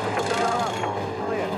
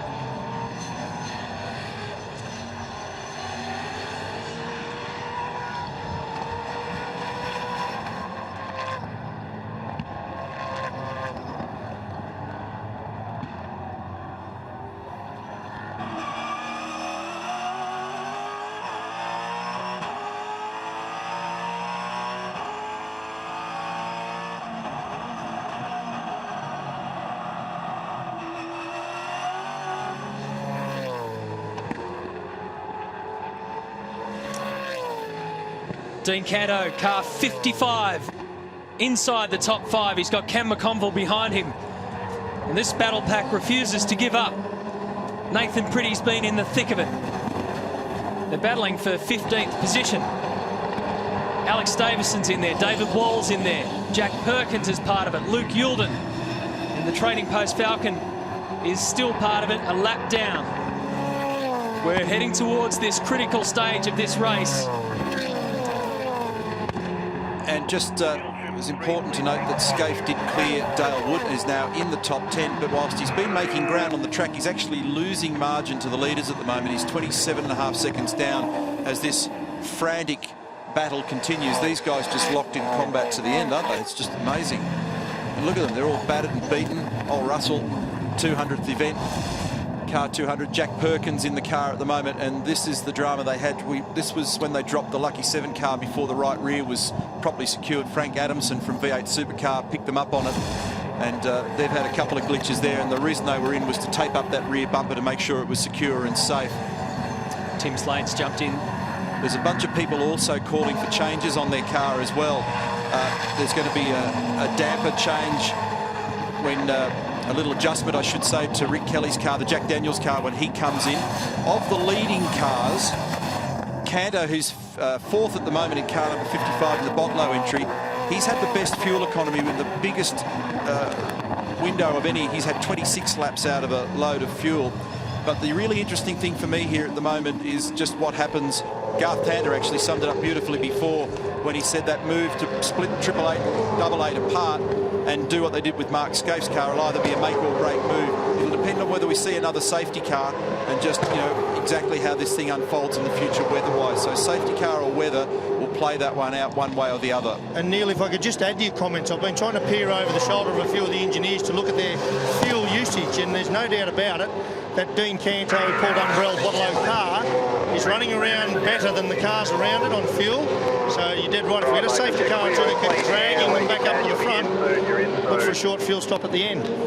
Yeah, so that is significant because the reason is that for every 3.3 litres better off than you are than the other guy, and it can go through a billion permutations to drive everybody insane, but you're a second better off stationary in the pit. So what you're looking to try and do, the reason you want to be economical and flexible, as Mark Larkham explained to us earlier in the day, is that you want to be able to stand still for the minimum amount of time.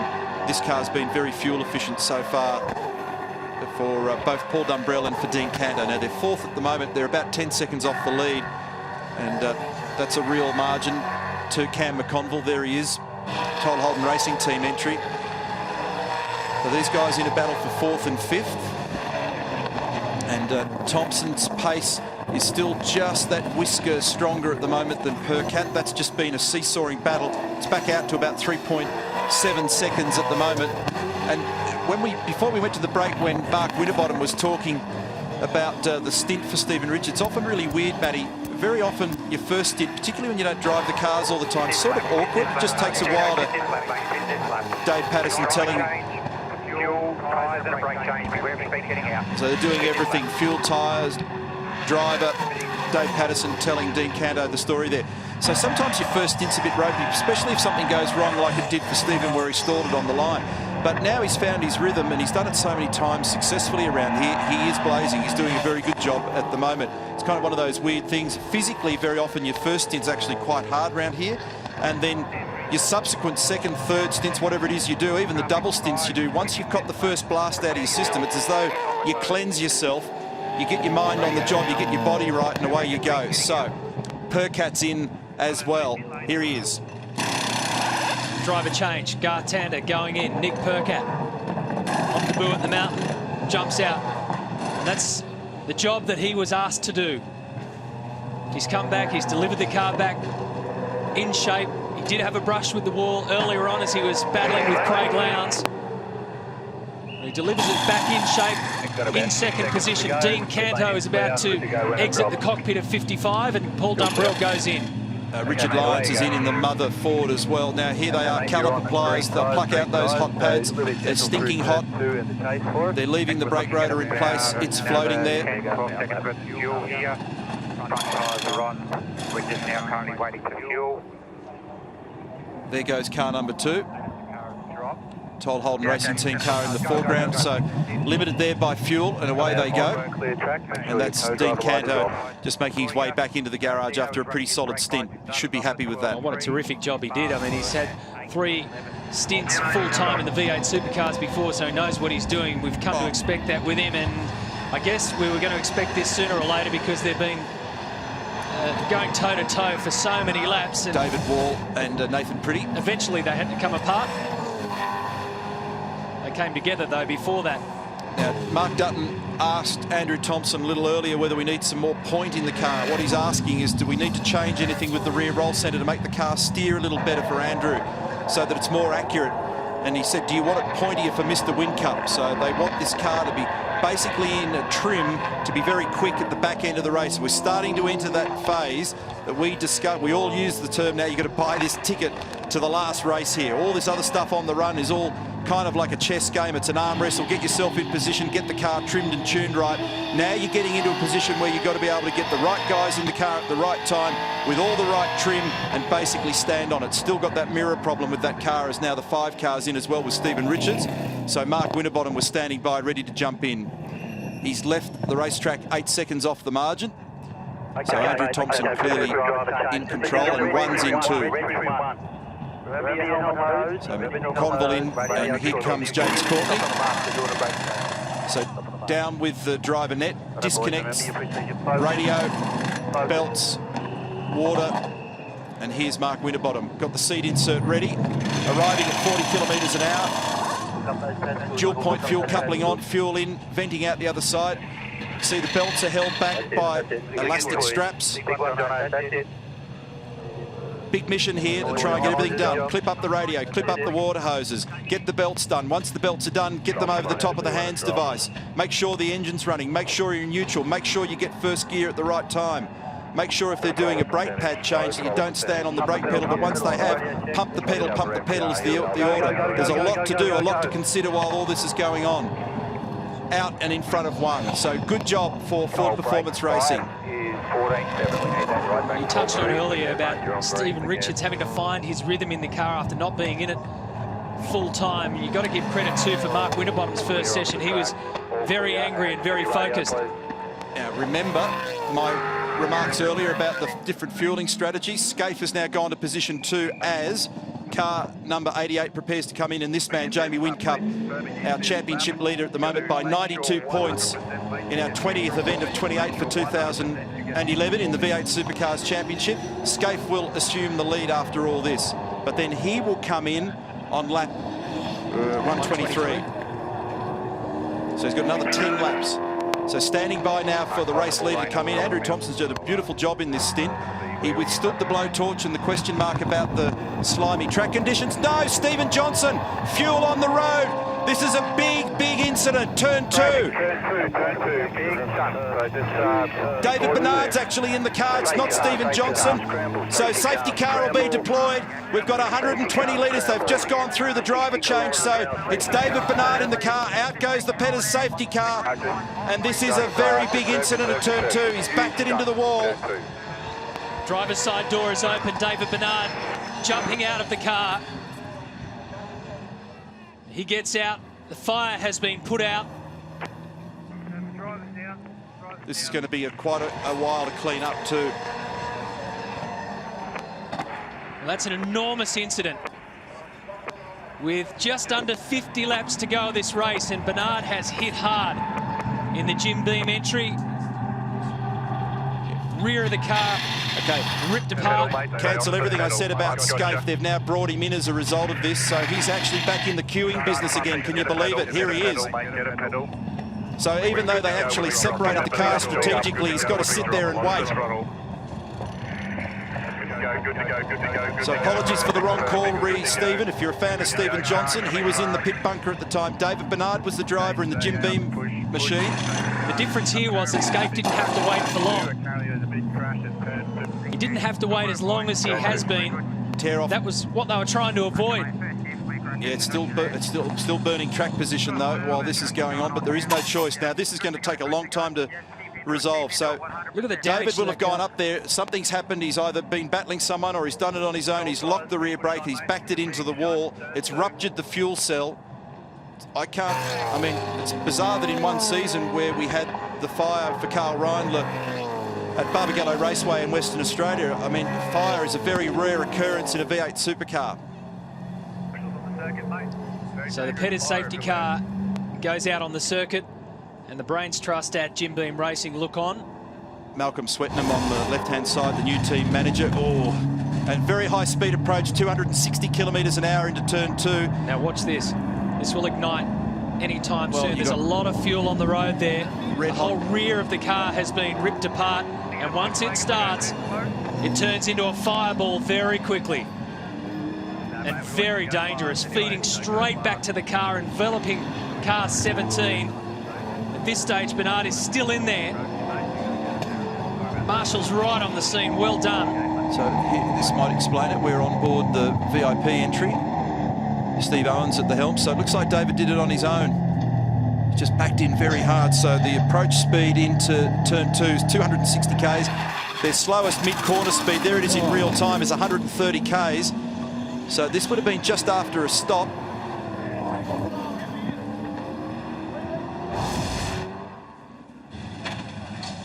Oh, that's scary. Scary stuff. The good news is David out of the car. And we've been tracking the fortunes of car 17 with good reason. They started in pit lane and Stephen Johnson got up inside the top 10. Brett? Well, Stevie's with me, Steve. That's just devastating to see. Yeah, it is, Brett. You know, we didn't have the best car today, but we were working on it. It was getting better and better, you know. To get up to 7th from where we were, we had a really good stint. And I don't know what's happened there. We've just done a pad stop, so, you know, whether the pedal wasn't up before David got up to the end of Mountain Straight, I don't know. But he's out of the car, which is the main thing. All right, mate, we'll leave you to deal with it. Thanks. And we've been frantically searching our data here just to see whether they did a pad stop. So Stephen Johnson's actually filled in that blank for us. Now, this happened a few years ago to Wayne Gardner. So if he didn't have full pedal pressure, and they weren't quite up the way that he needed, that is the brakes, after you've changed the front brake pads, then when you do apply the brake at the end of Mountain Straight, you get a heap of rear brake and not enough retardation at the front. And, man, it's gone in hard. It did happen to Wayne Gardner back in 2002 in practice in the David Bernard car. Yeah, it was a Stone Brothers car at the time. And that's the scary side. That flame racing straight back to the car. Like I said before, Marshall's on the job. That's a dangerous job too. They stuck to it and it just went. Just absolutely went. Backed in at enormous speed. Hey, and boys, how about a big thanks, seriously, to those couple of fire marshals that unselfishly went out there onto a hot track to look after David. Outstanding effort. Yeah, they do a mighty job for us, don't they, Larko? And that's not a sight that we like to see in this business. Damaged cars and people in jeopardy. The crews, the marshals, the fire marshals are onto it, and they've done an outstanding job for us. So, yes, in good pickup. Okay, Garth Tander's the leader of the motor race. They're under the control of the Petters safety car. We need a breather. Back in a moment. Wave through and reshuffle it. I don't know what it's like at the moment. So, currently we're P3 and everybody's on the same strategy, virtually within a lap of each other. Yeah, copy. That yellow car just drove off, so I think it's all sorted itself out.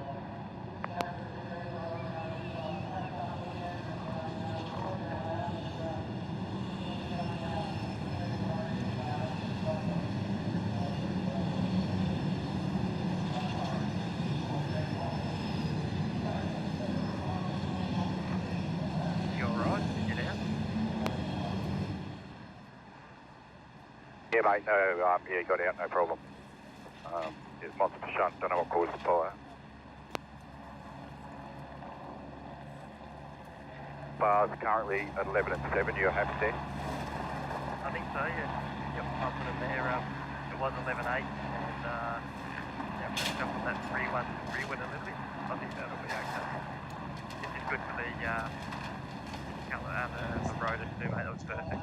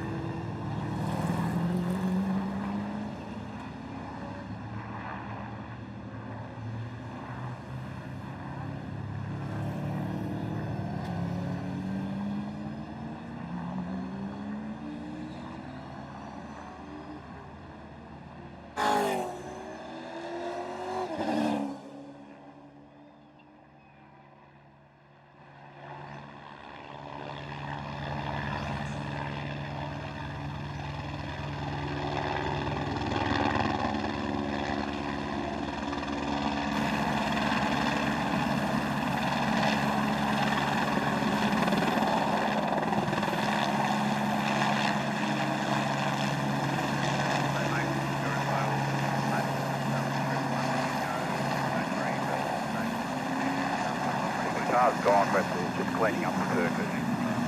You've got a chance to get when you come past started, there'll be 40 things to remain.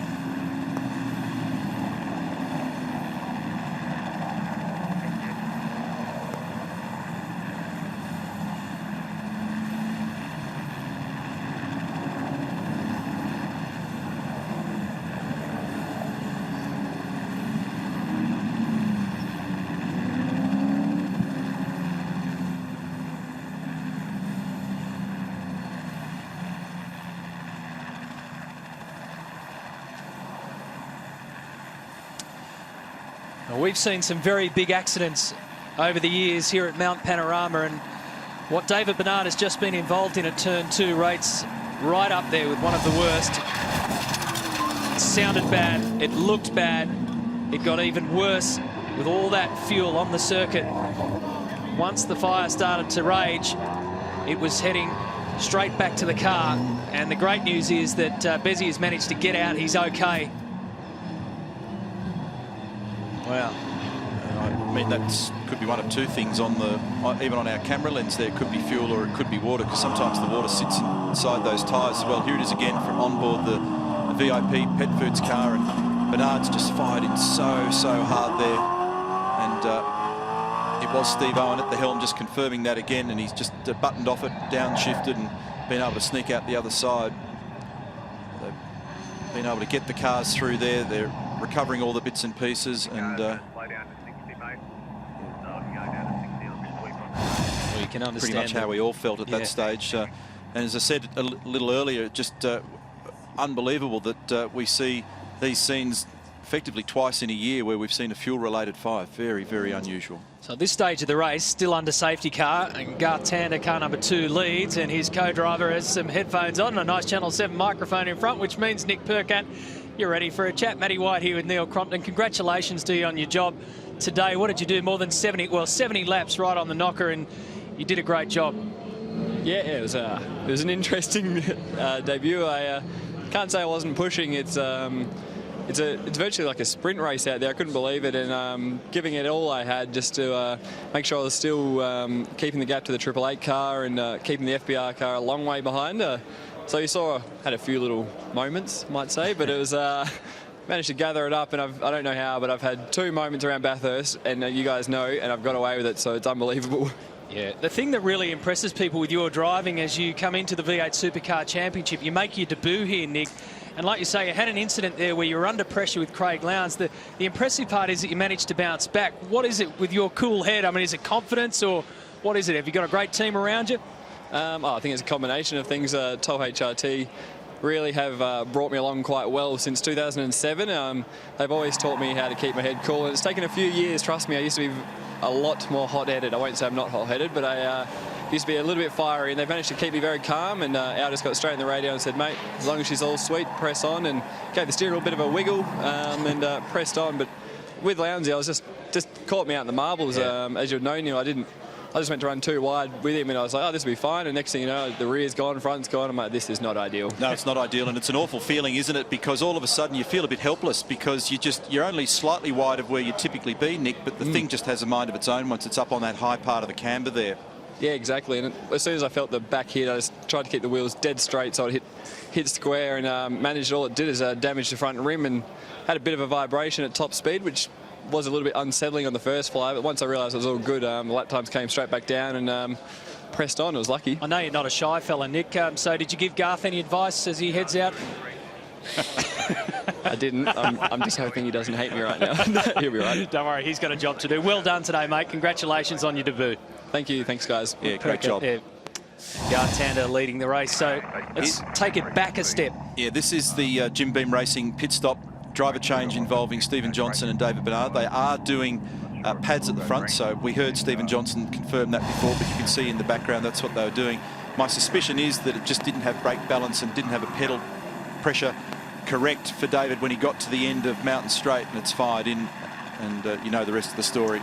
Well, from the Toll Holden Racing team, let's go at the other end to Team Vodafone. G'day, Scafey.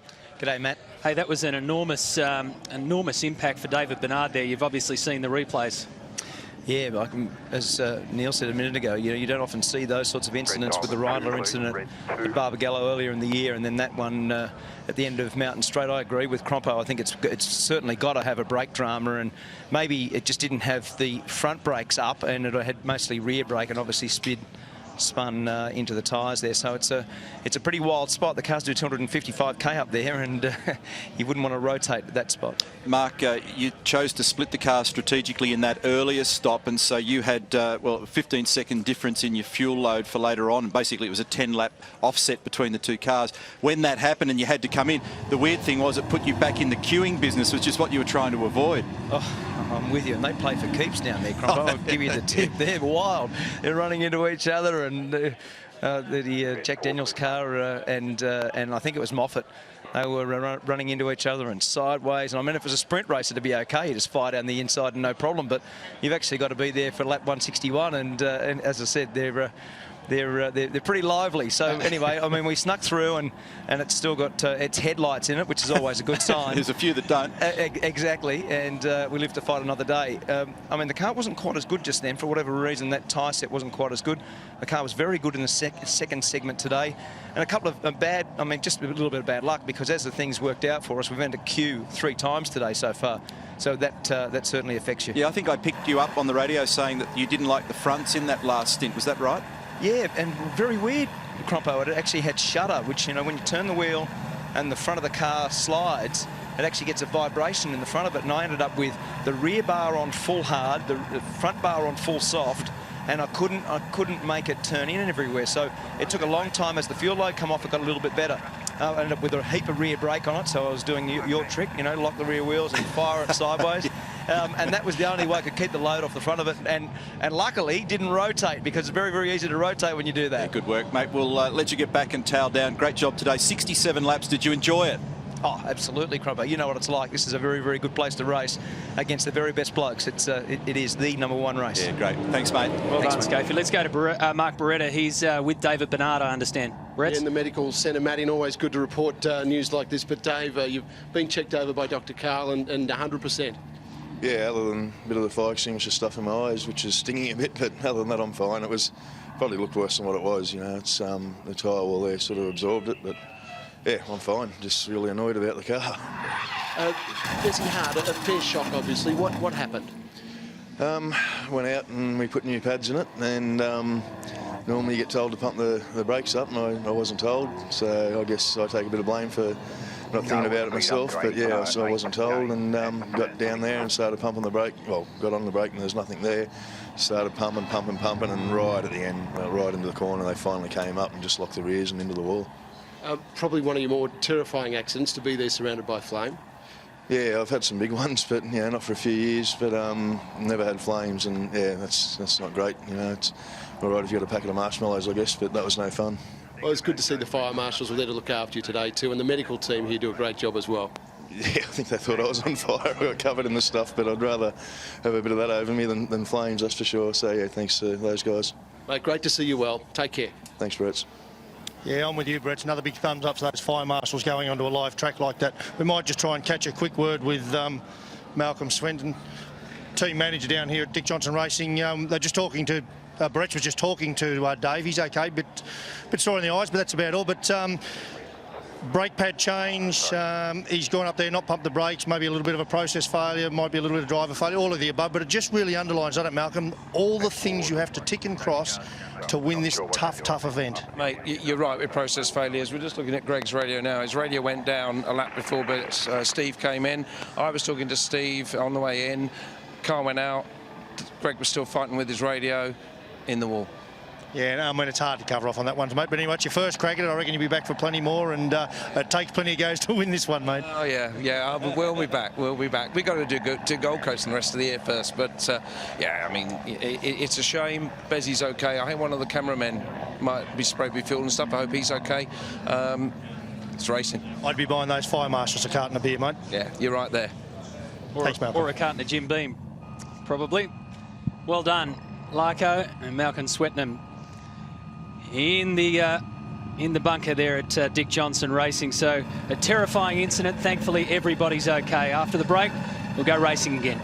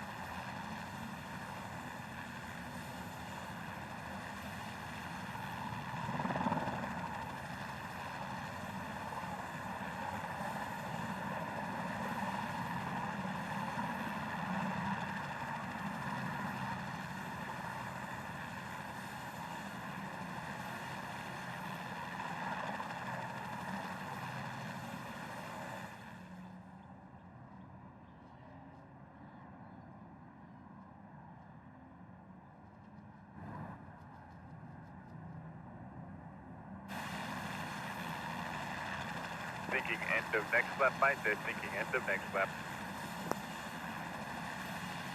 Copy.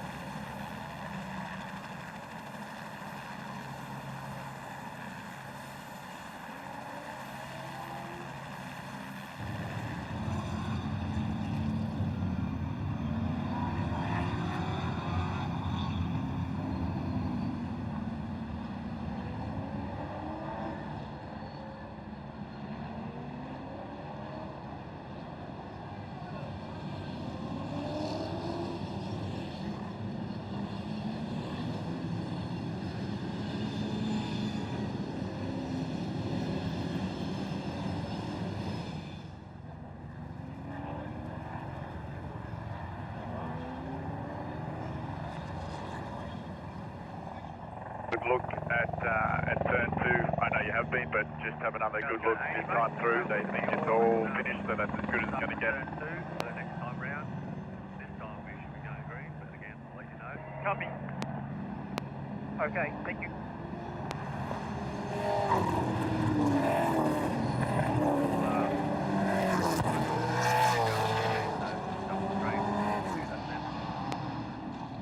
Okay, thank you.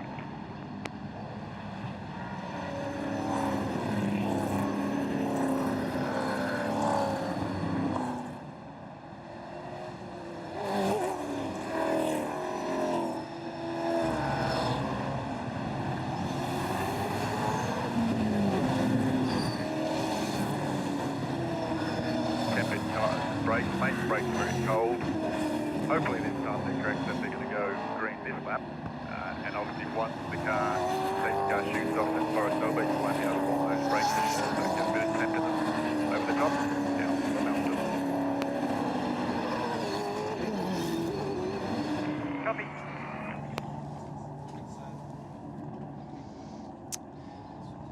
Welcome back live at the mountain where the remains of car 17 have been parked, taken away from the site.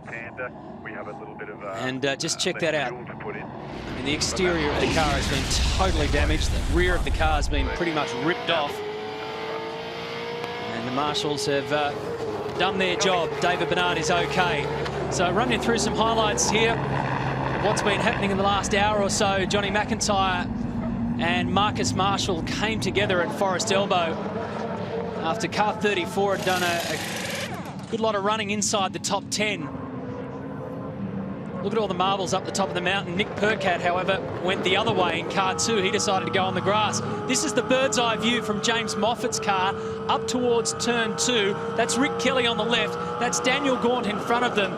Everybody was holding their breath here as they came in 3 abreast, and somehow cooler heads prevailed and they exited turn 2 in single file. But that's the big incident that everybody will be talking about, the fireball that erupted the view from Steve Owen's car as the rears locked up on David Bernard. He went searching for that brake pedal too late. When he finally found it, he was going about 250 k's an hour.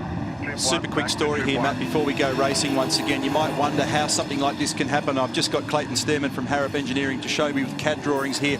I'll highlight the pistons. That's one of the pistons inside what's described as the brake caliper. The big grey thing, that's a brake caliper. They've got to squeeze the gold things back in order to get the brake pad, which is this thing over on the right here that I'm just highlighting now, in order to pluck the worn ones out and put the new ones in. When you squeeze them back, unless the driver repressures the system and pumps, those pistons are sitting back inside the caliper. So the effect is that the rear brakes are working, the front brakes aren't, and that's what happened up at turn 2. Thanks, Clay.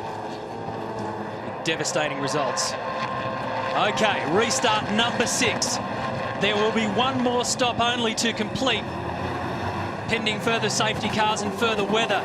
But all the main game drivers are back in their cars. Garth Tander leads them out from Jamie Whincup. Mark Winterbottom is 3rd. Paul Dumbrell 4th. James Courtney, Rick Kelly and James Moffat have a dive at turn 1, and Rick gets a spot, so he goes up to 6th. Craig Lowndes is pulling alongside Moffat now in the run-up over Mountain Straight. So they'll have to stop probably on lap 141 or thereabouts, and then it'll be a 20-lap dash to the flag for the Peter Brock Trophy at 2011. Moffat pumps it up through turn 2. That was where that big incident was. It's all being tidied up. Up through the cutting. So we've got our key runners in the car. You just described the scenario here, Matt. They'll run this load of fuel and then they'll have a shorter stint to the flag. We're running, of course, on the assumption that there's no more incidents, and that's certainly not a guarantee, and we still don't know precisely the weather situation, but it's sunny up there at the moment. Tander, Whincup, Winterbottom, Dunbrell. Had a good day so far in the Botlow entry, and remember, fuel economy's been on their side. So if they can just squeeze a little bit of time gain in the pit lane when they refill that car, that could pay dividends. Then Courtney, he's been a quiet achiever today with Cam McConville. Rick Kelly, economy's been good for them and they've worked on that car, they've smartened it up. James Moffat, the young guy, he's doing an outstanding job for Jim Beam Racing. Craig Lowndes, he's had to work together with his teammate Mark Scaife all day long. They have played snakes and ladders. Up they go, down they go, up they go, down they go. And it's always been about having to queue in pit lane for them. So they've passed more cars today than just about anybody. So we're setting the stage here for a fascinating battle. Alex Davison and David Brabham, they've had their troubles too in the Irwin Tools entry. And Steve Owen and Paul Morris, they've been up and down. They're inside the top 10. Even Jason Bright, you can't write off out of this at the moment. There he is in the BOC car. He's just outside the 10. Tim Slade behind him. Russell Ingall in a battered and bruised Super Cheap Auto car in 14th position. There's Winterbottom and Dunbrell. So at the front, Toll Holden Racing Team, then Team Vodafone, and 2 FPR cars. Courtney in the next HRT car, then Kelly Racing represented in 6th. DJR's remaining car, with James Moffat on board in 7th. 2 minutes 10.6 for Garth Tander. Just a little over half a second the margin to Jamie Whincup. Jamie did a 10.9, Winterbottom in 11.3, Dunbrell 11.3. Remember, those 2 cars are out of the same garage, Campbellfield in Melbourne, Ford Performance Racing, different colours, different crews, same machinery.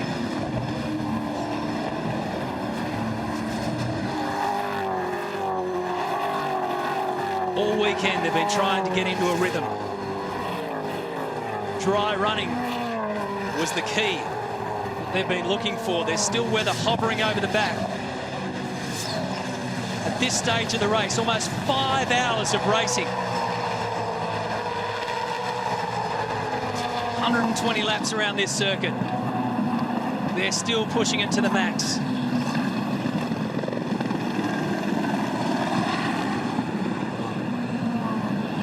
Garth Tander at the front by 0.6 of a second. So this is a critical part of making sure that you keep your track position, keep the car good, because in about 20 laps or so, they'll come in for the final time. And then it's really on.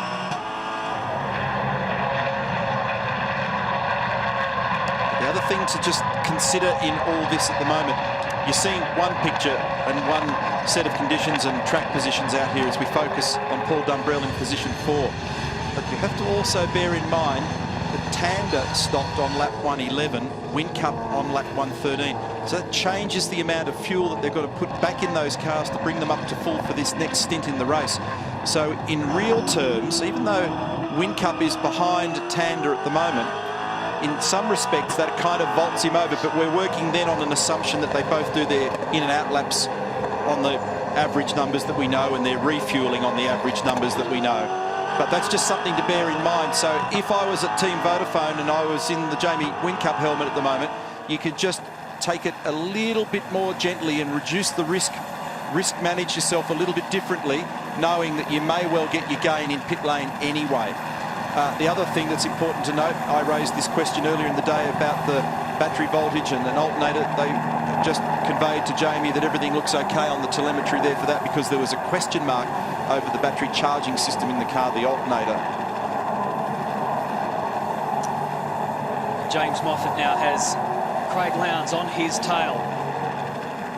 Car 18 started from position 17. James and Matt Halliday. Now they're 7th. At the back end of the day. So on one side of Dick Johnson Racing, the Jim Beam Garage, just heartbreak for David Bernard and Stephen Johnson, who did such a fantastic job from pit lane starting. Now all the focus swings to this youngster. His dad, of course, won this event 4 times. James in his first full-time season of V8 supercar driving. And I reckon he would have taken a lot of confidence out of our last regular round of the championship before the season of endurance started at Queensland Raceway, which was dominated by the man behind him, Craig Lowndes. But James was always in the fights there and never gave up. He ended up just 1 spot off the podium for his career best finish. It's amazing what those results can do for the confidence of youngsters. Tander and Whincup. Remember the tremendous battle a few weeks ago, if you're watching the precursor to this event, the LMH 500. Oh, problem here for Steve Owen. He's got a lot of damage down the left rear. Popped the tyre off, so the Dunlop control tyre just flailing, debris everywhere in the chase. They'll have to be mindful of that because that could cut down other tyres. Bits of metallic fibre there, the internals of the tyre all exposed. So the question is why? What's happened there? So drivers now being warned. Well, Steve Owen's name illuminated on the timing monitor because he went through the timing beam up at Skyline as David Bernard returns from the medical centre. And goes straight back. Dick Johnson just making sure that he's okay. And he'll need a seat after that. As his engineer, Greg Wheeler, just comforting him. So something's happened up the top of the mountain for Steve Owen. By the time he's got down to the chase, that left and rear tyre's completely gone on him. That's where we picked it up, and then watch it disintegrate here. Yeah, because what looks like crawling speed will still be more than any of us are permitted to do on a freeway on an Australian road, so it's still travelling quite quickly.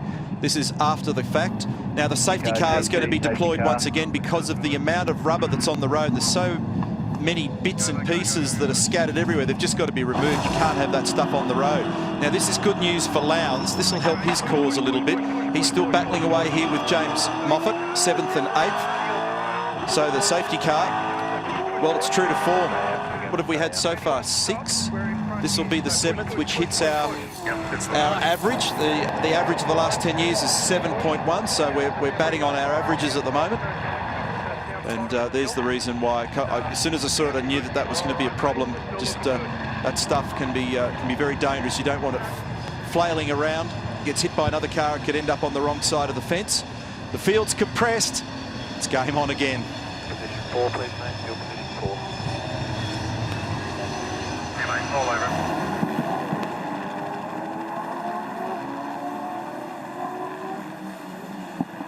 The safety car has all that tyre and debris in the chase.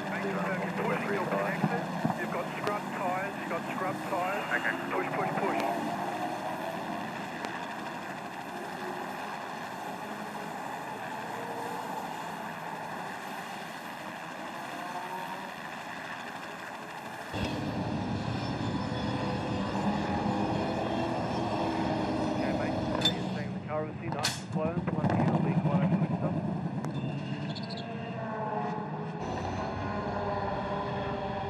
Mate, I don't think the safety car's gone out yet, so they're still standing by, so I think we want to just press on for this lap. Just waiting on some fuel here. I think everyone's gone past. Wait, go!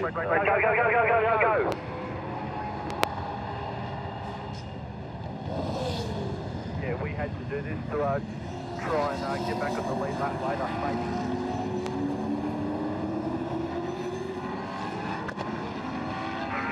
Safety car's not on circuit, so you are the safety car at the moment. So, you've got whatever speed you like at the moment.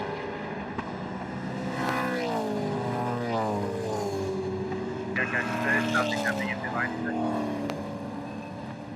A couple of guys did take the stop from back in the field, but they've already probably rejoined the back of the field. So.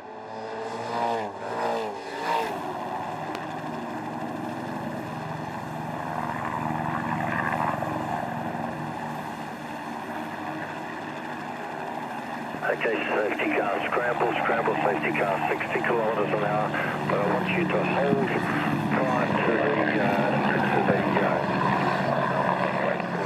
the crest before turn 2, just hold at the top of the crest, over.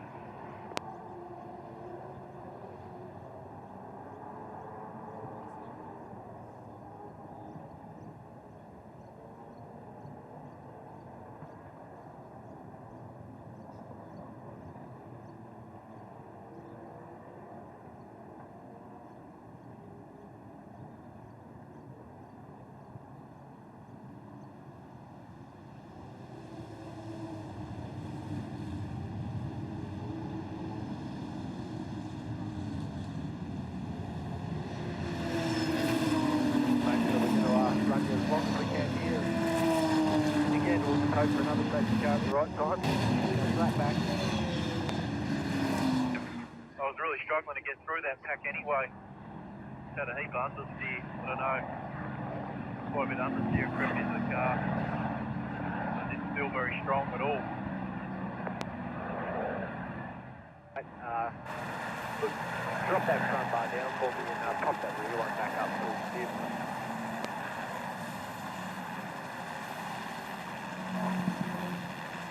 5 or 6 is probably good.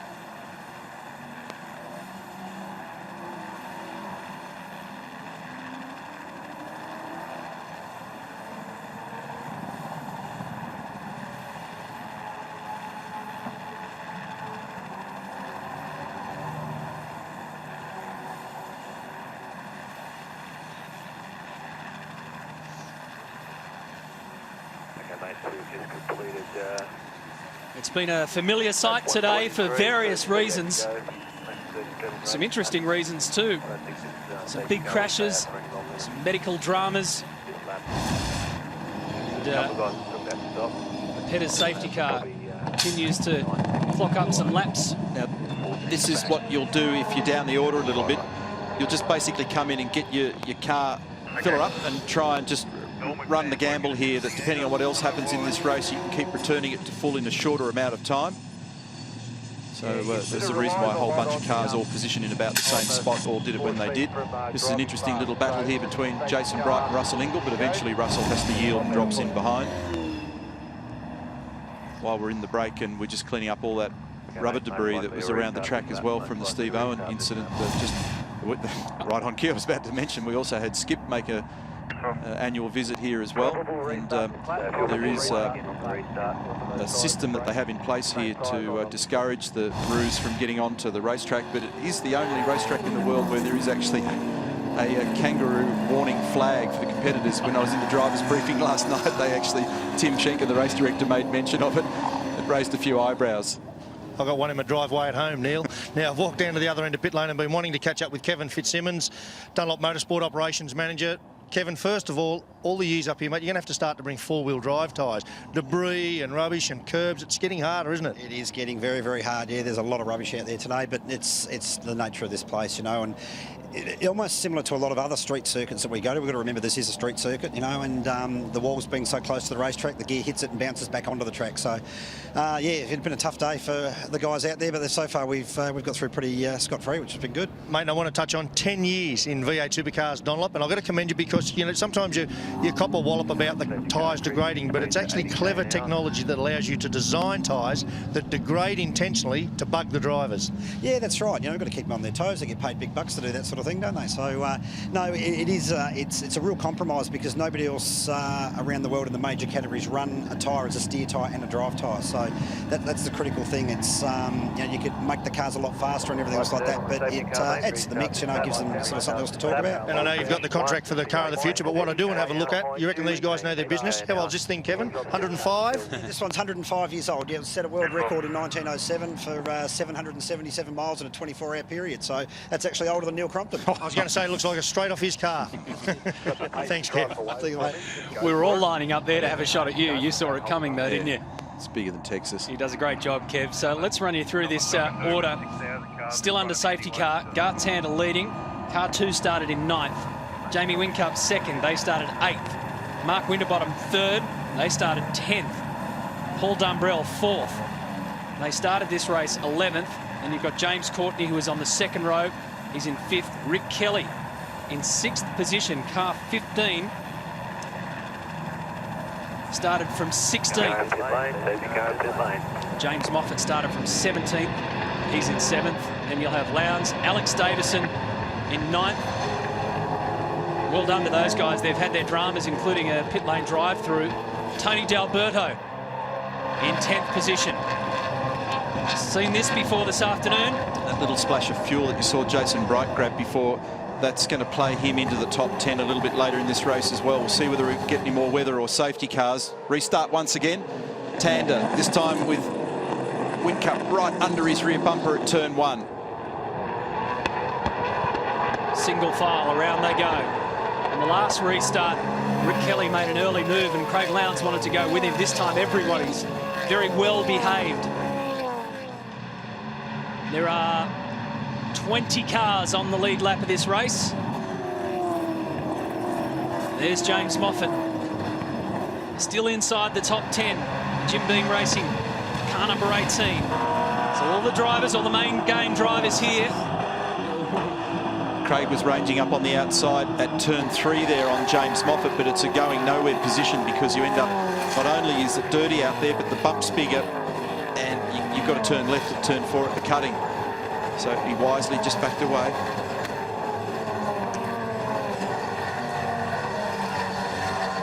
You proposed the possibility of more weather coming our way. It's still being tucked behind the mountain. So they get a view of it when they go up the top. So it's still threatening. And more than likely coming this way, not going the other way, because that's the direction the wind is pushing it. Down through the S's. So many times you come here ultimately prepared for everything and anything, and something else jumps out of the box. And it's staggering to see how the professionalism of these teams and these drivers allows them to bounce back straight away and switch on again straight away, go straight back to racing mode. Look at this, Jamie Whincup on the inside, has a look at Garth Tander, won't go there. And of those kind of drivers who can switch back on just like that, you're looking at 2 of the best of them in modern times. Tander, the ultimate professional. Whincup has this insane ability to fire out a fast lap exactly when he needs it. That's why he's leading the championship. He's been the dominant force in 2011. And Craig Lowndes on the inside of James Moffat, so Lowndes goes up to 7th spot. Not done yet. Moffat will fight it. They got a bit taily on the exit of Hell Corner. James Moffat's really showing some strength here. He's going to drag the freight train up the hill with him, and so Craig covers to the inside at turn 2. And Craig's 4.5 seconds off the lead, so he didn't want too much of a gap to appear here. Drops it over the exit curb and slides off it. Just a couple of cars back is man has started on pole position, Greg Murphy. Remember, Alan Simonson was really in the wars in his session, and Murph is now in 11th spot. And Shane Van Gisbergen's unhappy about the fact that he's got David Reynolds in front of him, who's a lap down at the moment. So he wants him moved out of the way. Special mention too for Tony D'Alberto from 23rd. Car 3 is now in 10th spot. That's the move that Lowndes put on Moffat. Little touch there, in fact. Alex Davison was close by as well. Oy. That's because Craig had to approach turn 2 so tightly squeezed on the inside that it actually makes the corner tighter, and then he needed to pick up the throttle to keep himself protected from the angry pack. So he's just thrown it at the corner, slid right across it, up and over the curb. Now Tander's sector split to the second sector has been the best that we've seen this weekend.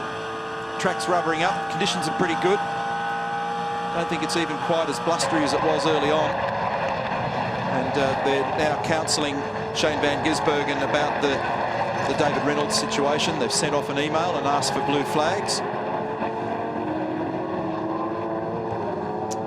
Check out Tander's time this time around, because he's taking aim at the fastest lap of the race at this stage, and he delivers it, a 2-minute 09.516. So with 35 laps to go, after a race day that's now gone over 5 hours, Garth Tander posts the fastest time of the race on lap 126. And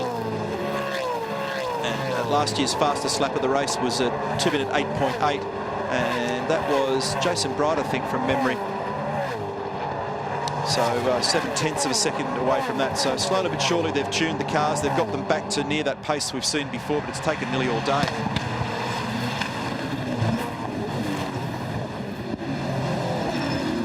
Think about their co-drivers too at this stage. Garth Tander with young Nick Percat. We had a chat to him earlier. He's always bubbly and full of energy. He's just had one of the best days of his life up here, making his mountain debut. And now he's watching his teammate lead the race.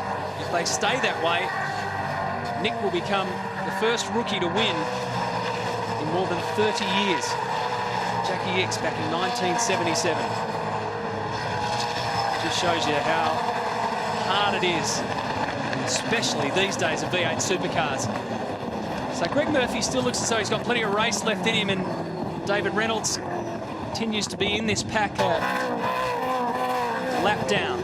This is where there's a bit of spirit, this little group here at the moment. One of them, I don't know exactly which one, because there's a whole bunch of them howling in here at the moment. So forget about the emails, I'm going to fence him. So you kind of get the vibe. It's not happy. So they've tried diplomacy, and it wasn't Shane, by the way, who I was talking about before. It was one of the others in the pack. So yeah, there's a bit of frustration here. There's a few guys that don't like the fact that there's lap traffic holding them up, and I think that's actually a fair point in the late part of the race. If they are a lap or more down, they need to get out of the way. Fair chance too here that Garth Tander's going to go back-to-back fastest laps again. He's done the fastest time to the second sector, and he's now done the fastest lap, which has just been eclipsed by Jamie Whincup. So Garth posted a 209.4 that time around. Whincup behind him did a 209.3. Yeah. See this? Reynolds stuck in the middle of all of this, and they will be going troppo. Greg Murphy's got the lights on car 11, tucked in behind Alex Davison. That's a good comeback for the Irwin Tools car. We saw David Bernard behind the wheel when he rammed into the rear of, there goes Murph. So Murph gets another position, goes up to 9th. David Bernard rammed into the rear of Jack Perkins and copped a penalty for it. Spurted out the other end okay.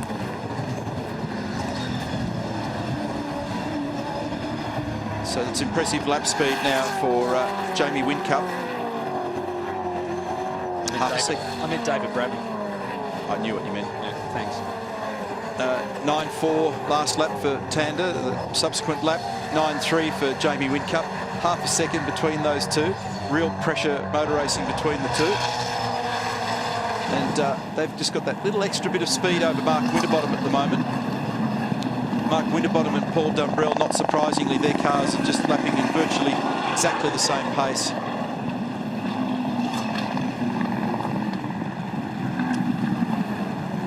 So the number we're looking for lap-wise is 142. Before we start to see people come in, looks as though Whincup and Co can stretch it out in 143. Now there's something going on with Courtney's car. They're asking him for lots of clear air in the front of the car. It must be a bit of plastic or garbage in the front of the car. So they're saying. So the reason for my distraction is that Shane Van Gisbergen's just going off his brain at the moment about this situation with David Reynolds. Look at this. Lowndes, big lunge down the inside of Rick Kelly. Ugh. Hold your breath. Rick holds his spot, he's 6th. Yeah, so temperature alarm also on one of the other cars out there. Because so many cars are so close to each other, creating a fair bit of water temperature at the moment. So now Van Gisbergen gets up the inside, so that'll relieve all that stress. Mode 1 if you want, mate. Mode So they're just saying use some fuel to make some ground. D'Alberto here side by side with Reynolds. Remember, Reynolds is a lap down. Well, that's a bit strange. Race control just said then they called for blue flags for 16 and 33, but it's not like that hasn't been happening for a while. So, you know, it's taking a while for the message to get through. So the order, Garth Tander by half a second from Jamie Whincup. Mark Winterbottom, Ford Performance Racing, third. Paul Dumbrell, fourth. James Courtney is fifth. Rick Kelly, Craig Lowndes, Greg Murphy up to 8th. James Moffat, 9th. Alex Davison, 10th. Then Shane Van Gisbergen and then Tony D'Alberto.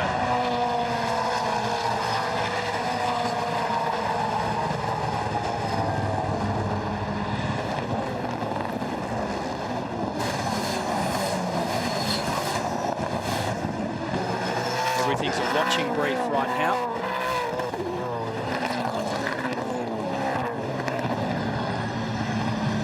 Van Gisbergen's next target will be Alex.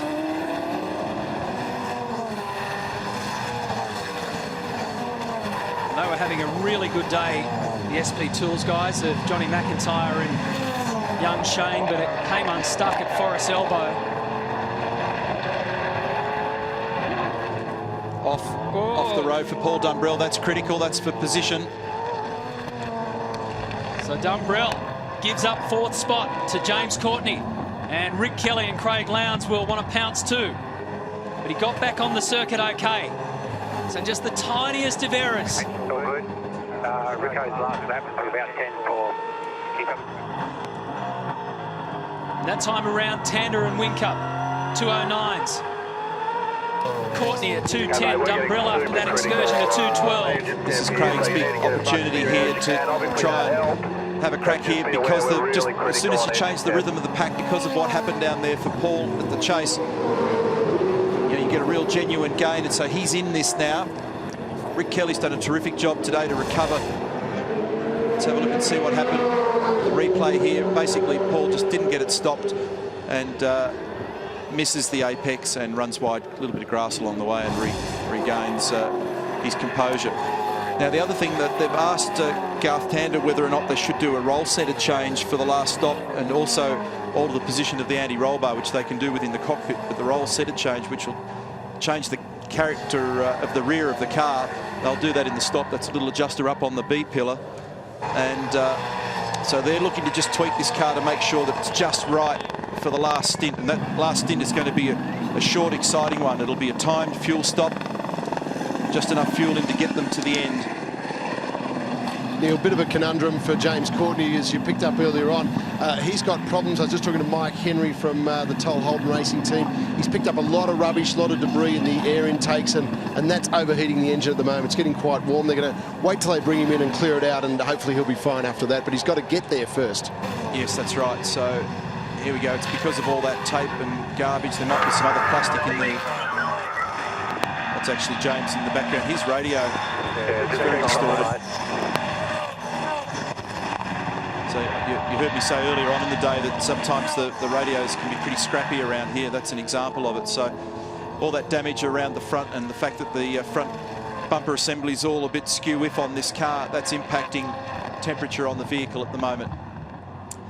So Garth Tander leads the way here as they go towards that final stop. It looks as though it's going to be a 20-lap dash to the finish.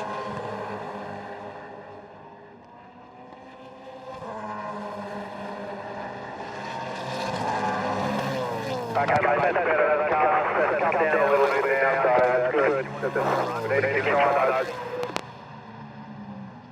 Yeah, like a little bit more front.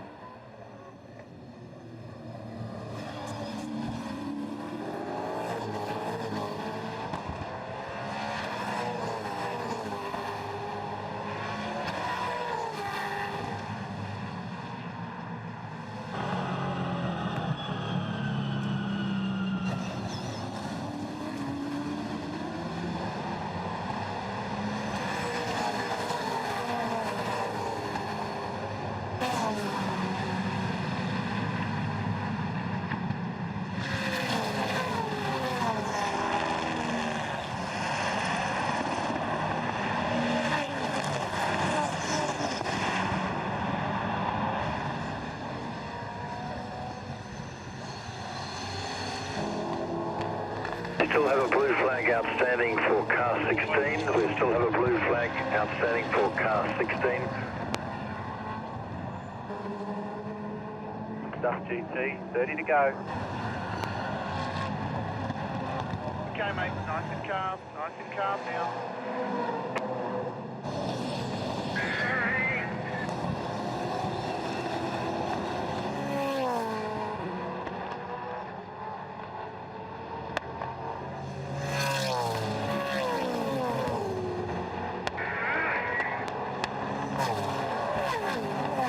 Long way to go, Shane. A long way to go still. 30 laps to go, mate. Let's just stay calm.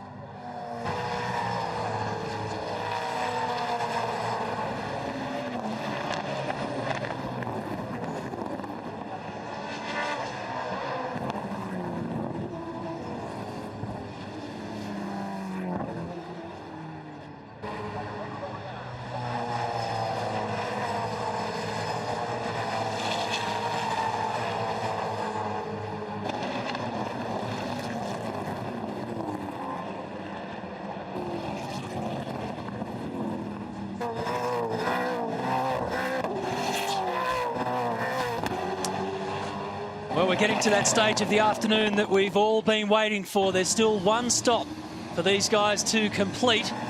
It'll come in about 10 laps time, and then it will be flat out for the finish. Garth Tander, race leader by almost a second. Shane van Gisbergen here at Forest Elbow on the inside of James Moffat. So goes up to 9th spot, but then down at Murray's Corner goes straight ahead. And all that good work that Shane van Gisbergen spent so much time doing falls apart, and Ross and Jimmy Stone just shake their head. You don't see a lot of emotion or a lot of movement from either of the Stone brothers, but we all know Ross pretty well, and just the look said it all. Very frustrated. They've got a pretty good car. In fact, I think they've got a very good car here this weekend. It's just been a strange race day for them. But Mark Scaife and I have been talking up the stocks all year of Shane van Gisbergen because he's been showing great maturity, but he kind of came a little uncorked in all that. He got really, really angry. Dave Stewart just constantly back on the radio saying, ease up, mate, just calm down. We'll sort out the traffic thing and we'll get you back in the game. And that's the thing with this. I mean, everything is basically just a precursor to the last load of fuel. And so long as you're somewhere in that first half dozen, you're okay. And he's certainly got a car that was strong enough to be a player.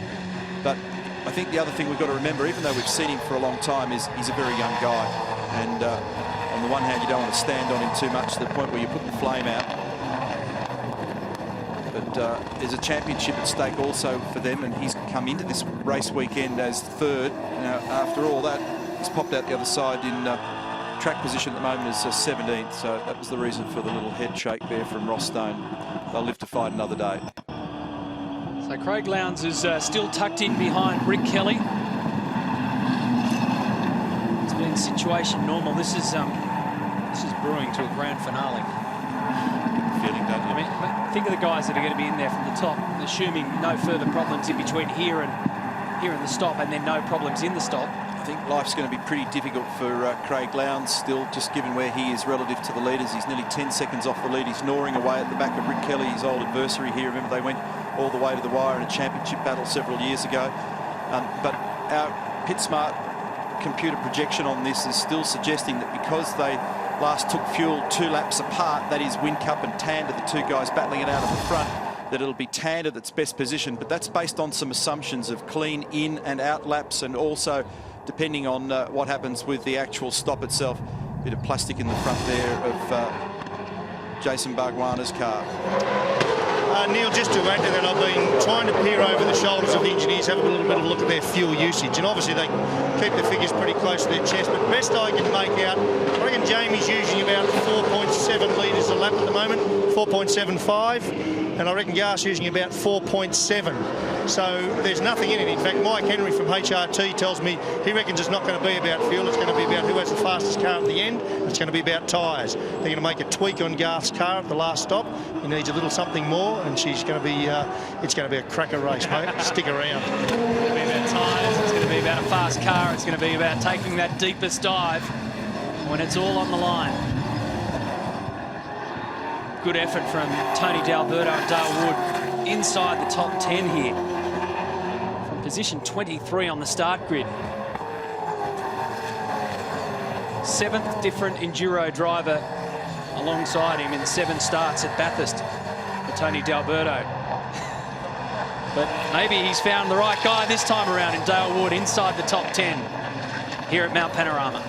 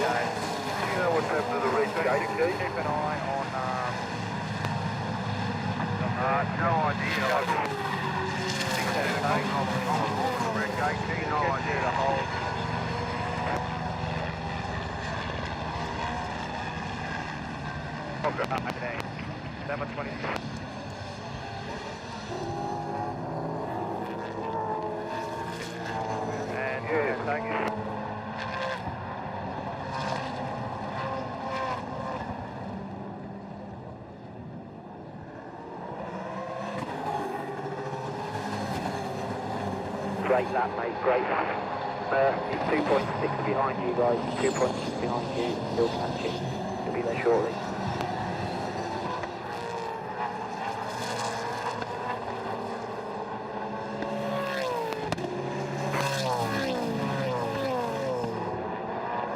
Looks like we got 45 minutes. Ready for take 4. Check on the key rings of the cars. Yeah, okay, no worries. So that's one from Carl. You, because we gave it to you to oversee the week to then that Harrod's car. Hold it, catcher, hold.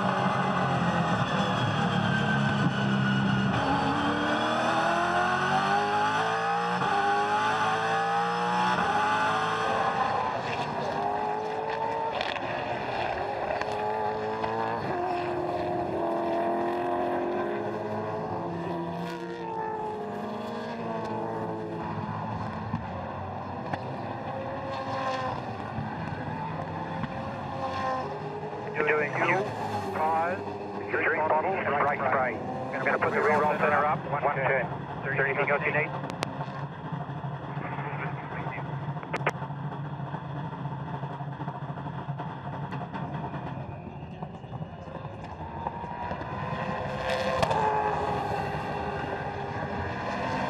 Three more laps on these tyres, mate. 3 more laps on these tyres.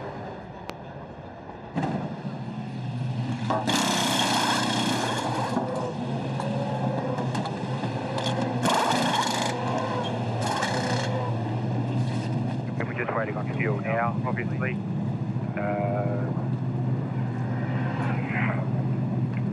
Okay, we're coming up to 10 seconds of fuel remaining.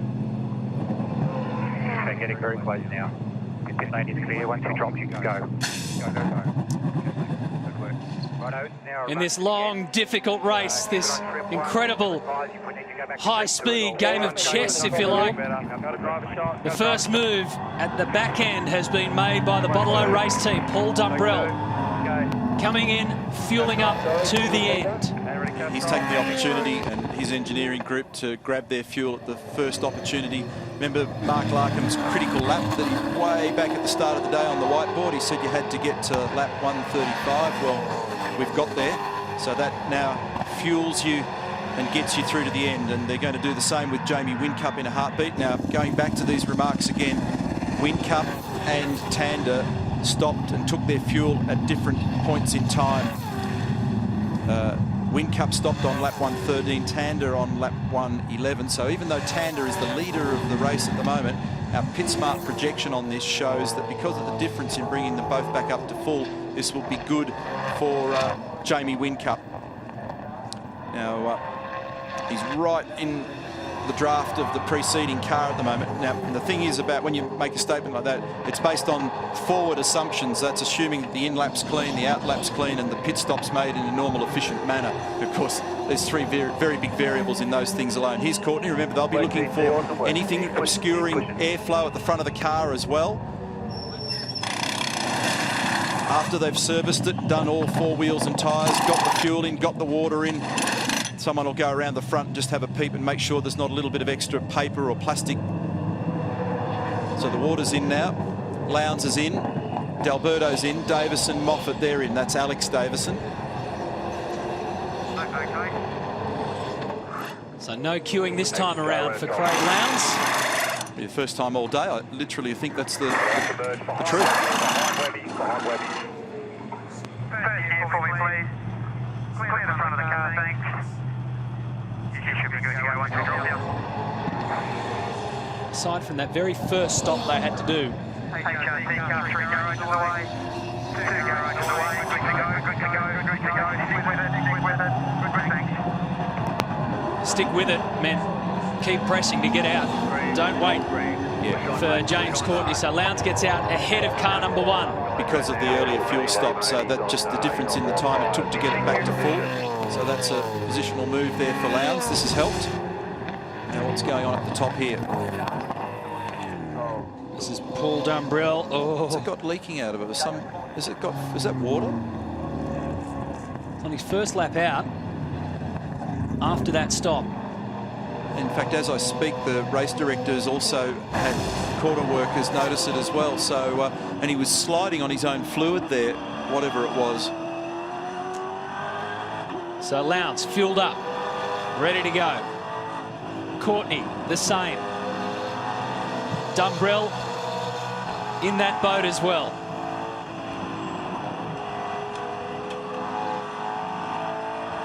Tander still to come in.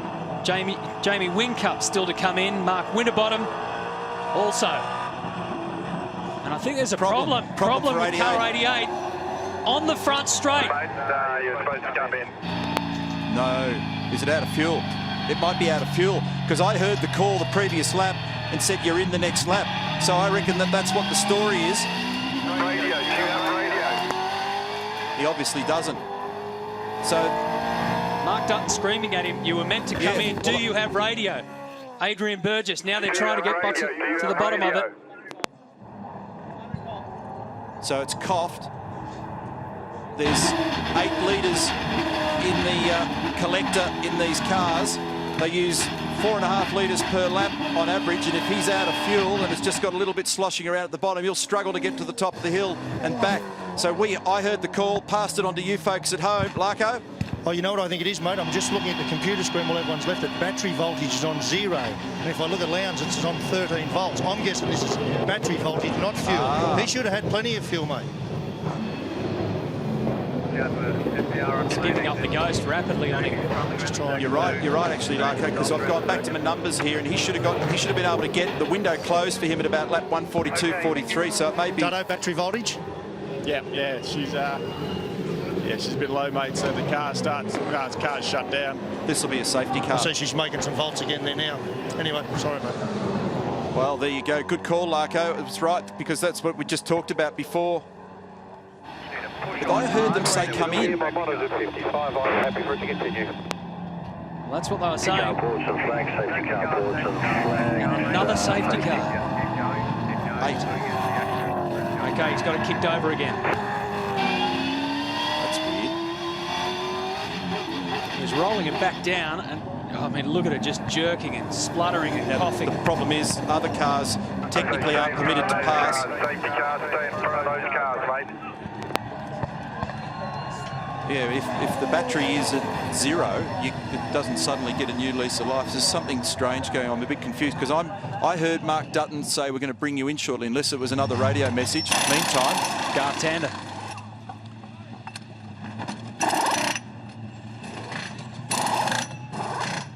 Comes in with the lane to himself. Murphy's followed him. Yeah, he's on his own there as well. Make sure we're waiting on fuel. Got about 10 seconds to go.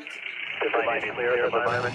Triple 18 principal Roland Dane. Yeah, the other thing that's interesting here, everybody's being held by car 88 at the moment, and because the rules state that you can't pass, but they do also say if the car's disabled, you're supposed to wave everybody by. This has been discussed at the drivers' briefing, so now they're just going to go by him because it's a car that's disabled. Otherwise, you end up with this huge queue of cars. This will be something that gets debated.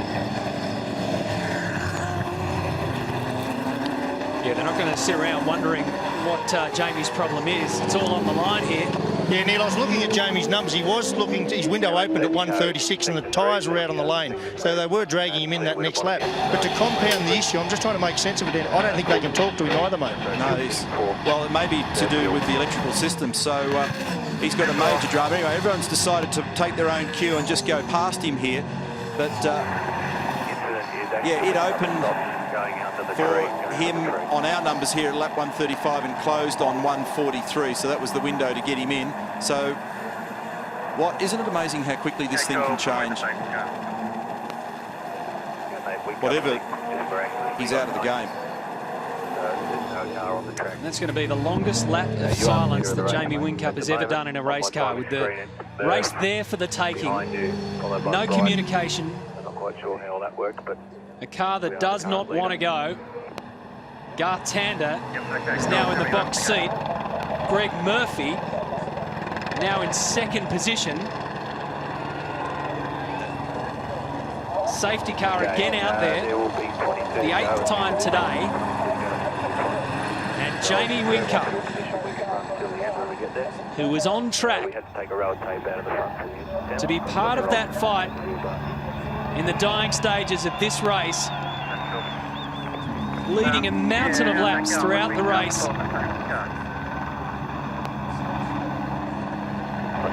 Second last year, 3 straight Bathurst wins with Craig Lowndes, and this time the mountain has dealt a real blow.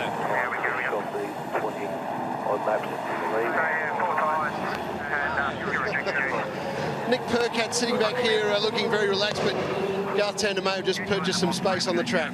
Would we say relaxed? I wouldn't think say relaxed. I can't believe what's happened. The car is just seems to have come alive a bit in this last stint since Garth got in it. We've been tuning it all race, like I said earlier, and it's I don't know if it's the weather and the changes we made, but it's looking after his tyres better and it's got a quicker pace, so it's all looking good. And not sure what happened with the car 88, but we'll take it.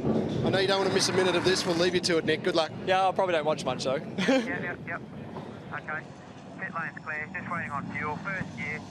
Nothing in pit lane. You're going to be good to go once we drop you. Well, Larko's down there watching this. Safety car, mate. Restart this lap. Restart this lap. Good to go. Car 2, maintain 80 k's an hour. Maintain 80 k's an hour. What do you reckon, Larko? Push on. You need to push on. The safety car. Just impressed with how calm Jamie was. He sat in there, just did the business. I mean, there's nothing he can do to change it. They put a fresh battery in and shipped him. Position 1, fuel position 1. Yeah, he's been very composed in these tough situations, hasn't he, Larko? He's done a great job, but he's way down the order now. So what about the guys who have benefited from this safety car? They've come in. Car 2, Garth Tander. Car 11, Greg Murphy. Car 8, Jason Bright. 200, Russell Ingall. And car 21, Carl Reindler, all got in, while this safety car was there. So that's the order. We've now got Garth Tander leading the race from Greg Murphy. Jason Bright in the mix. Russell Ingall and Jack Perkins. And Carl Reindler, who started from 27th position. And the final dash for the Peter Brock Trophy. They're all in the mix. Away we go on lap 140 out of 161. They're all fueled up. They can go the distance from here on in. And this will be something. Tander versus Murphy at the front. Those clouds, again, look ominous up the top of the mountain. Not by a long shot is this race done with yet. There's Lowndes in 7th.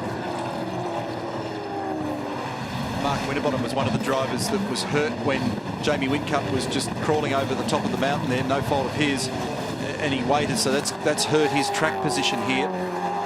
Remember I said a little while ago that that sort of alternate strategy for car 8, Jason Bright, in this car, Team BOC, just getting some fuel in a little bit earlier could put them in a good position for the last fuel load, because it takes a shorter period of time to fill it up and get it back out, and you pass everybody in the pit lane. And they've done that before. They did it at Phillip Island last year, and they've done it again. From 18th on the starting grid, Jason Bright and Andrew Jones are now provisionally on the podium. They're in 3rd spot.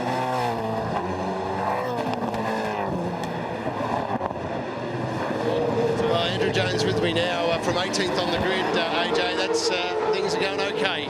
Look, we haven't been able to buy a trick today, mate, as far as safety cars are concerned. Every time we stop, we get a safety car, and it puts us back in the field. And one thing we know at the moment is that Russell's a bit of a roadblock. We were just stuck behind him before. We got better pace than what we've had over that last stint with Bridie in the car. So hopefully Russell will just hold these guys up a little bit, and we'll see what happens. Look, we've still got 23 laps to go, or 22 odd laps to go. So at the minute, we might look a bit cheeky. Who knows? We'll see. All right, Coe and Bridie sound good. Brad, just wanted to have a quick word. I know safety cars have been a bit of a hassle in the past. Today it's all worked to plan. Well, it hasn't really, to tell you the truth. Safety cars have been pretty hard on us for most of the race. So to be in a position now, it's all sorted out. We just kept on getting it one wrong, and we got held up behind them, but it's worked out perfectly. We've got a bit of an overheating problem, and we don't have the fastest car in the race, but all you need is a little bit of luck. You don't have to be the best, you just need to be there at the end, and we're in a good spot. If these guys keep on fighting for 4th place, we could end up on the podium. Pretty cool. Leave it till, mate. Thanks. Thanks very much. Hey, now that all that kerfuffle's behind us, the guy I really want to talk to is this guy right here. This is Barry Ryan, Greg Murphy's engineer. Mate, sorry to interrupt, Baz. I know this is a busy time for you, mate. We had a little chat on Thursday, you and I, about how Murph's approached this weekend. He's been on fire. We haven't seen a lot of him in the race. Now he's in the box seat. Has he got something left to throw at Tander?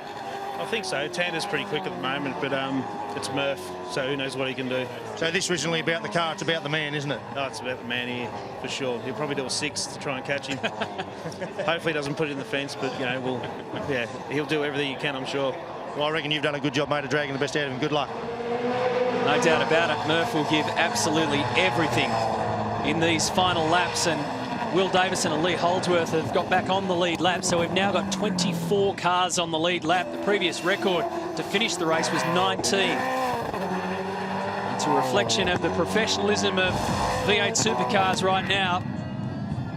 And Jamie Whincup on the grass now. And when it goes wrong here, it just falls apart in front of you so awfully. That's a bitter pill. His championship is going to take a bit of a hammering too, because there's oil down there, I'm hearing, down in the chase. So they're cautioning drivers. So just see how these cars match up for pace at the moment. You can actually see it. Look at it, huge amount of oil down there. They've got to stay left of it. It's just on the right-hand side. Massive, and cars are going to, someone will go off on this for sure. There's oil everywhere down there. So straight through it and out the other side is Carl Reindler, and he's probably not going to be the only one. So the message didn't get through. Now they're all touching and grinding into the final corner. Little bit of a tap between Winterbottom and Ingle. Lowndes who take advantage of that and go through. Carl Reindler dropped a bunch of spots. Went through the grass. Look at them.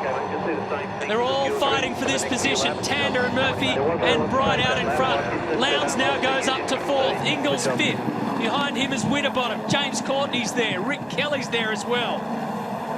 So there was certainly strong awareness there for a few of them, but quite a few drivers didn't get the message. Look at the amount of oil down there. That's the reason they've all locked up the brakes. 3, 4 cars all struggling to stop. Carl Reindler was really battling. Russell Ingall locked up, Reindler locked up, Lowndes locked up. Carl was lucky to get out of it. Watch this. Yeah, he's shot off there with a huge clip. And it's got a lot of grass and rubbish in the front of it. I just wonder who spat all that oil out.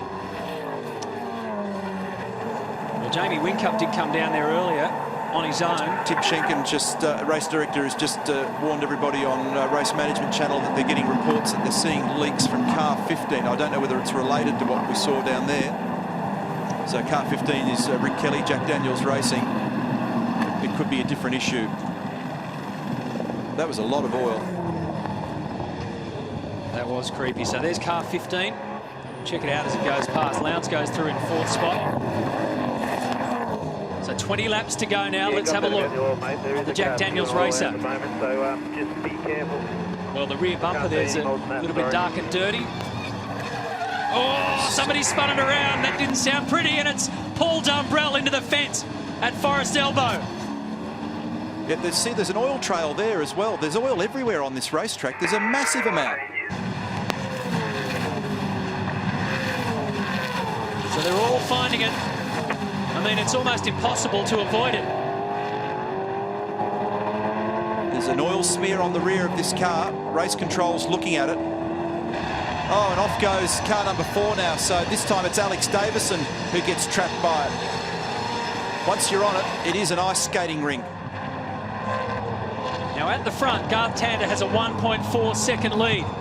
Jim Beam Racing coming in, James Moffat. But at any stage around this circuit, I mean, there's oil everywhere. We know it's down the chase. We know it's at Forest Elbow. There's Tander. There's the gap back to Murphy. And there's 3rd, Jason Bright. Lowndes with Mark Scaife, the defending champs. Let's check this out on replay. Yeah, you can see it. Massive amount of fluid out the back of it. Water, oil, something, whatever it is, there's plenty of it. Well, it's dirty and it's causing chaos. So Rick Kelly's in 8th spot.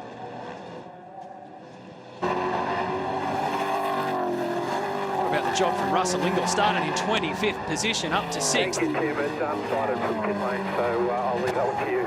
That was Frank Adamson responding to Tim. Tim said his proposal is to give that car 15, Jack Daniels Racing, a mechanical black flag because of the vision they just saw. And he has now called it. So mechanical black flag for car 15 for them to attend to whatever that issue is. Hard to work out. They've gone straight into the garage here for James Moffat. So there was contact too with Shane Van Gisbergen involved in that. And straight into the fence. Van Gisbergen now in 11th. Dumbrell down to 18th. Greg Murphy trying to claw back that time that's ahead of him.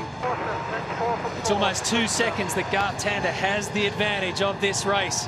The fight for the Peter Brock Trophy, the Super Cheap Auto Bathurst 1000, going down to the wire.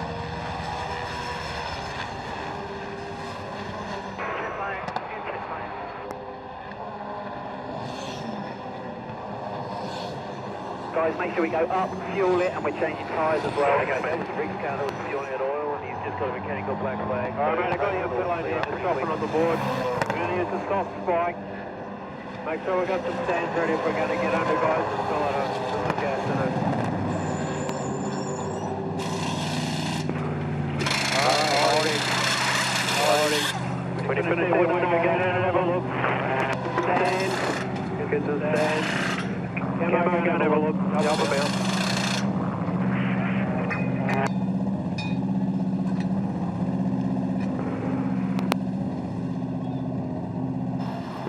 Oh, we need to strain it out. Just strain it out. Turn it off, Rick.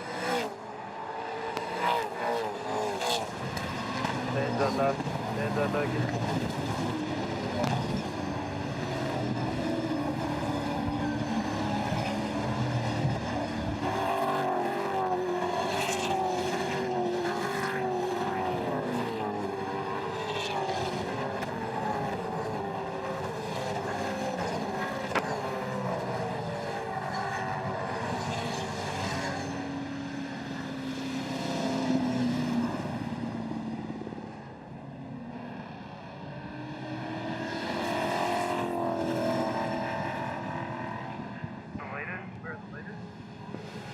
Confirm, Tim, the mechanical flag for car 55. Yeah, obviously we need to pin this back.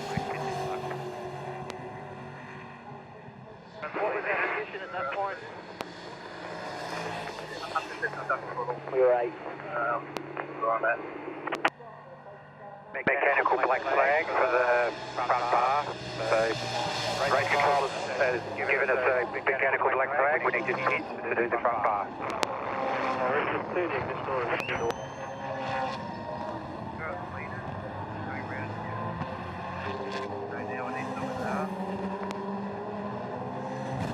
Coming onto the main straight now. Can you advise whether the throttle is jammed or is it free again? Cover that, mate. We'll watch it on this one.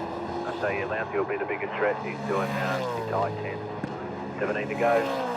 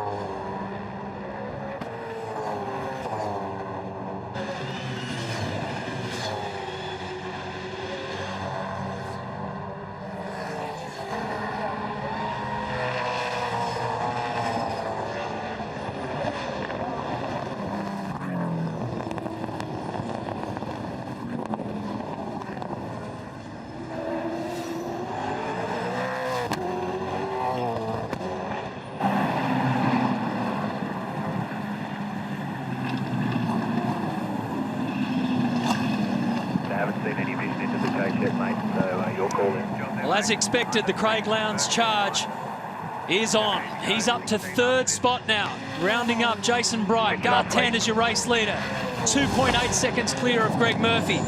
Mechanical black flag trip through pit lane for Jack Daniels Racing to see where that oil's coming from. This is the job that Lowndes put on car 8 to get in 3rd. At turn 2. So Tander, Murphy, Lowndes. Now, this remember this car was involved in the incident up at Forest Elbow with Shane Van Gisbergen and Paul Dumbrell. Then subsequent to that, yeah, that's Dave in the background, Dave Patterson, and Paul was reporting that the throttle was jamming at 100%. So he was switching it on and off. That's why I actually brought it back in. That all the other damage he was kind of putting up with. But Dave just reconfirming, just is that throttle still jamming? So they need to resolve that. This is the last place you want to be racing. Yeah, you wouldn't drive a car like that for all the money in the world, would you, Neil? No. Look, Kelly's were funny. They were really surprised that their car was black flagged at the time because they've got all alarms on their computers. If they get low oil pressure, they see it. I smelt the oil. It's actually engine oil.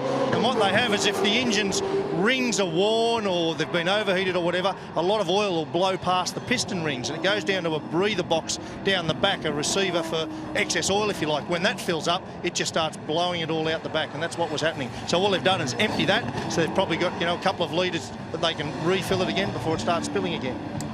It's hard to imagine things like over the update that there could be so much in the overflow catch tank to have made the mess that we saw down at the Chase, because it was a stream that went from the apex of the Chase pretty much all the way on the right-hand side, on the racing line, all the way down the braking line. That's a good couple of 100 metres worth of oil. But certainly that replay that we had up earlier signified that it was likely that Rick was the culprit. But the car was pressing on with its pace, which is what Mark Larkham's telling us there, and there was nothing showing up on telemetry. So also Team Vodafone likely have to come in and bring car number 88, Jamie Whincup, back in again for another battery. So he's 17th, and this is game over here for Paul Dumbrell and Dean Canto. Frustration. Always hard to work all day, get to this point in the day, and then at 4:30 actually be out of business. Yeah, after almost 6 hours of racing. So Jamie Whincup, 17th position.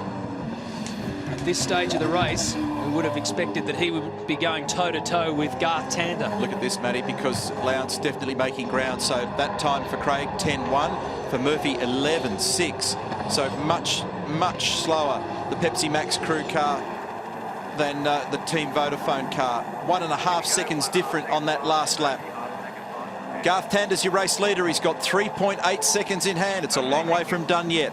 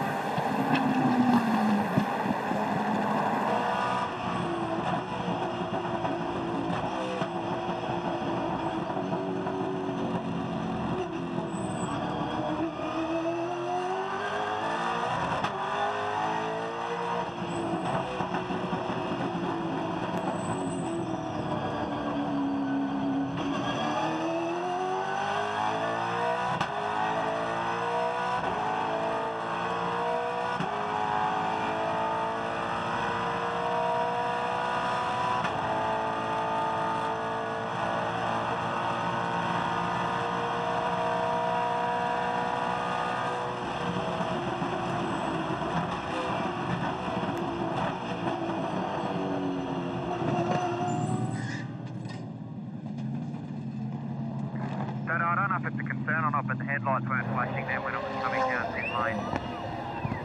Clear the front of the...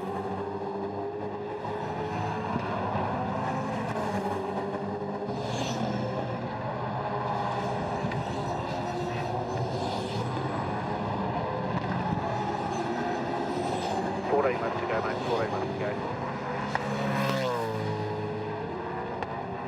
Okay, mate. We've got the pace.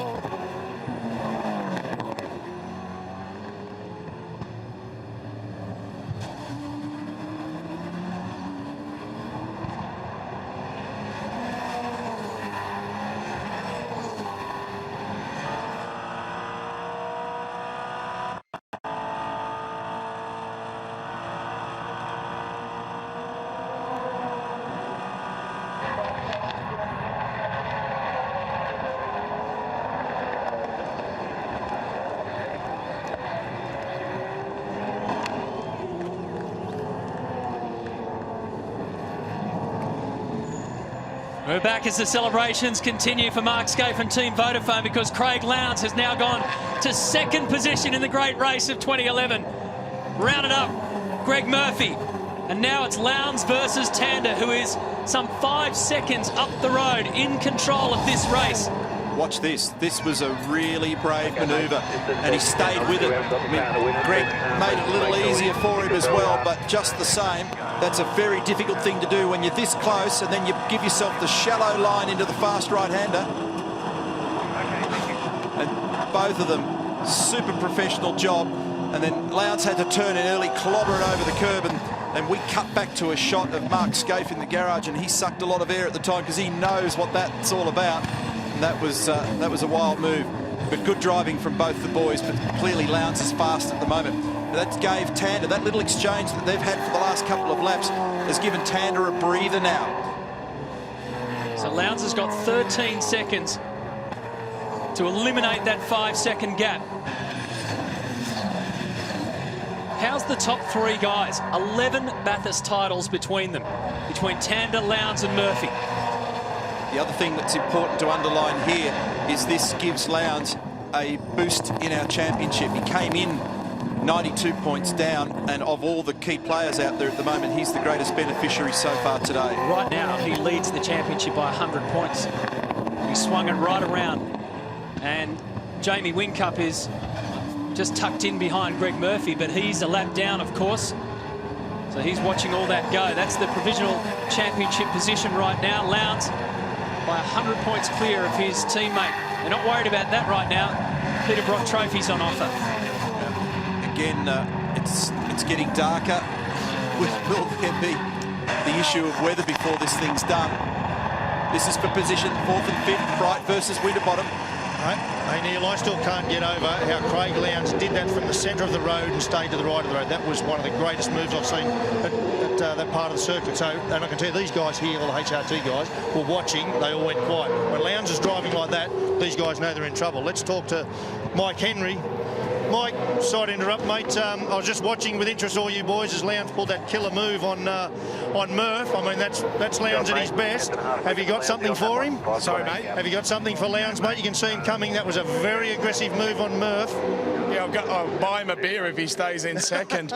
Oh, mate, you know, this is one of those places, isn't it? You know, temperature what it is. Maybe we could even see a bit of rain yet, but you know, we'll wait till he catches us, if he catches us, and then we'll see what we've got then. So, we're doing our best, monitoring tyre life, all the rest of it. So, you know, it's a long way to go yet. Well, it's not a long way to go, Mike. You know that. Around here, I know, mate, I know. You did your little tweak at the last pit stop. You felt that's worked? There is a little bit of pace in the car yet? It has helped a little bit, and obviously we're now working through the fuel coming out the tank. So, balance is shifting with the fuel moving. So, we'll just see how that goes across the rest of the stint.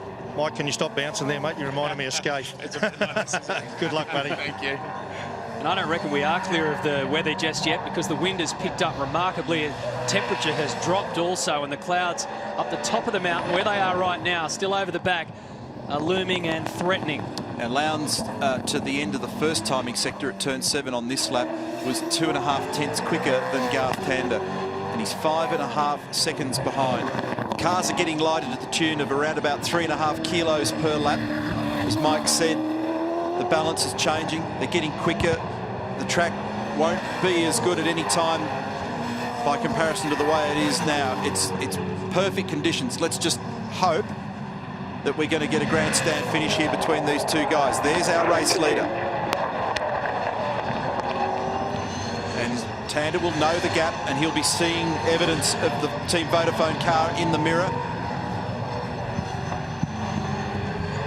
James Courtney 7th. They've asked him to save fuel. There's Scarlett Tander, and Mum. And Nick Perkat did a great job, 70 laps throughout the course of the day on debut. Right now, he's staring down, becoming the first rookie since 1977 to win the title. So that's important. Lowndes did a 2:10.4 that time around. Tander did a 2:10.8. Effectively chopped just under half a second off the lead, which is still at 5.2 seconds. Yeah, and you've 10 laps to go, and if you're making half a second a lap, you're going to be right on the bumper at the end of it. But you've got to get past. Good luck. I don't think he'll leave us wondering, and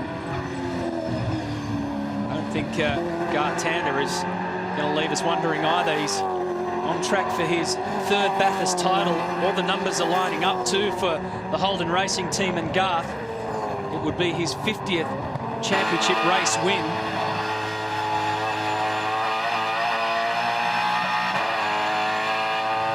Mark Winterbottom is really circling, stalking Jason Bright, the Team BOC car.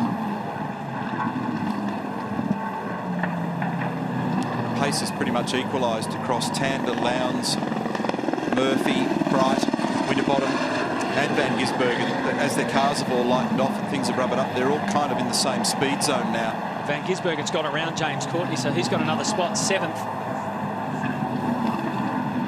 They've told Garth Tander that he can run full rich now if he needs it.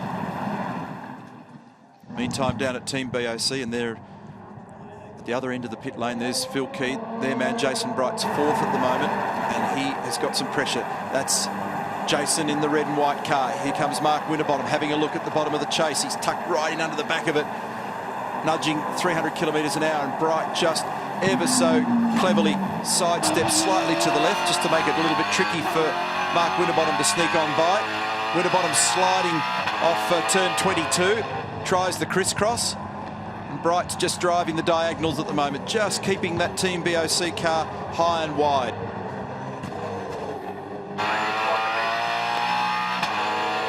Pretty much just keeping Frosty in his place. That's what Jason Bright's doing. Former winner here. Mark yet to win at Bathurst. Tander responded last lap, 10.8, Lowndes 11.0. Still 5.4 seconds between first and second. Scaife's legs. Not hard to pick. And this incredible endurance run that they've had. Undefeated in 3 enduro events. They defended their Phillip Island title.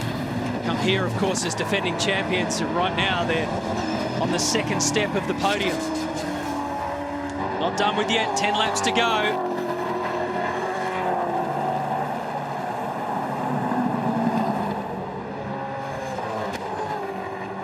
Just remarkable how Bradley Jones Racing and Jason Bright always seem to find a way to pop up at the end. Sometimes they have to ride the luck to get there. Sometimes they do it by strategy. But they just always seem to be there in the mix at the end of this day. Brad tried so hard to win this race as a driver. He's getting closer and closer now as a team owner. And how they did this was their first stop. Forget that, cancel that, but what they basically did was they did a stop 10 laps apart. They came in, grabbed fuel, topped it up when the opportunity arose with the safety car, and that means that they had the short fill at the last stop, and that gave them the track position. So Winterbottom not close enough to have a look this time around as Bright finds a little bit of extra pace. Last 4 laps, Craig Lowndes has only made a dent once against Garth Tander. So that's the gap. Tander went through. Forget about that lap traffic there of car 14, Jason Bargwanna. 2nd there was Lowndes. There's Greg Murphy, 3rd. The pole sitter in this race, 4-time race winner. With Alan Simonson this weekend. Lowndes, of course, with Scaife. Tander with Nick Percat. Bargwanna steps aside and lets Lowndes through. Turn 2 is where he's made all his moves pretty much throughout the course of the day. He's done 85 laps. Tander pretty much the same.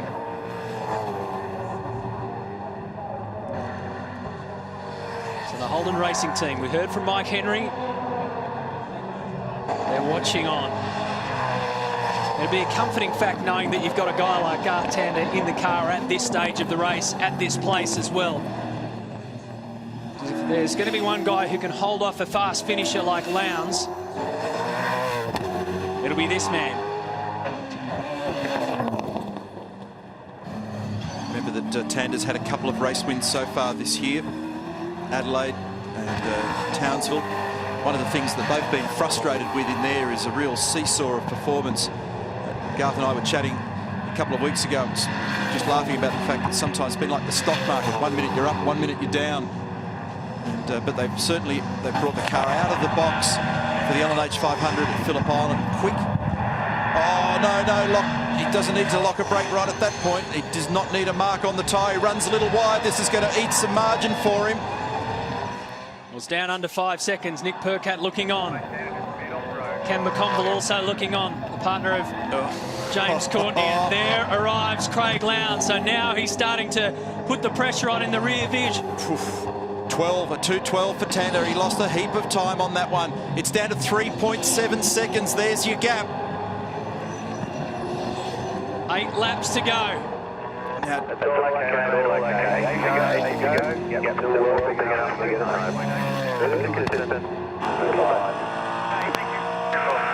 so this will be a big incentive for Lowndes. So that, remember your bias. That message is you can change the percentage of brake front versus rear on these cars. So Garth will adjust it if he feels he needs to. And that all happened at the bottom of the chase. Maybe he was just a little offline trying to avoid what's probably still a fair bit of dirt and debris and a bit of oil down there as well at the moment. Lock the brake. So we'll get a sector split here. We'll see what it looks like in the first sector. 53.2 for Tander. Lowndes will be along any tick of the clock, 53.0. He's taken 2/10 out of him in this first slice of the racetrack.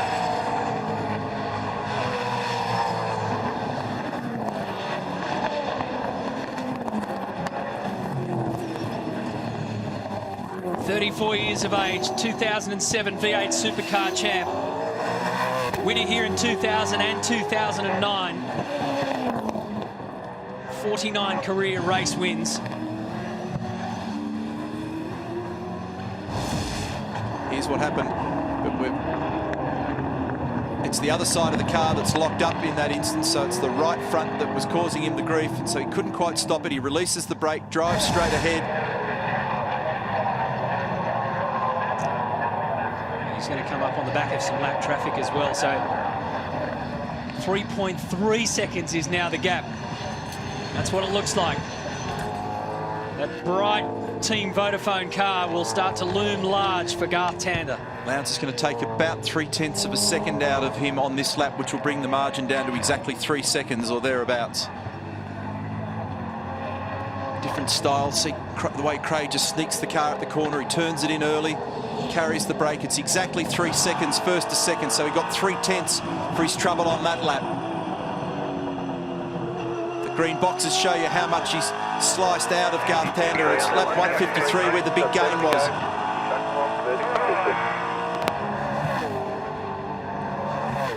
So we'll play the numbers game again when they get to the top of the hill and the run up towards turn 7, up towards Reed Park, and we'll just check that clock. 2.8 seconds is the margin. Lowndes is making ground.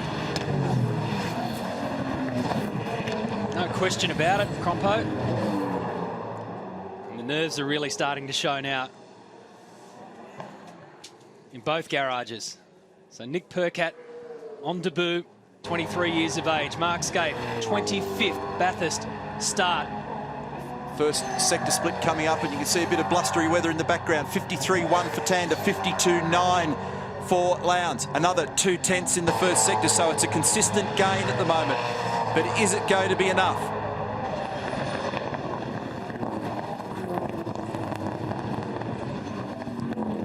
This is not only the time of the year that Craig Lowndes starts to come into this kind of rare form, it's the type of day, the time of day that he does it as well.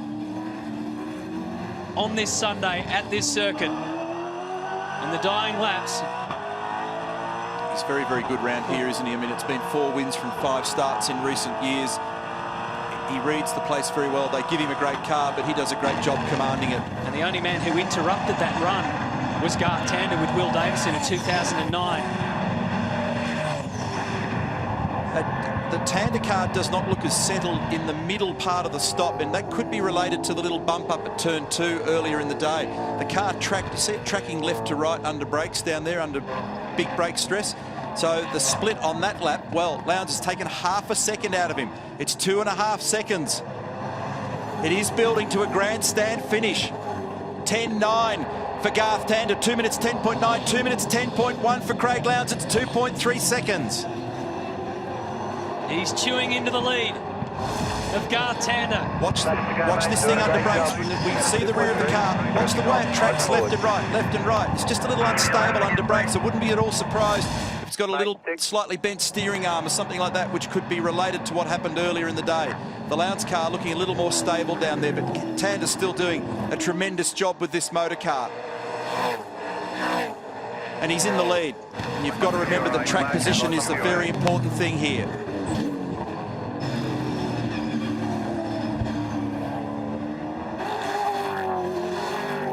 Who's in car 12? It's Dean Fiore at the moment in the West Track entry, separating them.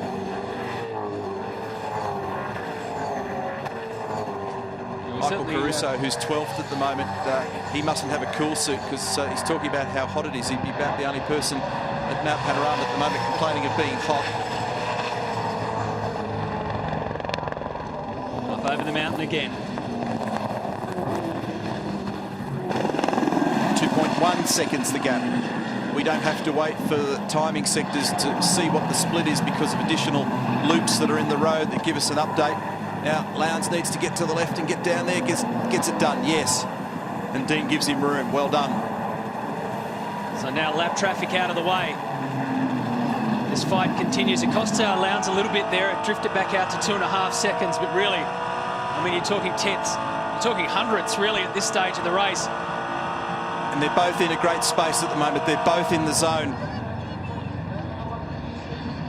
Nothing else is creeping into their world. Nothing else matters. They're at one with their race cars. They know every millimetre of this racetrack. They know the exact performance and capability of the tyres that are on the car, the way the cars are balanced and behaving, and a nice clean move for Lowndes. The replay showing him up the inside at Forest Elbow. He's been pretty carefree throughout the day, Nick Perkins. He did a very professional job behind the wheel, but he's a youngster who likes to show his confidence. He's got a good nature about him, but gee, hasn't the race phase changed now? Both of them did the same lap time then, 2 minutes 10.7.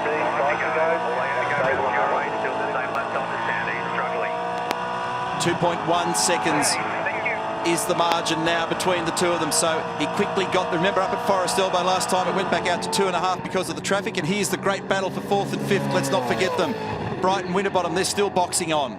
Nor Greg Murphy, who's still in 3rd position, holding down a podium spot for the Pepsi Max crew.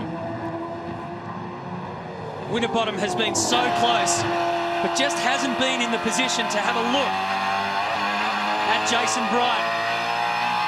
Have a look at putting a move on him, that is. He's got an eyeful of the Team BOC car, but Jason's doing a wonderful job holding him off. 4th and 5th. Shane Van Gisbergen is behind them in 6th. Russell Ingall is 7th. James Courtney 8th. Tony D'Alberto and Steve Owen round out our top 10.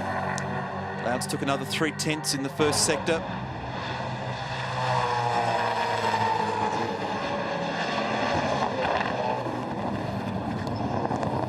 So Murphy at this stage is pretty much the Lone Ranger in 3rd place. He really doesn't have much pressure. Certainly, it's a handful for Brighton Winterbottom. They're going to be very busy all the way to the flag, and these guys are just in an incredible arm wrestle at the moment. It's as close as it's been, Crompo. 2 seconds, pretty much. Down Conrod. Tander holding him off. Under 2 seconds is the gap. At the end of this lap, there'll be 4 left. There's 3rd. Started from pole, went through the wars like a lot of these guys did, popped out at the end of the day in a podium fight for Greg Murphy and Alan Simonson. 1.9 seconds is the gap. 3 out of the last 4 laps. Craig Lowndes has been quicker than Garth Tander. It's 1.7 seconds. So at 10.5, 2:10.5 for Tander, 2:10.1 Craig Lowndes. Murphy in the 11s, Bright in the 11s, Winterbottom in the 11s. These 2 guys are the only ones that have got this cracking pace at the moment.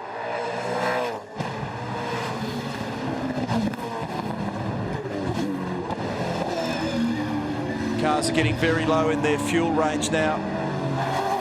Fuel load, I should say.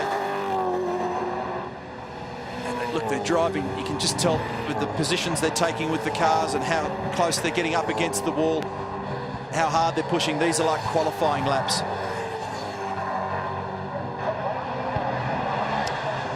Oh, this is all or nothing now. 1.6 seconds is the difference.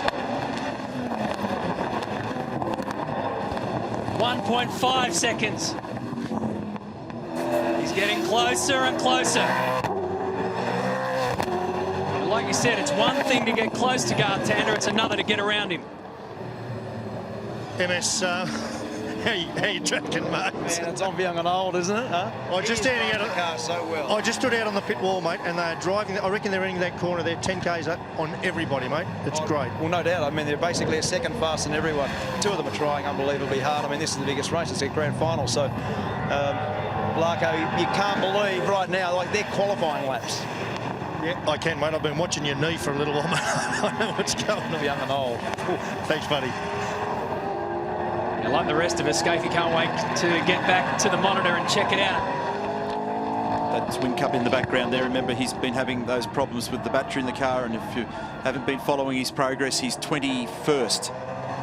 The difference now, 1.2 seconds. Well, now it's not so much about numbers, it's just about the visual proximity of the cars. So they're going to be both scrutinising each other. Lowndes gets the better view. Tander will get a sense.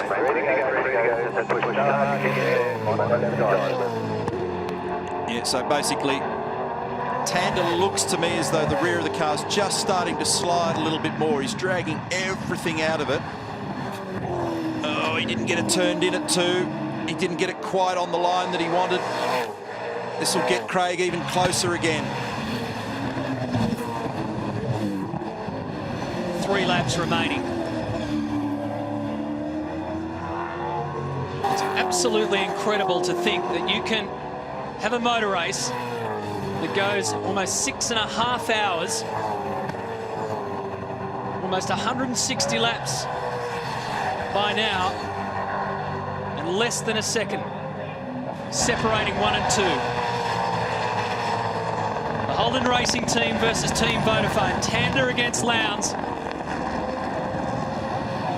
in an ultimate grandstand finish. He's going to be right on him. He's going to actually get to him, and I wasn't sure that that was going to be the case by the time they got to the flag, but it is actually going to be a genuine battle between these guys, and there's no way on this planet that Tander's going to make it easy. He will fight tooth and nail, and there's no way that Lowndes got anything in his mind other than trying to mow straight over the top. A little anti-roll bar adjustment for the rear anti-roll bar, 1 click for Craig Lowndes. So these guys are going to draw on everything they've got. They've been doing it for a long time. They're both vastly experienced. It's 3/4 of a second. Garth Tander, lanky Western Australian, having a crack at the Victorian. They're both in Holdens, but 2 different flavours. And there's a lot of very strong rivalry between these 2 teams and between these 2 guys.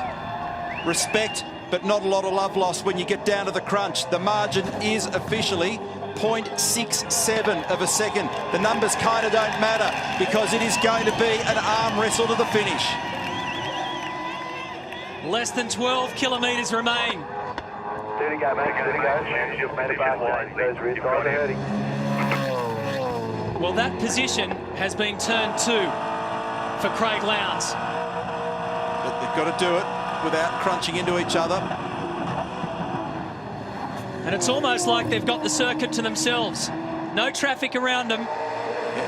And 888, because of all the queuing and the way in which things have worked for them during the day, they've not led at any stage during the day, but they might just end up leading in this car. Oh, look at Garth's car sliding off the cutting. They might end up leading when it matters most, which is at the sharp end of the race. Here comes Tander. Hold your breath, Australia, because it's game on. They're line astern at the top of the mountain. And watch this place erupt. Tander's car is squirming. Lowndes is pressuring.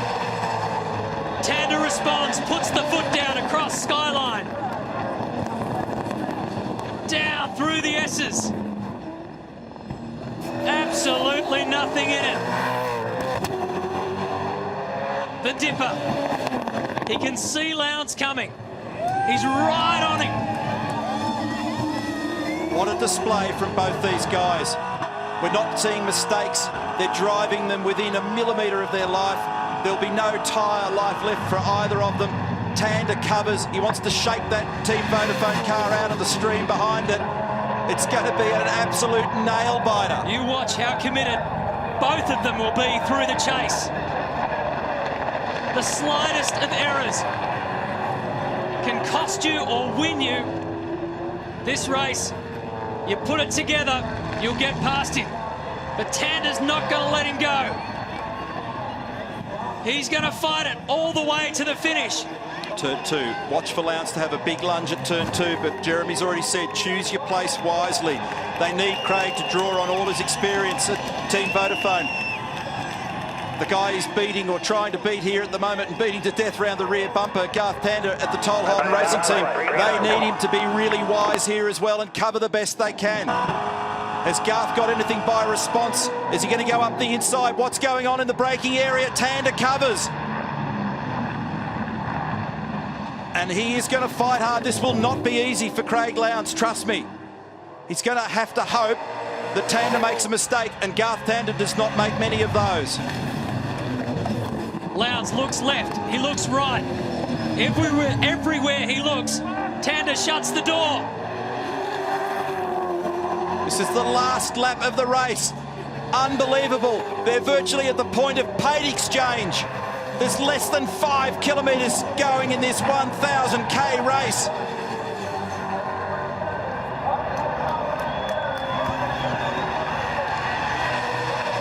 On top of the mountain, they rise as one to see these two extraordinary drivers continue this amazing battle.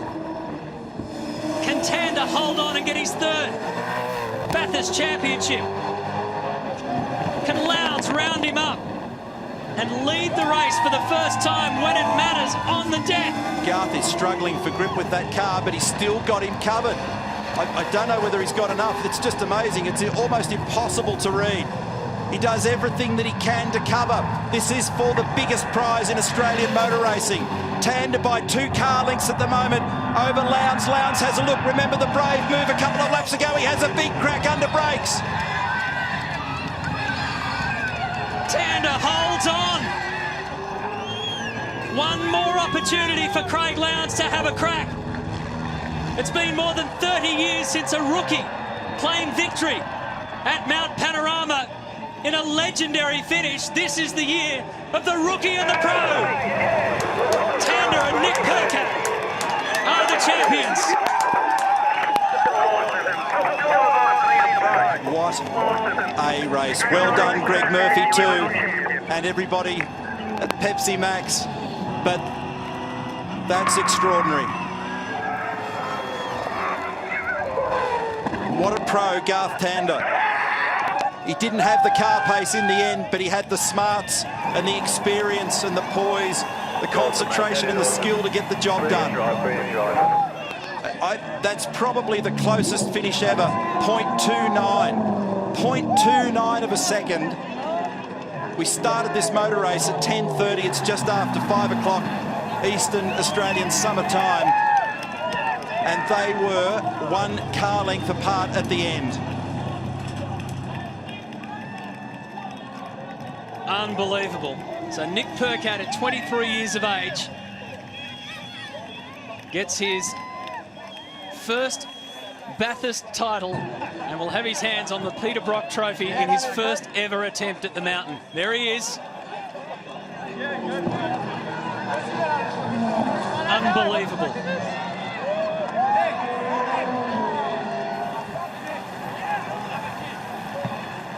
And that's as a professional drive as you're ever going to see. That's what Garth Tander does best. 0.2 of a second against Craig Lowndes, who could not have done any more. Lowndes and Scaife on the podium again. Just dive in here and grab a word.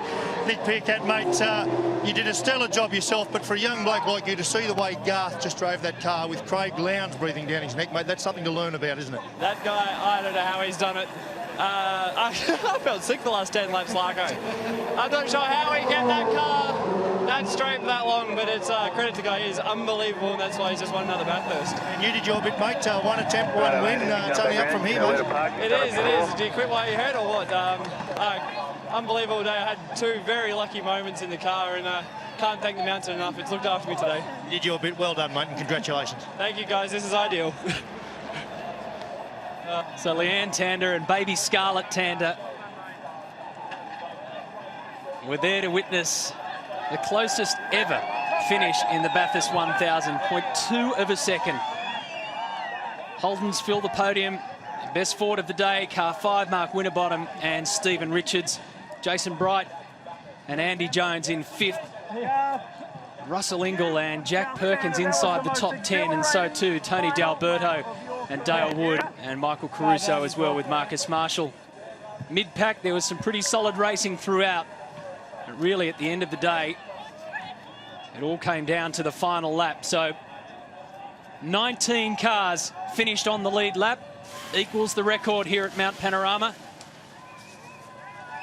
And Garth Tander is the 2011 champion, along with Nick Percat. The mountains delivered again.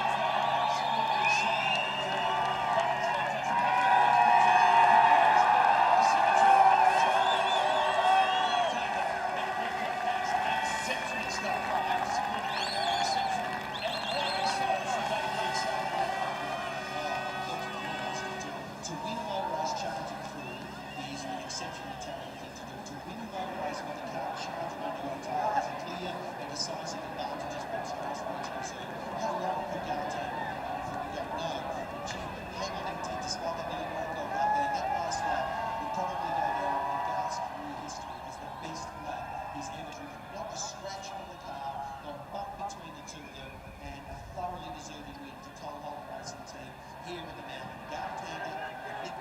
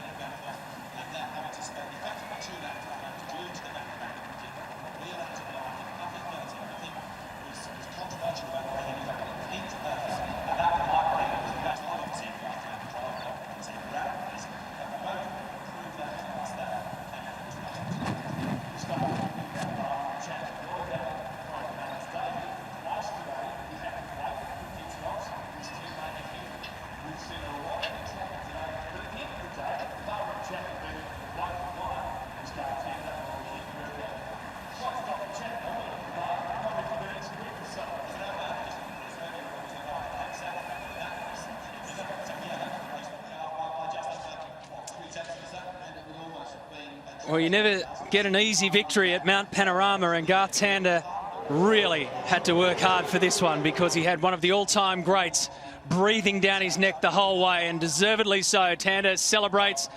Greg Murphy on the podium, his wife Leanne, his baby Scarlett.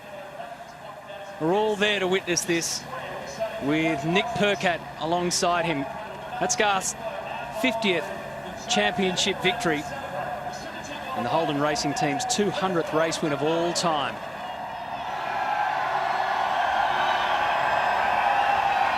Podium presentation time for the 2011 Super Cheap Auto Bathurst 1000.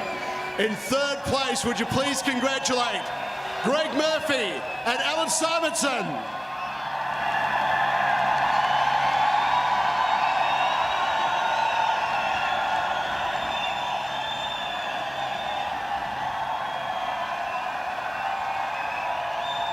Murph, what a fantastic weekend. Pole position and a podium finish. Congratulations. Yeah, thanks, Brett. Thanks to all the boys. Kelly Racing boys on the Pepsi Max crew car. Didn't give up. You know, we made it a bit hard for ourselves there, but we came through. Great result yesterday, pole position for the team. Awesome job, and you know, I just want to thank Alan for travelling over here and coming to support me. Thanks to Pepsi, Harvey Norman, Glass Assist, Castro, everyone on our car. Beats Dr. Dre, thank you very much. It's been a huge weekend and I'm glad it's over. Well done, Murph. Alan, you wouldn't have wanted to do this with anyone else. Murph was fantastic, and you too, mate. Awesome job. Yeah, no, Murph just drove absolutely fantastic. He always does. He comes alive over here and does such a good job. And I'm just really proud to be here and to come from overseas and see all you Aussies support this mega race. It's just really, really cool. Thank you very much. Congratulations to the Pepsi Max crew, Greg Murphy and Alan Simonson. Our runners-up in the 2011 Super Cheap Auto Bathurst 1000. Would you please congratulate Team Vodafone's Craig Lowndes and Mark Scaife.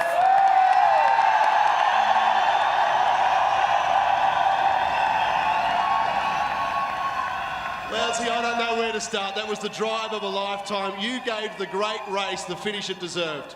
Yeah, thanks, Brett. Look, we're up against a little bit today, but to all the Vodafone guys, sensational job. You know, we had a bit of turmoil going on, obviously, with the other car, but to Scaife, look, you know, whether it's his last race or he's coming back next year, thank you very much. Been awesome. And I've got to say a big hello to Levi and Chili at home. Scaife, congratulations. You've shown once again that this is a mega team. I guess Lounsey asked the question, will you be back? Well, it's hard not to come back to this, Brett. So it was one of the best drives I've ever seen Craig Lowndes put on, and those last laps with Garth Tander and Craig Lowndes are what this race is all about. To all our guys, thank you very much. It was an unbelievable weekend. Thank you. Would you please congratulate Team Vodafone's Craig Lowndes and Mark Scaife.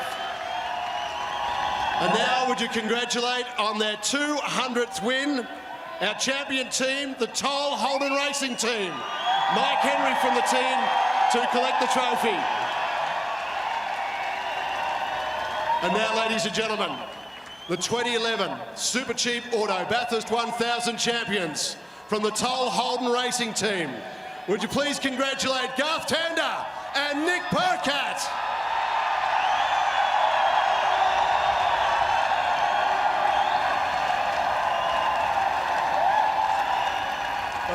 Nick, why don't you go first? What a day, a fantastic drive. We saw you coming off Phillip Island, and you've done it again this weekend. Great team effort, well done. It's just a massive credit to Toll HRT. They kept me very calm when I had a few little issues, and then, yeah, just can't thank Co Tire. They have got me here. Without this, it's amazing, and just this guy here, unbelievable at the end there. Garth Tander, absolutely fantastic. You were rock solid all day, and then you had Lounsey breathing down your neck. Yeah, it's a pretty exciting finish, wasn't it? So thanks very much to our guys. They did a fantastic job all weekend. We had a very fast car and great job all the way through the race. Put us in the lead when we needed to be there, and then fought it out all the way to the end. So thanks very much to Holden, to Toll, to HSV, Mobile, Rockstar, Bridgestone, all our supporters, and Holden wins again. Boys, why don't you jump up there and have a bit of fun. Our winners, ladies and gentlemen, Garth Tander and Nick Perkins. To make the presentation to third place, Mr. Scott Curtin, the Area General Manager for Telstra. Presenting to second place, Mr. Andrew Coates, the Marketing Director of Jim Beam. And presenting the first place trophies from our major sponsor, Super Cheap Auto, the Chief Operating Officer, Mr. David Ajala.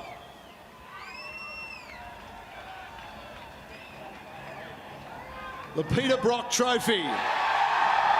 Ladies and gentlemen, the 2011 Super Cheap Auto Bathurst 1000 winners.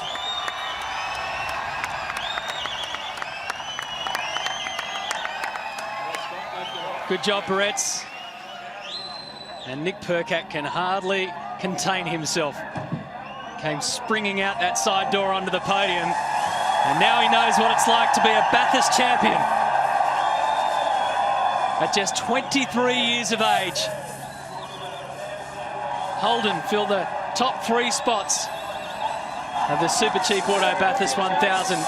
And for the second time, Garth Tander gets his hands on the Peter Brock Trophy. It's his 3rd win at the mountain. What a day. What a finish. Only Bathurst can do it. Championship is now really mixed up. Craig Lowndes came in here 92 points adrift of his teammate Jamie Whincup. Lowndes now leads the championship. He's won it 3 times before. He'll go to our next round at the Gold Coast with a 100-point buffer. But today's all about champagne. It's about celebrations. It's about taming the mountain. And that's what Tander and Percat have done.